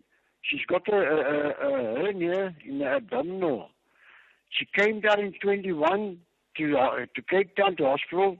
No bed. They send her back. She came back in 22. Same thing. Send her back. Now, she's coming now in January to have the hernia out. Now they travel 360 kilometers, Brian. What is the NHI going to do to us? I'm scared if something happens, I'll go on a waiting list for 4 or 5 months or even a year or 2 years. So I'm forced to actually pay my 5,000. I'm forced to go to a private hospital. That is what the problem is with our state hospitals, Brian. Thanks very much. I'll listen on the radio. Colin, the state hospitals are in total disarray. They really are. And you can see the waiting periods. But let me just make this comment. My late mother-in-law, who lived in England, she waited 3 years under NHI for a hysterectomy. She suffered for 3 years, and women who've had that same problem would know what she went through for 3 years not to have to wait for a hysterectomy. So NHI is not the answer to all the problems. Yes, there's a lot to be done. There's a lot to be said for NHI, but only if it's implemented correctly and we have all the systems at play. But you can't do away with normal private medical aid. You must be allowed, individuals must be allowed to have private medical aid as well. And people cannot be forced onto NHI if, in other words, it isn't implemented correctly. But there's a lot. That's a separate discussion, and we'll hear more about that. That bill at the moment is in Parliament, waiting for the various provincial councils to okay it, and then for the president to sign it off. Well, I hope he doesn't, because there are so many objections from players all over South Africa who are experts, the hospitals, the medical aids, the doctors, the Board of Medical, all the different parties who've objected, who have said, please have a look at, understand what we're concerned about. It's not that they don't want NHI, they just don't want NHI to replace something that is not possible to replace. Yeah. All right. Brian, another thing too, Brian, my tax physician, last year, I got back all the years since I've been on pension now. I'm on pension now 13 years, except for last year. I pay almost 60,000 Rand a year, and I got nothing back. I used to get back 2,000 or something like that from SARS. So I phoned him up. I asked him, explain to me now. They're doing away with it, but I reckon it's not gazetted yet. So I got no refund last year. Colin, doing away with what? My tax and my medical aid. No, they haven't done away with it. It's still in the system. In other words, you're a pensioner and you're entitled to claim all your medical costs which are deducted from your a percentage is deducted from your taxable income. You will pay tax based on your net earnings versus the tax. And if you overpay tax, and if you've been getting refunds all over the years, there was an increase in the bands, not substantial, but there was an increase in levels. So you should have, if you've had an increase every year, you do need to check. And anyone who feels they've had an increase, they've had tax back and they haven't changed their earnings. But you know, Colin, let me just make this comment. Have you got any money that's earning interest? No, I've got retirement, pension. So you've got, because remember, interest rates this last year. Yeah. Let me just complete, Colin.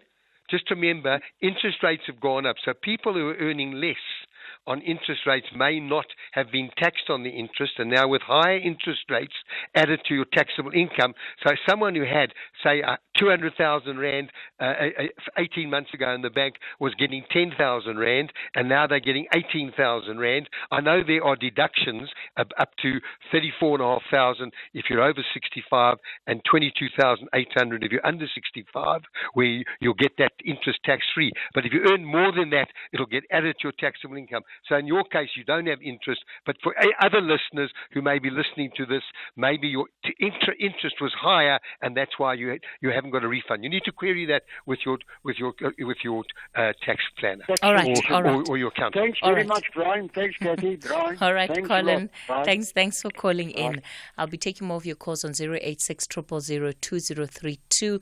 We'll also take your voice notes on 0614 104 107. We're talking about the medical aids and in particular the increases for next year. We'll take a quick break. I'll continue with some of your questions for Brian after this.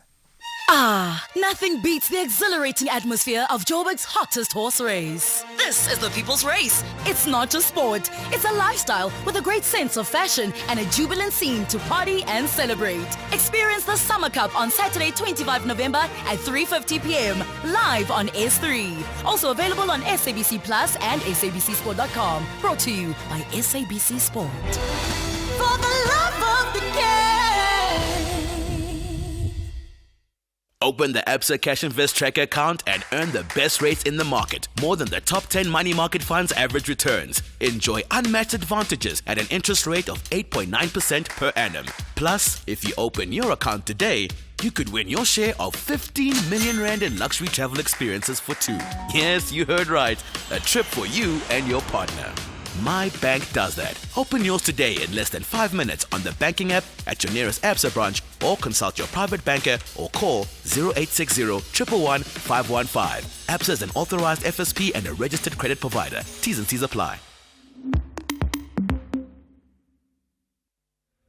SAfm invites you to our inaugural public lecture, delivered by the former Chief Justice, Mogoeng. Life is full of challenges, and when they come your way, learn to whack your way through it. Yeah. My father and my mother were highly disciplined people. I remember him saying, I have decided to deny myself whatever others are enjoying, to accumulate enough money so that any of my children who wants to study would have the resources available to study so that they don't have to suffer the way I have had to suffer. The lecture will take place on the 29th of November 2023 at the SABC M1 Studios in Johannesburg. Secure your seat by emailing us at info@safm.co.za. SAfm, leading the conversation.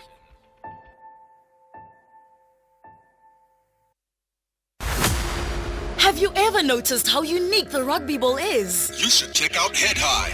The rise of junior rugby stars Mana and Tai. Vince is not just their stepfather, he's their coach. Catch the brothers' dream of the black jersey, Head High, every Sunday at 9 p.m. live on SABC Sport on DTT Channel 4. Also available on SABC Plus and SABCSport.com.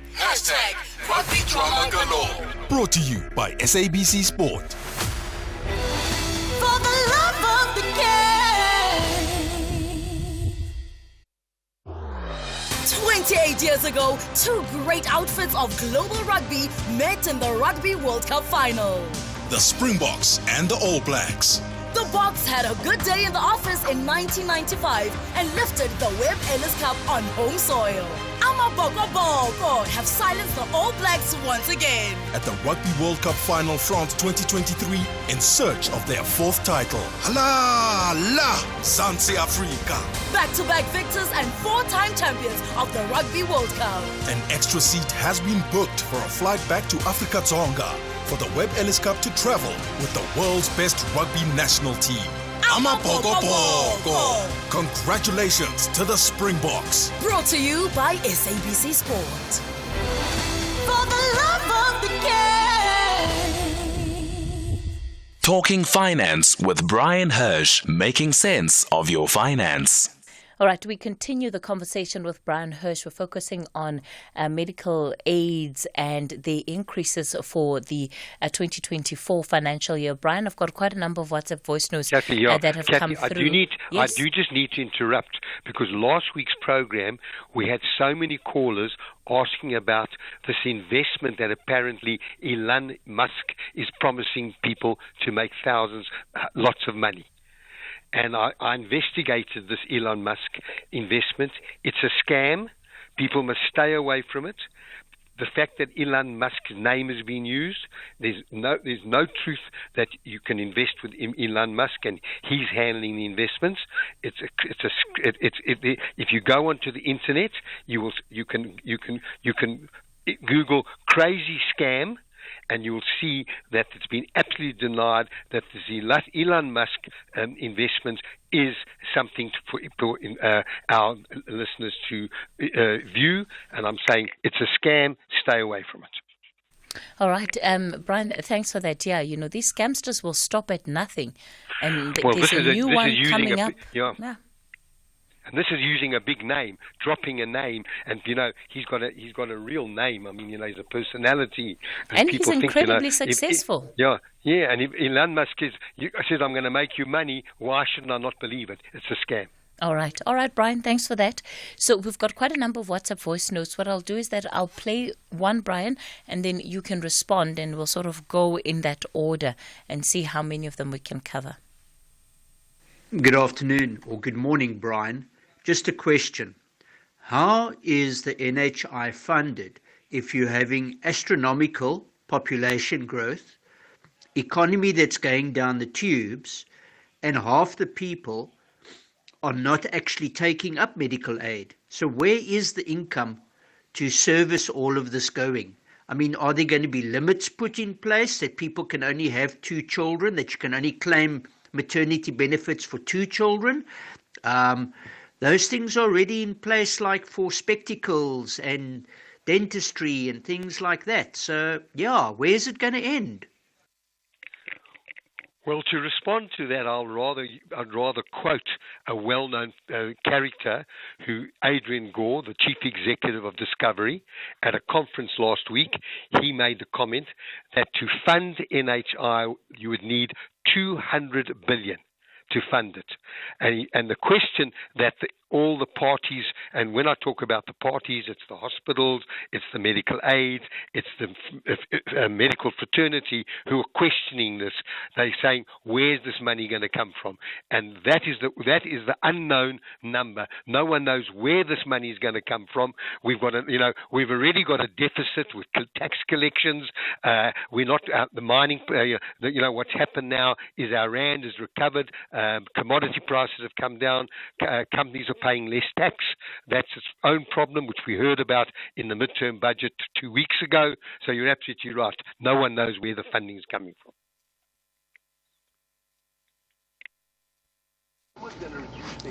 Good morning, Kathy and Brian. Honestly speaking, medical aid is so expensive. Our company was paying for us 50% and we were paying 50%. We managed to put our kids in the medical aid, but the company decided now they are no longer having money to cover us, to pay for 50% for us.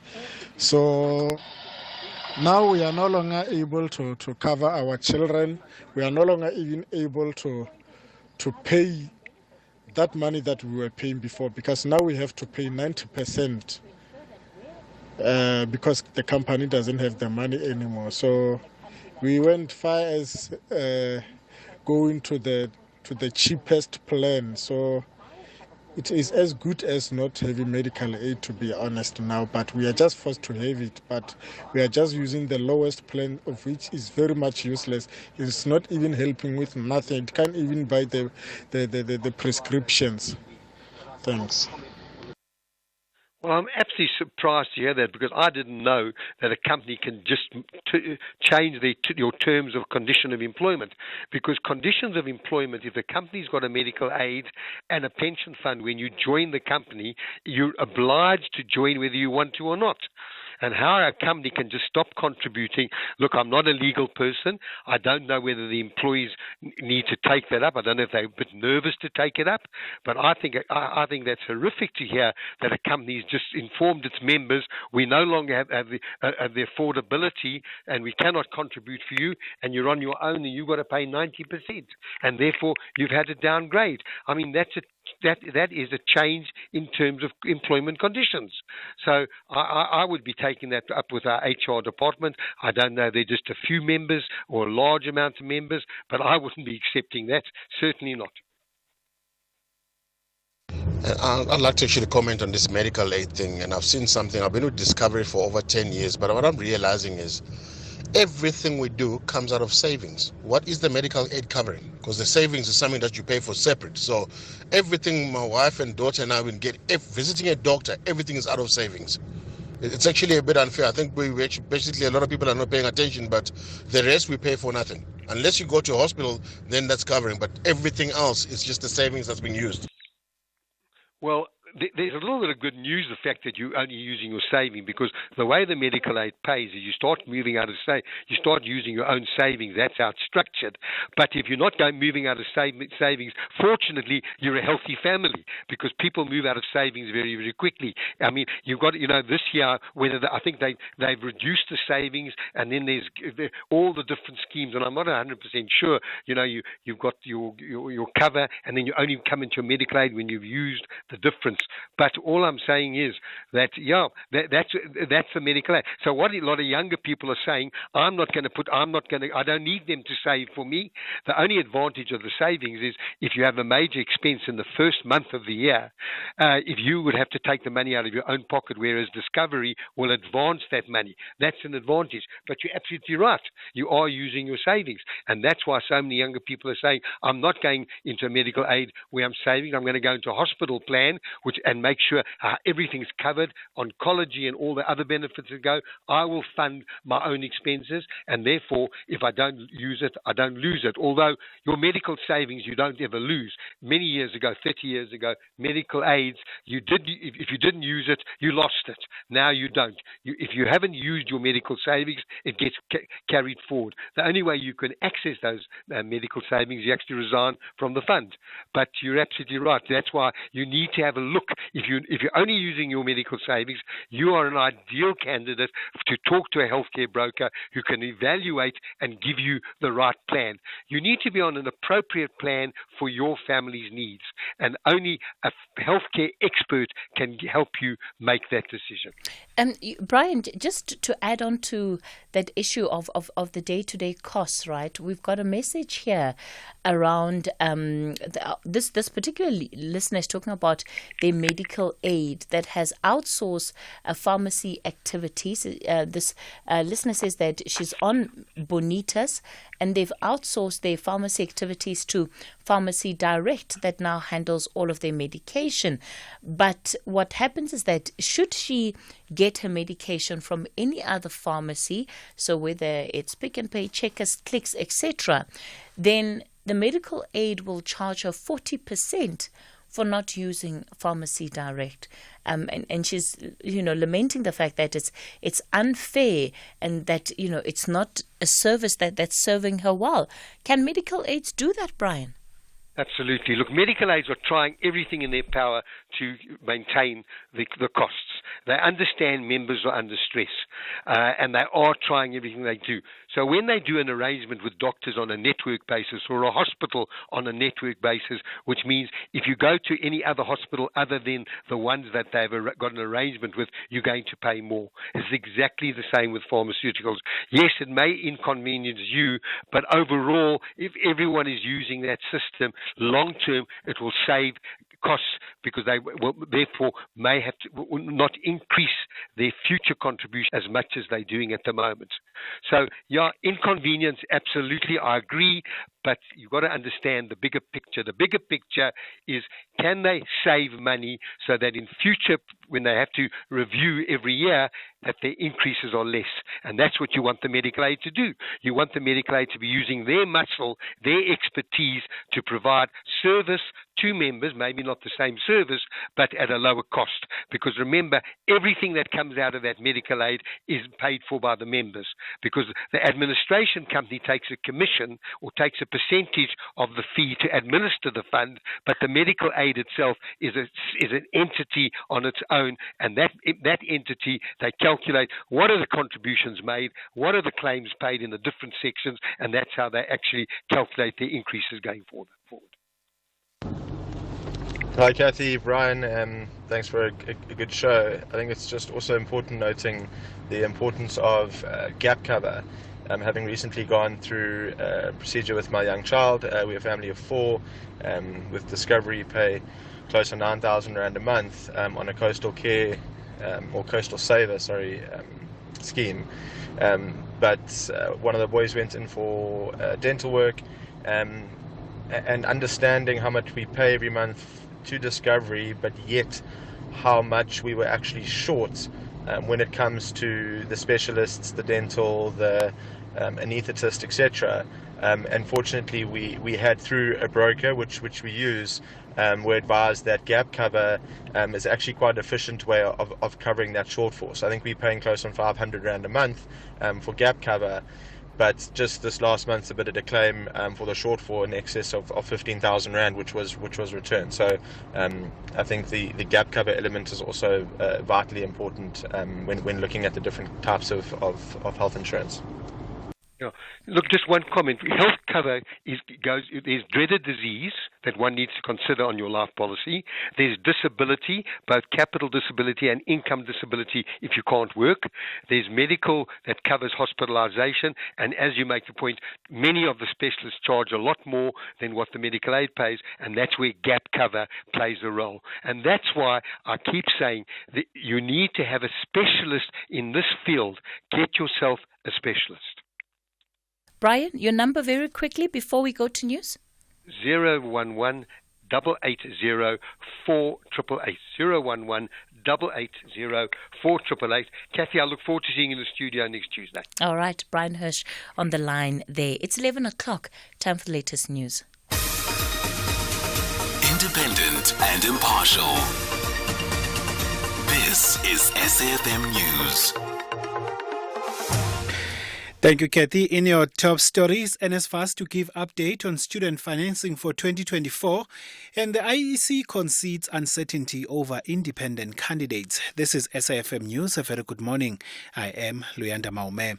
The Higher Education Minister, Dr. Platin Nzimande, and the NSFAS Board Chairperson, Ernest Khoza, will this afternoon give an update on the opening of the scheme's funding applications for the 2024 academic year.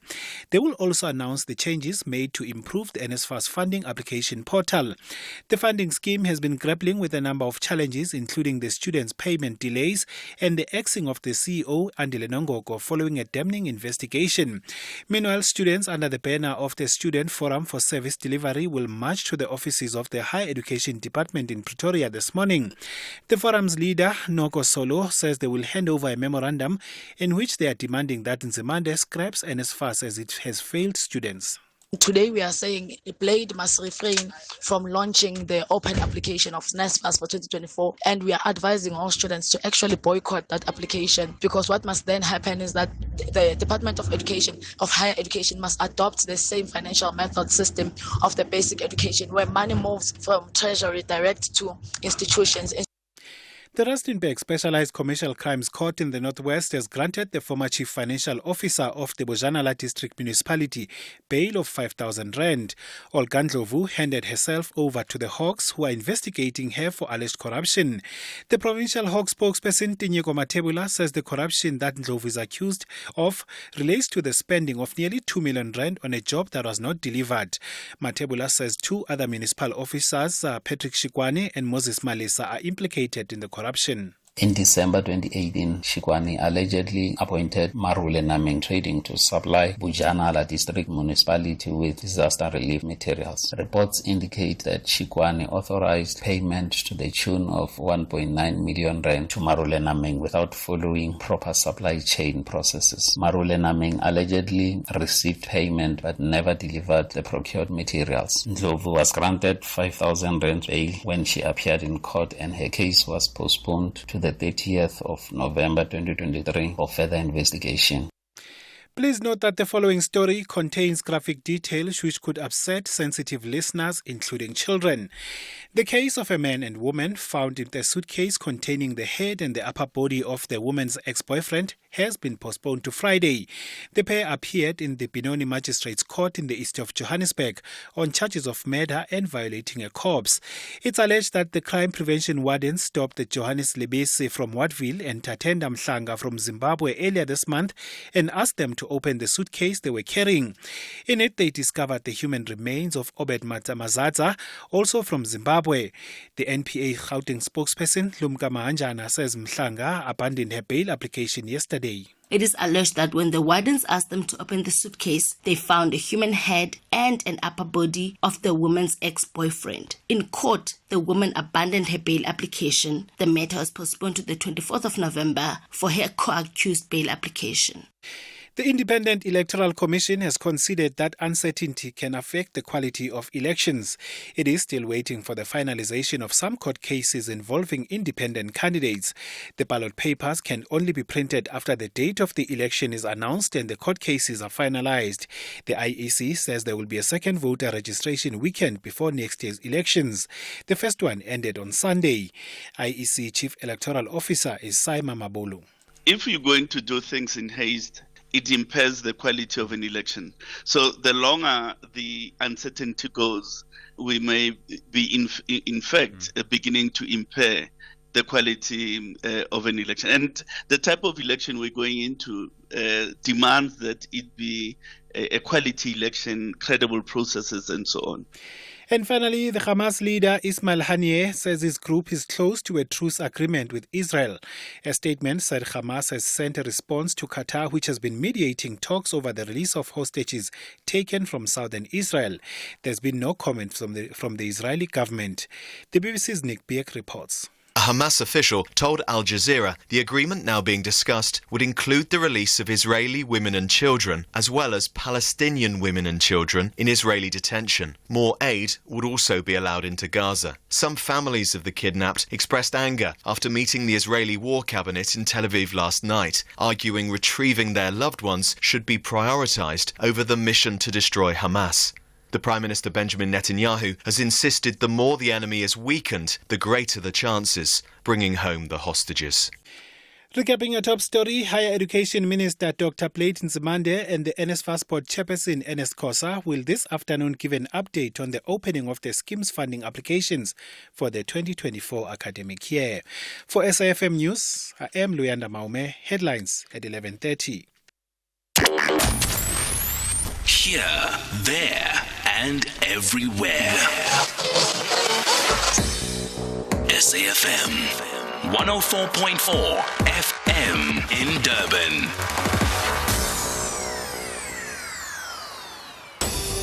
It's in those minds young and aflame, in the reach of those dare to reach, in the possibilities dancing just for you, in the eye and ear of a dream in fever. Yes, it's in hope. Hope and light pulled near and sent afar. Yes, it's in hope. From us to you. SABC Education. Enriching minds, enriching lives. It all comes together with a great partnership. Thank you for demonstrating that indeed you are proudly South African. Africa Borwa witnessed a great Rugby World Cup France 2023 because of your incredible support. Great friends, great prize, and great sport. Asibonge Castle brought to you by SABC Sport. For the love of the game.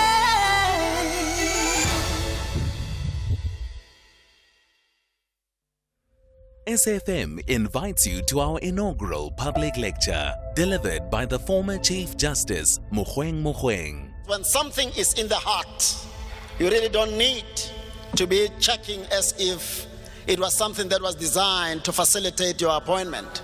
One of the things that I promised the nation was to make sure that transformation happens, with a view to ensuring that work is somewhat evenly distributed among whites, black people, and both black and white women.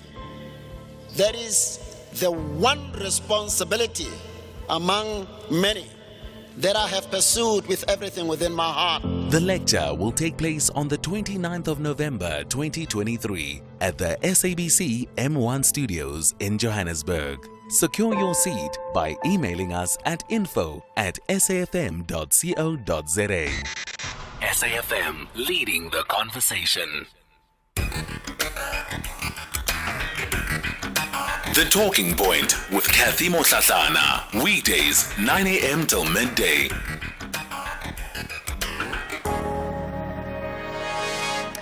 It's 9 after 11 o'clock. We're leading the conversation here on The Talking Point.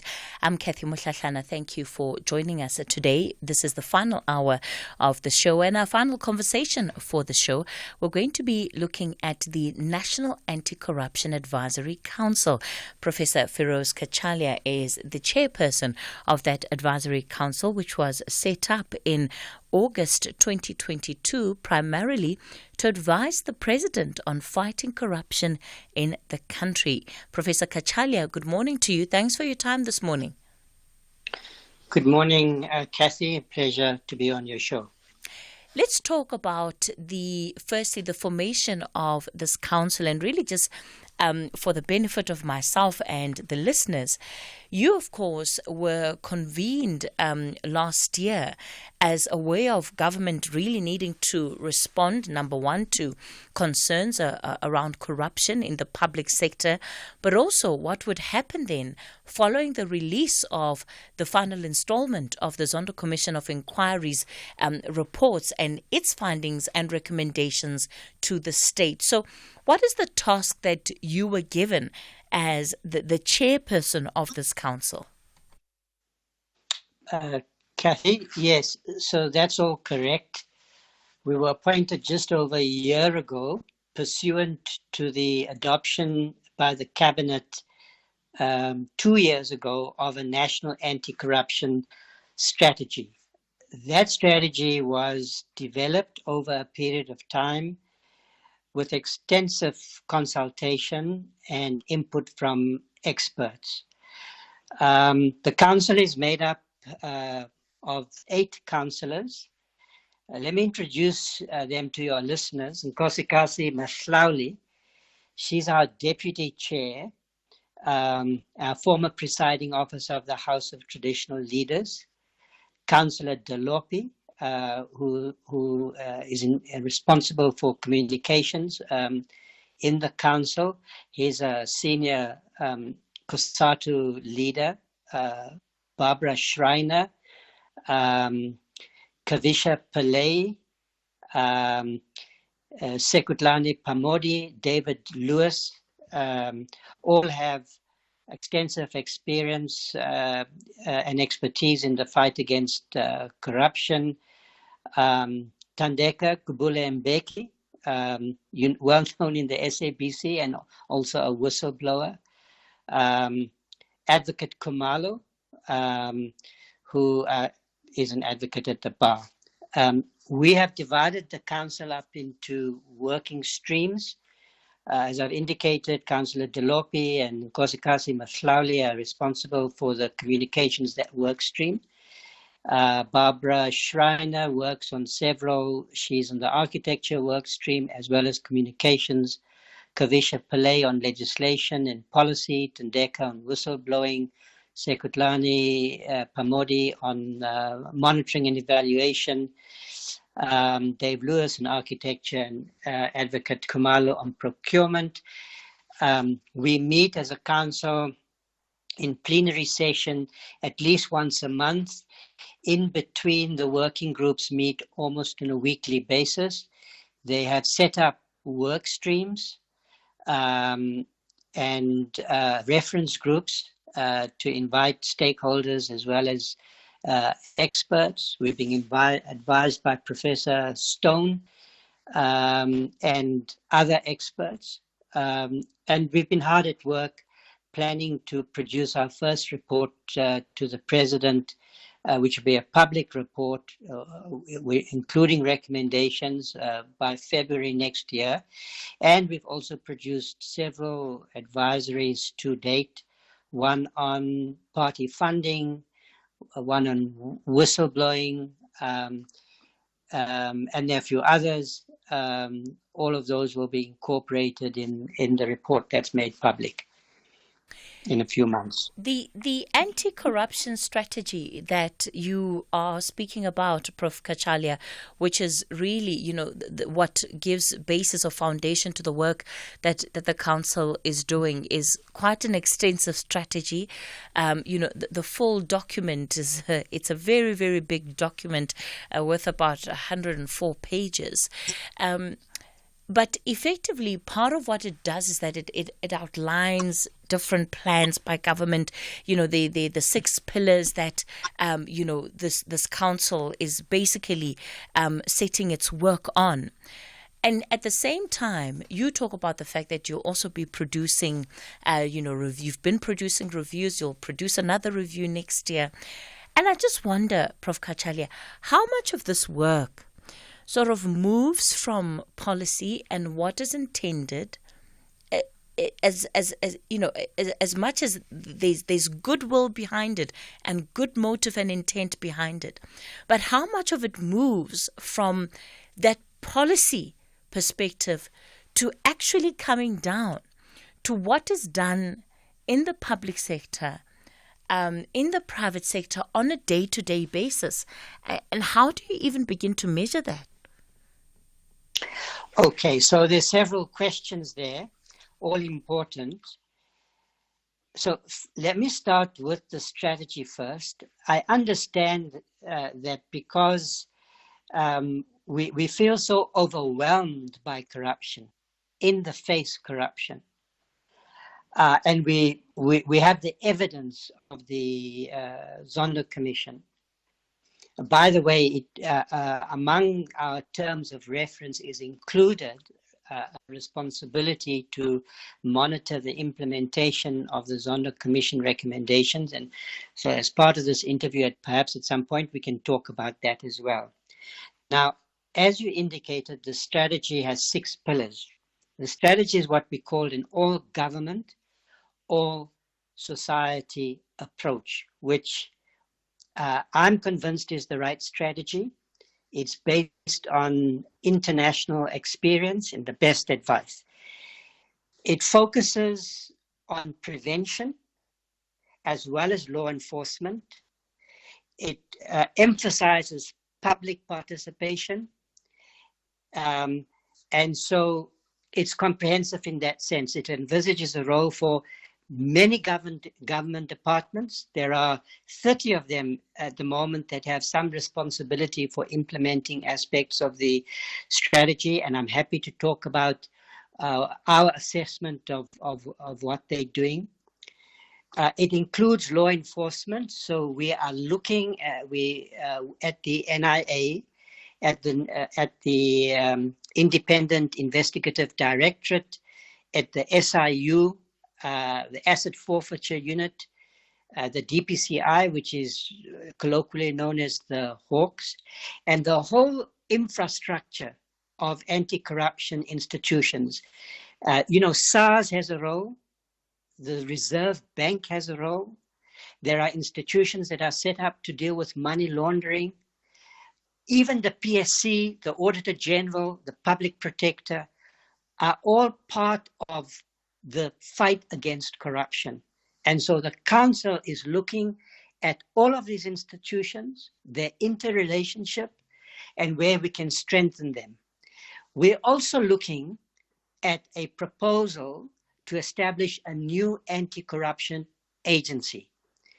And we will be reporting our preliminary ideas about the establishment of such an agency in February next year. We have looked at whistleblowing. We have very clear recommendations that we will be making. We have already made some recommendations to the President, which we intend to function on an interim basis. The Department of Justice has produced important proposals on whistleblowing, which we are looking at and which broadly has our support.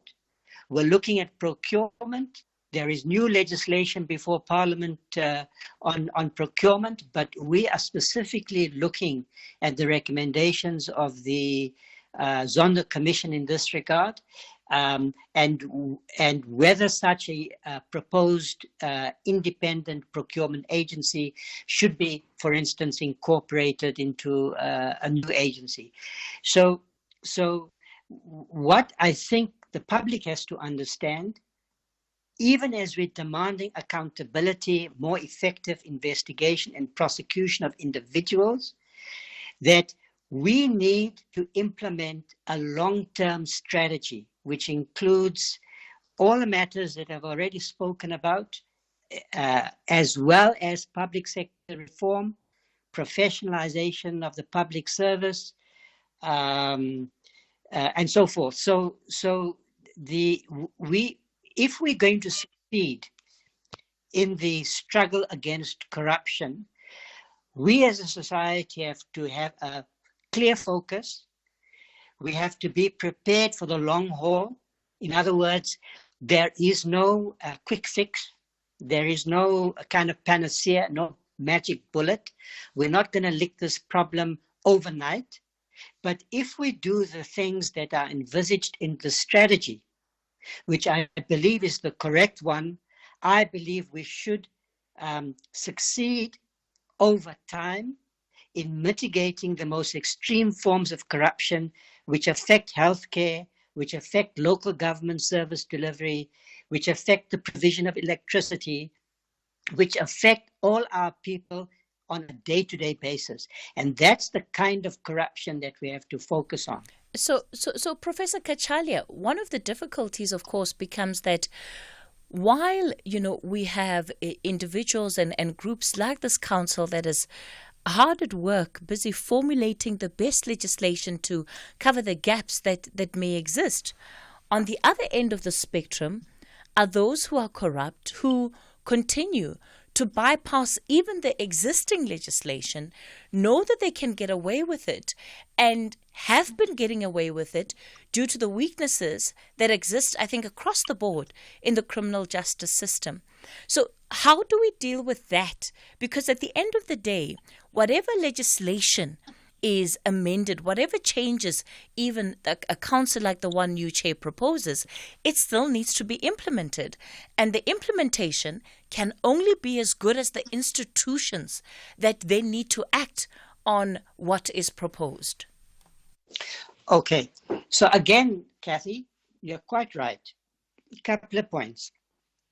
First of all, I'm very proud of the fact that our people, the South African people, are insisting upon accountability. We have expectations of the behavior of those we elect to public office and those that we appoint to positions in the public service. Now, so public pressure for accountability is absolutely central.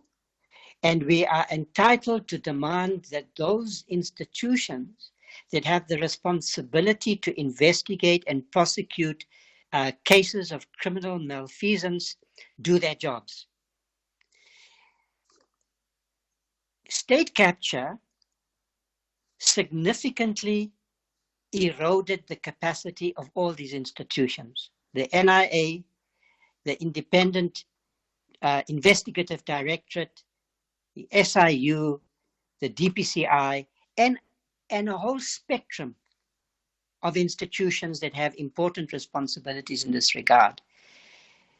We are living with the consequences of the damaging impact of state capture. Those institutions have to be rebuilt. And I believe that the correct steps are being taken, slow and incremental they may be, but important steps have been taken. First of all, to reform, to change the leadership of these institutions, to get rid of corrupt elements, to strengthen their budgetary allocations. There is legislation before Parliament to strengthen the independence and permanence of the Independent Investigative Directorate. Those are important steps, but they're not sufficient. And we will be making recommendations in February to strengthen those institutions. But it's also important to recognize that steps are being taken and that there is some progress. Let's not talk ourselves into a sense of defeatism and so forth. Let's take, for instance, because I indicated to you we are monitoring the implementation of the Zondo Commission recommendations. The presidency's responsibility is to refer those matters to the investigative and prosecutorial authorities. Presidency doesn't investigate or prosecute individuals. That is not their role. So of the matters that have been referred to the proper authorities, 20% are currently before the courts. And there have been some successes, mainly in the Free State cases. But investigations have made progress with respect to Fred Dairy as the asbestos project, Bosasa, but there are a lot of cases that are ongoing, not yet before the courts. Eskom, Transnet, PRASA, the City of Johannesburg, Danel, Alexo, SARS, the SSA, all of which where there are cases under investigation. The asset forfeiture unit has freezing orders worth 14 billion in place. The SIU, and I have to say, I think that's a center of excellence, has cancelled contracts worth 64 billion. And is contemplating a further amount up to, I understand, about 130 billion. SARS has recovered 5 billion. These are all in respect of state capture cases. Action is also being taken against directors of several state-owned enterprises through the CIPC. And so I would say that a fair-minded, balanced assessment is that there is some changes have been made, which are steps forward. Some progress is being made in investigating and prosecuting individuals, but we are nowhere near where we need to be. So we still need to climb a mountain, but we started climbing that mountain. I also want to make the point, again, based on the best evidence that we have, our best understanding of experiences with anti-corruption strategies worldwide.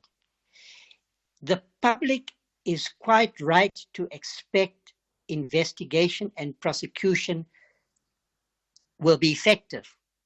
But we also need to focus on the implementation of a comprehensive strategy, because mere investigation and prosecution alone is not sufficient.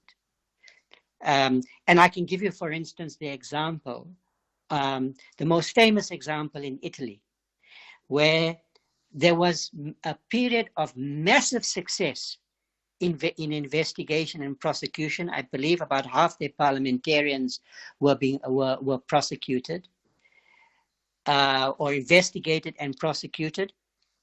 The investigators and prosecutors achieved massive success, but they didn't lick the corruption problem because it comes back, because it's systematic, it's entrenched, and so forth. And that's the kind of problem we have. Let's take procurement. We have to make sure that we prevent corruption.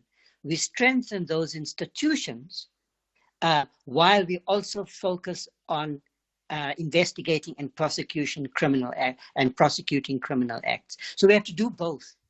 And that means that we have to understand that we're in this for the long haul. Building institutions, strengthening them, and so forth is a long-term endeavor. All right. And if we keep the focus, I believe that, as I've indicated, I think we can succeed over the long term. Let's take a look at the low-hanging fruit that could also have come into play, right, that don't necessarily require the extent of legislative reform or even the development of new institutions, as you've alluded to. Lifestyle audits. What has been your advice to the President around the issue of lifestyle audits? And why is it that even to date, despite the commitments made by the President, despite the recommendations from the Zondo Commission of Inquiry, we still sit without lifestyle audits for the government officials in the country? So this is a critical matter. There has to be lifestyle audits. I believe there will be. We will be making a specific recommendation in this regard in our February report, without question. My understanding is that this recommendation is that they are in the process of commissioning another service provider. Now, that is concerning. I'm not entirely sure what has happened in this process, but the public should be demanding lifestyle audits. We should be insisting that the government implement those recommendations from the Zondo Commission, and we will be reinforcing that commitment in our own report. So then, Prof, how much power do you actually have? I mean, as a council, is yours to basically say, look, President, this is what you're supposed to be doing in terms of the implementation of this strategy. We're not seeing it, so please give us an update on when we will see it, or just to what extent are you actually able to hold the President accountable? What I'll do is that I'll give you an opportunity to respond in a moment. It's 11:30. Sure. Let me go to the latest news headlines, and then we'll continue the conversation with Feroz Kachalia.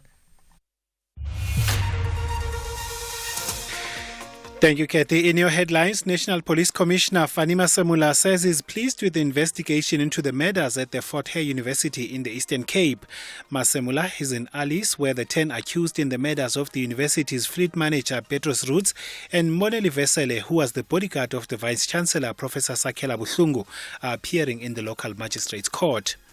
Higher Education Minister Dr. Platon Nzimande and the NSFAS Board Chairperson Ernest Khosa will this afternoon give an update on the opening of the scheme's funding applications for the 2024 academic year.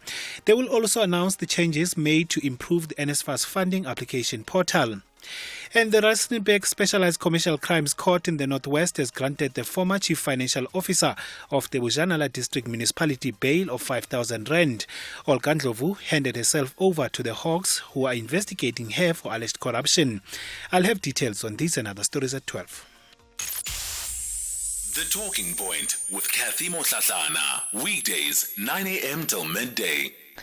We continue the conversation on the talking point. Professor Firoz Kachali is the chairperson of the National Anti-Corruption Advisory Council, and we're talking to him about the work that the council has done since it was established in August 2022, just over a year ago. So, Prof. Kachali, if you can respond to that issue around really the role of oversight that the council plays, and to what extent, this advisory in this advisory role, you then are also able to hold the presidency and the rest of government accountable on matters of corruption.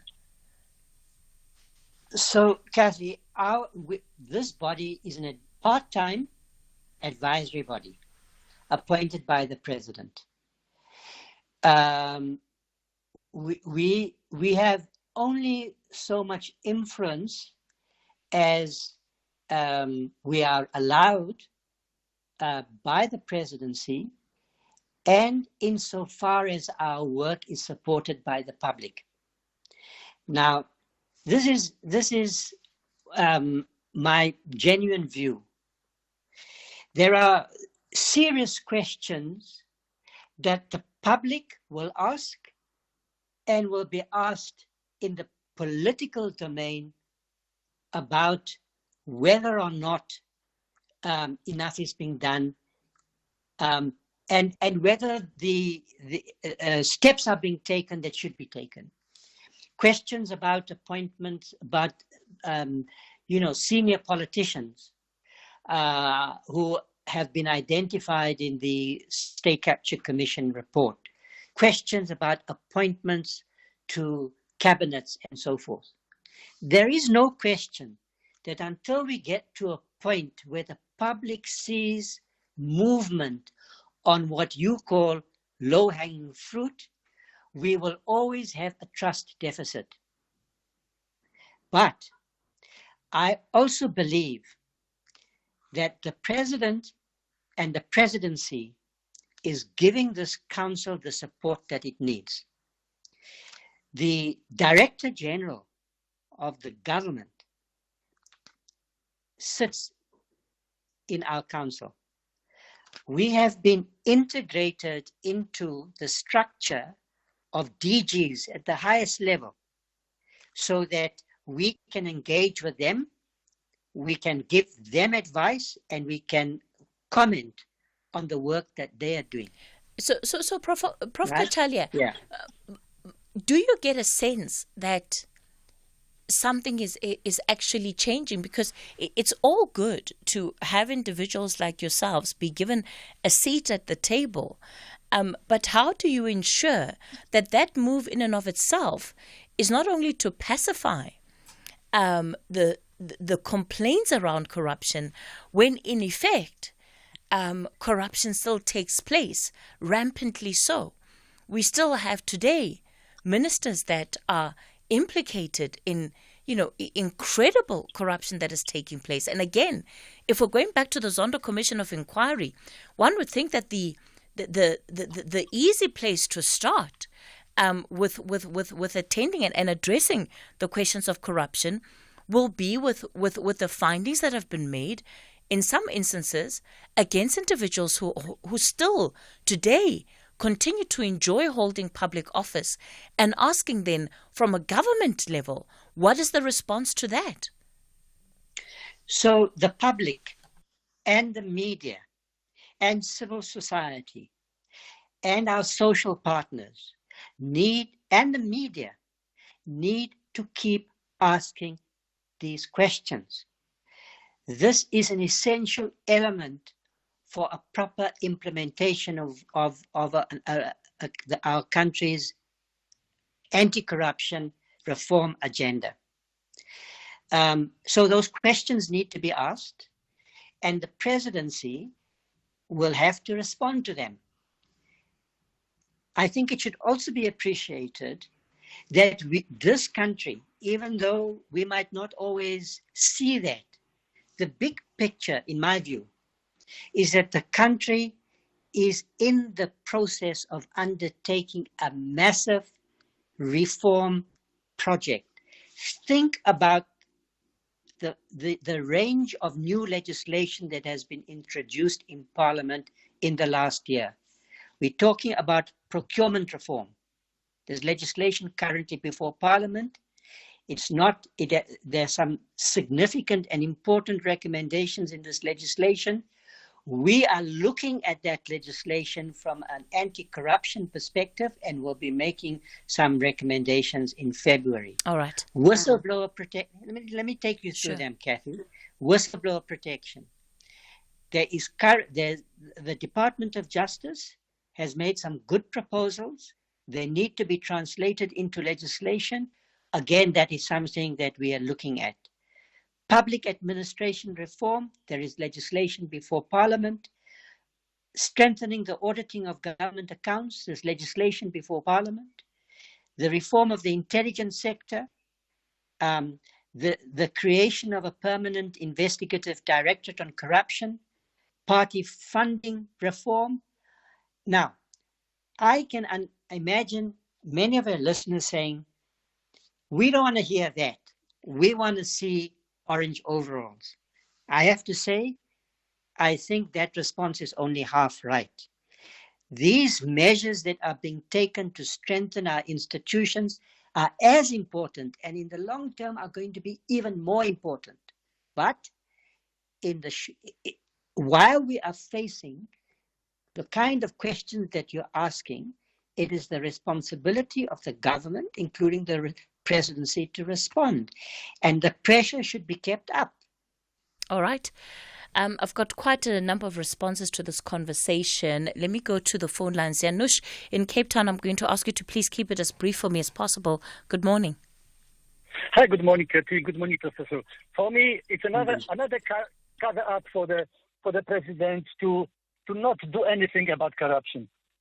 He is very clever. He created these commissions, and then when it comes to something, no, we cannot talk about it because it's under investigation, and so on. There will be another commission over another commission. We lost a lot of money on the Zondo commission. Nothing happened. So I don't trust any other commission and whatever going to happen before. Katie, do you imagine that Mr. Ramaphosa, president of ANC, will very seriously take this stand of corruption? What's going to happen in the election?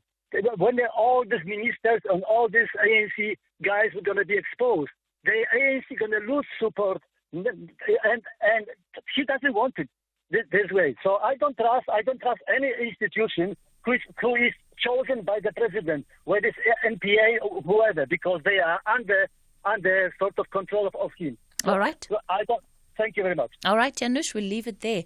Lots of voice notes on this issue as well. Let's take a couple of them. Good morning. This is Jose from Mpumalanga. All strategies, all talk shop, but we never actually see anything actually ever being implemented. We had a government that are very, very good at talk shops, but nothing ever happens after these talk shops. We spend an enormous amount of money on talk shops, but nothing gets implemented. Why don't you implement it and then talk how well it goes? Not tell us how good it's going to be, but it never gets implemented. Thank you. Hi, good morning, Kathy. Listening to your guest talk about corruption and system restructure and everything is totally frustrating. We don't know who they're investigating. We don't know who they're prosecuting. We don't know who's going to jail. But yet they want to fix up the systems first. We need to get action. You must stop just talking about it. Remember, the president is our employee. Likewise, this professor. We want the people in jail, not talk. Hi, Kathy, Willie and Kuma. Kathy, listening to what Kachilia is saying, really, that brings us to the fact that council is useless. So you're asking him about the developments, what have they done up to so far? That's nothing. He is just beating about the bush. You see, that council, it's just a toothless dog. No, man, it must be disbanded. Thanks, Willie and Kuma. All right, so that's just a sense, Prof. Kachalia, of what our listeners have to say about the conversation we've been having. Unfortunately, we don't have much time left, but let me give you an opportunity to respond to some of those concerns. Yes, so let me first make it clear we're not being paid. We're not costing the taxpayer any money. I just wanted to clear that matter up. I understand that there is deep public disillusionment about where we are with respect to the fight against corruption. And we are not, as a council, able to address that trust deficit. But we're going to keep our attentions focused on the job at hand. I've given as full a report as I have been able to in this interview. I've indicated where I think their progress is being made and where progress isn't being made. I can't do more than that. All right, Professor Firoz Kachalia.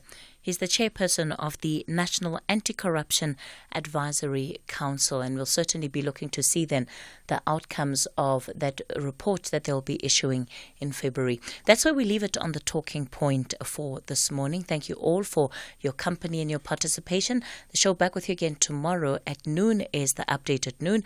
We leave you again with the book reading. 28 years ago, two great outfits of global rugby met in the Rugby World Cup final. The Springboks and the All Blacks. The Boks had a good day in the office in 1995 and lifted the Webb Ellis Cup on home soil. Amabokoboko have silenced the All Blacks once again. At the Rugby World Cup Final France 2023 in search of their fourth title. Hala la Zanzi Afrika. Back-to-back victors and four-time champions of the Rugby World Cup. An extra seat has been booked for a flight back to Afrika Tonga for the Webb Ellis Cup to travel with the world's best rugby national team. Amabokoboko. Congratulations to the Springboks. Brought to you by SABC Sport. For the love of the game.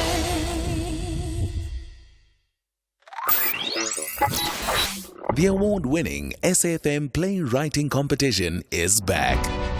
Piece of good news for writers out there.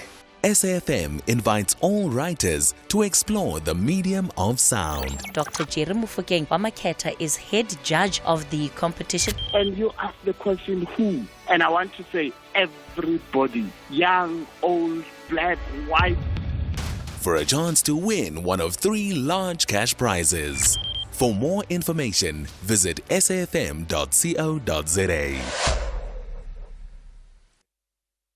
Dear Africa Chipembe, Siyabonga. Realeboga. Thank you for experiencing the Rugby World Cup France 2023 in your language of choice on SABC radio stations and SABC TV channels. This journey is fulfilling and exhilarating when you are on board. The front row belongs to Afrika Tonga. Brought to you by SABC Sport. For the love of the game.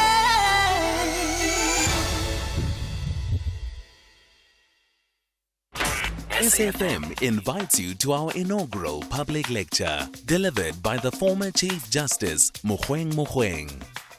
The theme of the lecture is constitutionalism and upholding the rule of law in South Africa. Has corruption and malfeasance eroded the moral fabric of the democratic dispensation? The lecture will take place on the 29th of November 2023 at the SABC M1 Studios in Johannesburg. Secure your seat by emailing us at info@safm.co.za. SAfm, leading the conversation. The book reading. Please note the views expressed in this book are not that of the station. Listeners' discretion is advised. SAfm presents another episode of Simply Larry, read by Simpiwe Nkosi, written by Elias Masilela. This centerpiece was the main area for the recreational pursuits of the boys, which originally was a football pitch, volleyball and basketball courts, with ample space for other recreational activities.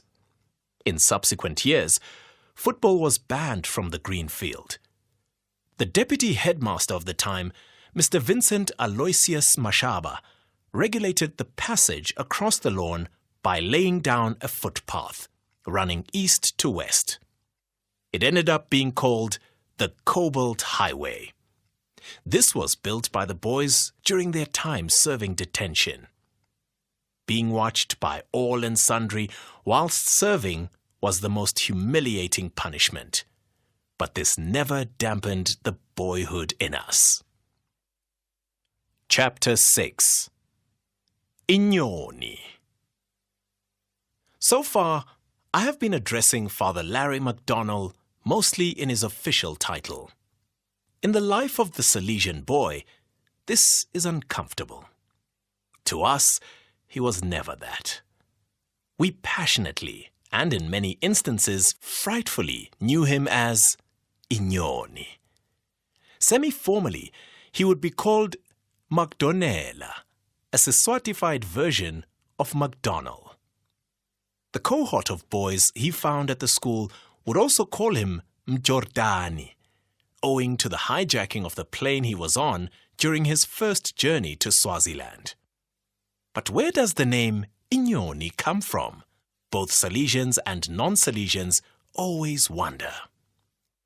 This question unearths the irony of this project, which started with a simple yet intriguing question even for the senior old boys. What does Ntungwana mean? That was the title and the full content of the first email that went out to 40-odd old boys on Sunday, 5 March 2017. Fortuitously, it had to coincide with a holy day. The flurry of emails that followed had all sorts of both logical and weird responses. They ranged from deep emotional explanations to questions such as, why ask the question now? To murmurs of ignorance and defeat, and to notes of encouragement that, we have started a good discussion.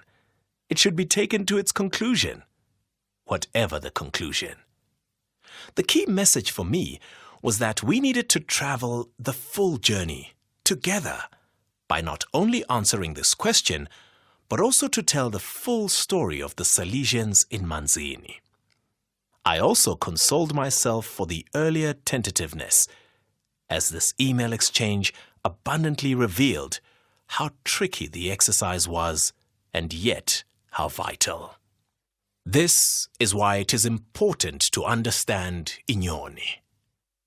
Whilst I am taking a very bold and most probably naive step in trying to dig out the true meanings of the names that were given to our dear priests, and to Father Larry in particular, it is probably a helpful attempt of putting life and meaning behind them. Context is always important. But unfortunately, we all seem to have slightly different perspectives about these origins. As Patrick Mzabalazozwane put it, it's funny how we always assume we know where our padres' nicknames came from. To be honest, when I think of it, none of their origins were ever properly explained to me. However, when they were used in actual action and in context in those heady days, I experientially had no doubt what they really meant. Inyoni, for example. When I looked at Father Larry at his very prime, he indeed looked like a supreme eagle about to swoop on its prey in a flash. He had immeasurable natural personal dignity, almost to the point of being downright scary. He has not lost all of that aura and presence, despite his now advanced age. Matitila, to my construction, captured Father Flynn's so very gentle, steady and laboured, almost to the point of being pained tone, whenever he spoke so fatherly and affectionately to the Salesian students. This came out most especially when he was preaching at Friday Mass in the Salesian chapel, and started his sermon with his typical engaging, bewitching, but almost hesitant broad smile, and the virtually standard opening words, "My dear boys, today is the feast of St. John Bosco," or whichever saint as per occasion. Does anyone really need to explain to a member of the Blues alumni what these nicknames mean or meant? Don't we all just understand them instinctively? Laugh out loud. He would later remind me that Larry was also called Tsegwane, a name given to him by another old boy, Shiyumhlaba Dlamini. I would later bump into a former St. Teresa's girl, Dr. I.S. Gunene, who is now a professor in the Faculty of Science at the University of Swaziland, UNISWA, who also knew Larry, first and foremost, as Tsegwane. When I introduced myself and told her what I was doing, she burst out laughing. Ubhala ngaTsegwane? Utawutsini ngaTsegwane? You're writing about Tsegwane. What are you going to say about him? Tsegwane is the Hamarkop, Scopus umbretta, also known as the bird of ill omen. I could not have put this conundrum in any better way. All that Father Tim Wren could say about this unfathomable characterization was typical Salesian setting. That said, I continue with the pursuit of this treacherous exercise for a good cause. Where I get it wrong, history will judge me. Hopefully, gently. Legend tells us that, with the headmaster's office on the first floor of the East Side block, Larry had a vantage position from where he could see the entire ring from his balcony. He could, therefore, monitor all the recreational activities at a glance. As a result of this convenient design, he would conduct assembly from his balcony, with students lining up along the fronts of their classrooms, forming a gigantic U-shape, with the U facing south, which is the direction the primary school is located. This address would be akin to the delivery of the annual Easter Mass by the Pope in the Vatican. I would learn later, visiting the school for my annual pilgrimage, that the assembly format had changed somewhat. It is the positioning of his office and the ability to swoop down on bad behavior that principally earned Father Larry the name Inyoni, which means bird in Siswati. His office was in turn known as Sidlege, nest. In later years, those who grew more comfortable with him would address him simply as Larry. Chapter 7. About Larry. Having dealt with the origins of the name, we now turn to the man himself, which is more pertinent. We try to answer the question, who is Father Larry McDonnell? Depending on the number of people answering, you will get at least as many descriptions. The simplest description of Father Larry is that of someone who touched the lives of many boys, parents, teachers, families, and organizations in his illustrious religious and community life. Many of these people have gone to take up very influential positions and are changing the lives of others, both in Swaziland and elsewhere. The rest of this chapter will attempt to paint a picture of this inspiring and amazing figure, revered by many around the globe. Larry has already been described as follows: inseparable from the history of the Salesian school, history of Manzini, history of Swaziland, history of South Africa's struggle for liberation, history of number 43, is none other than Father Larry McDonnell. No other living being can compare to such diverse contribution and sacrifice. Although with dignity, he remains unassuming about his illustrious role. He, however, prefers to describe himself simply as typically Irish, fiercely Irish, once Irish, always Irish. At the time he uttered these words, I had little appreciation of what they really meant. Then, in the back of my mind, they vaguely resonated with a statement Larry had made a few years earlier, after returning from heart surgery in London. When I asked him how the operation had gone and how he was feeling, his response was quite unexpected. The operation went extremely well, and I am fully recovered. apart from the fact that I have the tube of an English pig in my body. This response spoke volumes about his pride and identity, fiercely Irish. I never pursued the line of questioning. I simply accepted that he was born into a family and a world of resistance. Resistance against British domination and Irish sectoral divisions. He could not shake this off. It would later be revealed in 2017 by Larry's cousin Pat Boyle that it was an ex-pupil, now a doctor, who diagnosed Larry's heart condition a few years ago. Larry went to Dublin and had a triple bypass and returned to Manzini 3 months later. She later emphasizes, he definitely had it in the Mater Hospital in Dublin, so he has the tube of an Irish pig, not an English one, inside him. This may have been a case of Larry's memory being challenged. I, however, have all along been harboring his original words and sentiment in my mind, for no conscious reason. It was not until I travelled to London on business, which trip coincided with St. Patrick's Day in March of 2017. It was during this trip that I fully reconciled the choice of colour for the Salesian primary school uniform, green. It was the first time that I consciously related it to the Irish tradition and history, where all along it was just a colour. Arriving in London on 16 March 2017, I was astonished by the amount of coverage given to the celebration of St. Patrick's Day. The city was all covered in green. I consciously joined the euphoria, something that I had not done before, even during my days at Salesian. I guess it was the consciousness developed by the work I was seized with, namely the writing of this book.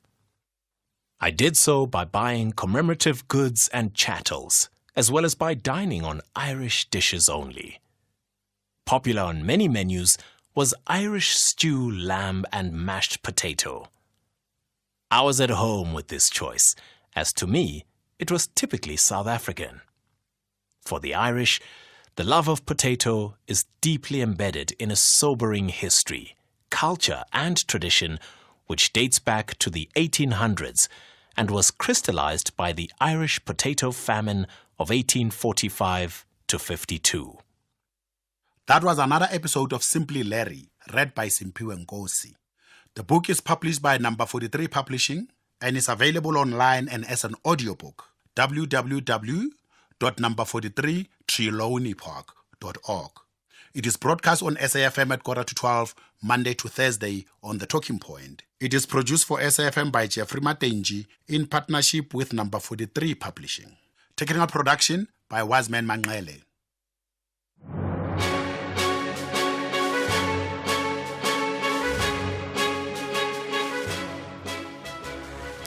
12 o'clock on Tuesday, the 21st of November 2023. A very warm welcome to Updated Noon here on SAfm. Leading the conversation for the next hour, I'm Sakina Kamwendo. Coming up on today's show, we need to caution that this is going to take time and nothing is going to happen overnight. We have indicated that many a times that we would need to invest. Well, several shipping vessels that are due to bring in goods for the festive season are unable to offload due to port congestion at Durban. Now more confident that we are close enough to reach to a deal that can bring the people safely back to their homes, whether they are the hostages. And a hostage exchange deal between Israel and Hamas is imminent. Coming up in sport. Bafana, confident ahead of their World Cup qualifier today. And have you got some money? You can own all of Lionel Messi's football World Cup shirts. I'll tell you how in a bit. All right, can't wait. John Chirica with those details later in the show. Please share your views with us. You can write to us. 41391 is the SMS line number. You can also write to us via X or Facebook, our handle at Updated Noon, using the hashtag Updated Noon, or send us a WhatsApp voice note on 082-692-3909. Well, these and more stories coming up on this Tuesday edition of Updated Noon. First, though, let's bring you up to speed with the latest news with Luyanda Maome. SABC News, independent and impartial. Thank you, Sakina. In your top stories, alleged gang leader gunned down in Johannesburg, and NSFAS to give update on student financing for 2024.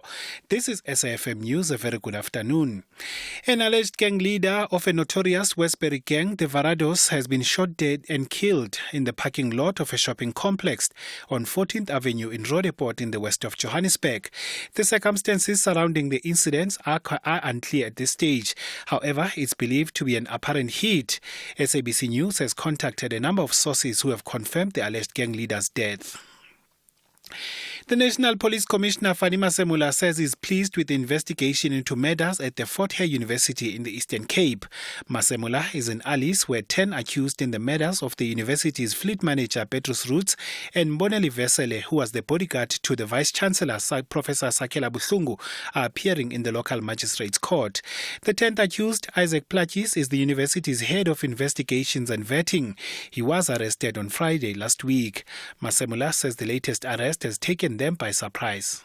Even as police, we were working with the gentleman, Mr. Plakis, close to us, assisting us. We didn't expect that. We didn't foresee that he's involved. We were surprised that at the end of the day, he is also part of the people that we were looking for. But he was close to us, assisting us in the investigation. Higher Education Minister Dr. Blade Nzimande and the NSFAS Sport Chairperson Ernest Khosa will this afternoon give an update on the opening of the scheme's funding applications for the 2024 academic year. They will also announce changes made to improve the NSFAS funding application portal. The funding scheme has been grappling with a number of challenges, including the students' payment delays and the axing of the CEO, Andile Nangoko, following the damning investigation. Meanwhile, students under the banner of the Student Forum for Service Delivery will march to the offices of the Higher Education Department in Pretoria. The forum's leader, Nongo Solo, says they will hand over a memorandum in which they are demanding that Nzimande scraps NSFAS as it has failed students. Today we are saying Blade must refrain from launching the open application of NSFAS for 2024, and we are advising all students to actually boycott that application, because what must then happen is that the Department of Education, of Higher Education, must adopt the same financial method system of the basic education, where money moves from Treasury direct to institutions. The Rustenburg Specialized Commercial Crimes Court in the Northwest has granted the former Chief Financial Officer of the Bujanala District Municipality bail of 5,000 rand. Olga Ndlovu handed herself over to the Hawks, who are investigating her for alleged corruption. The provincial Hawks spokesperson, Tinyiko Matebula, says the corruption that Ndlovu is accused of relates to the spending of nearly 2 million rand on a job that was not delivered. Matebula says 2 other municipal officials, Patrick Shikwane and Moses Mali, are implicated in the corruption. In December 2018, Shikwane allegedly appointed Marule Naming Trading to supply Bujanala District Municipality with disaster relief materials. Reports indicate that Shikwane authorized payment to the tune of 1.9 million rand to Marule Naming without following proper supply chain processes. Marule Naming allegedly received payment but never delivered the procured materials. Ndlovu was granted 5,000 rand bail when she appeared in court, and her case was postponed to the 30th of November 2023 for further investigation. The Director of Africa for Palestine, Mohamed Desai, says they welcome the departure of the Israeli ambassador to South Africa. This comes after Israel's foreign ministry's confirmation that it had recalled its ambassador for consultations following what it referred to as the latest statement from the country's leadership. The recall comes over a week after the international relations formally reprimanded Ambassador Eliav Belachevsky over what it described as unfortunate conduct in relation to the war between Israel and Hamas. Desai says South Africa and Palestine have good relations. The South African public has for years been mobilizing in support of the Palestinian people, and most recently we've seen the South African public demonstrating, participating in protests and various other forms of action against Israel's attacks on the Palestinian people on the one hand, but also calling out Israel's foundational apartheid policies, which are the root cause of the current situation that we are facing. And so in many ways, the parliamentary action, the government pronouncements are only but an extension of the South African public. And finally, Thailand's Prime Minister Srettha Thavisin says that Cabinet has approved a draft law on marriage equality. It will be brought to Parliament during a session starting next month. Thailand has one of Asia's most open and visible lesbian, gay, bisexual and transgender communities. But many political activists say Thai laws and traditional institutions have yet to reflect changing social attitudes and still discriminate against the LGBT people and same-sex couples. If Parliament approves the draft law, it received royal consent. Thailand will become the third place in Asia after Taiwan and Nepal to recognize same-sex marriage. Recapping your top story, an alleged gang leader of a notorious Westbury gang, the Varados, has been shot and killed in the parking lot of a shopping complex on the 14th Avenue in Roodepoort in the west of Johannesburg. For SAfm News, I am Luyanda Maume. Headlines at 12:30. Update at noon with Sakina Kamwendo, midday to 1 p.m. Update at noon with Sakina Kamwendo. Well, thanks so much, Leanda. Good afternoon, everybody. Thanks so much for tuning in to Update at Noon. It's 8 minutes after 12. And as you heard there, the top story in the news, alleged gang leader of a notorious gang in Westbury has been shot and killed. Sasha Naidu on that story. Will cross to him shortly to find out if there are any further details there. And then we're also keeping an eye on what's happening with Transnet and, of course, challenges at the ports, especially at Durban and how this is affecting the availability of consumer goods. Also, President Cyril Ramaphosa, he'll be addressing a virtual summit on the Middle East, and we'll find out exactly how that plays out. Ditaba Tsotetsi keeping tabs on that story for us. And then in Parliament later today, Parliament is scheduled to vote on a draft resolution by Julius Malema of the EFF relating to the closure of the Israeli embassy in South Africa. And meanwhile, Israel has basically summoned its ambassador to South Africa for consultation. So we'll find out exactly what the latest is on that front. And then the special tribunal expected to hear an application by the SIU to recover 1.19 billion rand from some executives who were involved with the Lepelle Northern Water project. And you will know we carried that one over from yesterday. So we're still trying to get to our reporter and the bottom of that story. SCOPA, the Standing Committee on Public Accounts in Parliament, they have been receiving an update on SAA and the progress that's been made from the side of the SIU and the investigations into SAA. I listened to a bit of it this morning and quite interesting, some of the findings there. And it seems as though it was just a free-for-all.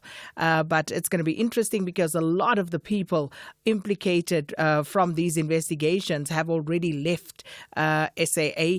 So there was a lot of talk about civil litigation, but we'll bring you up to speed with that. And also still in Parliament, the Portfolio Committee on Home Affairs being updated by the Minister on the establishment of the Electoral Reform Consultation Panel, among others. So that and also quite a few court stories. The Senzo Meyiwa, Botswana, Matela Koko, quite a lot of court stories. So we'll try and update you on as many of those as we can.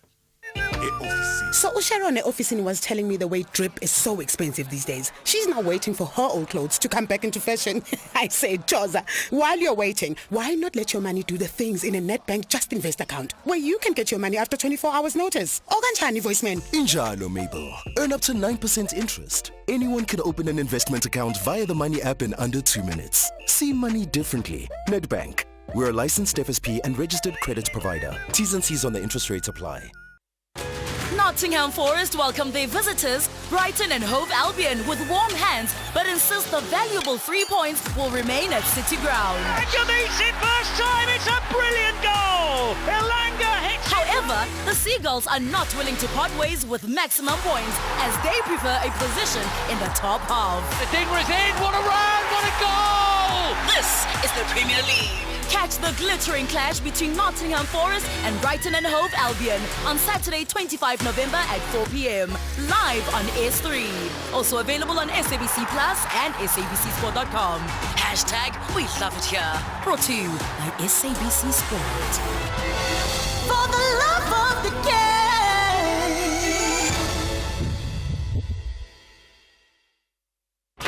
SAfm invites you to our inaugural public lecture, delivered by the former Chief Justice Mogoeng. The theme of the lecture is constitutionalism and upholding the rule of law in South Africa. Has corruption and malfeasance eroded the moral fabric of the democratic dispensation?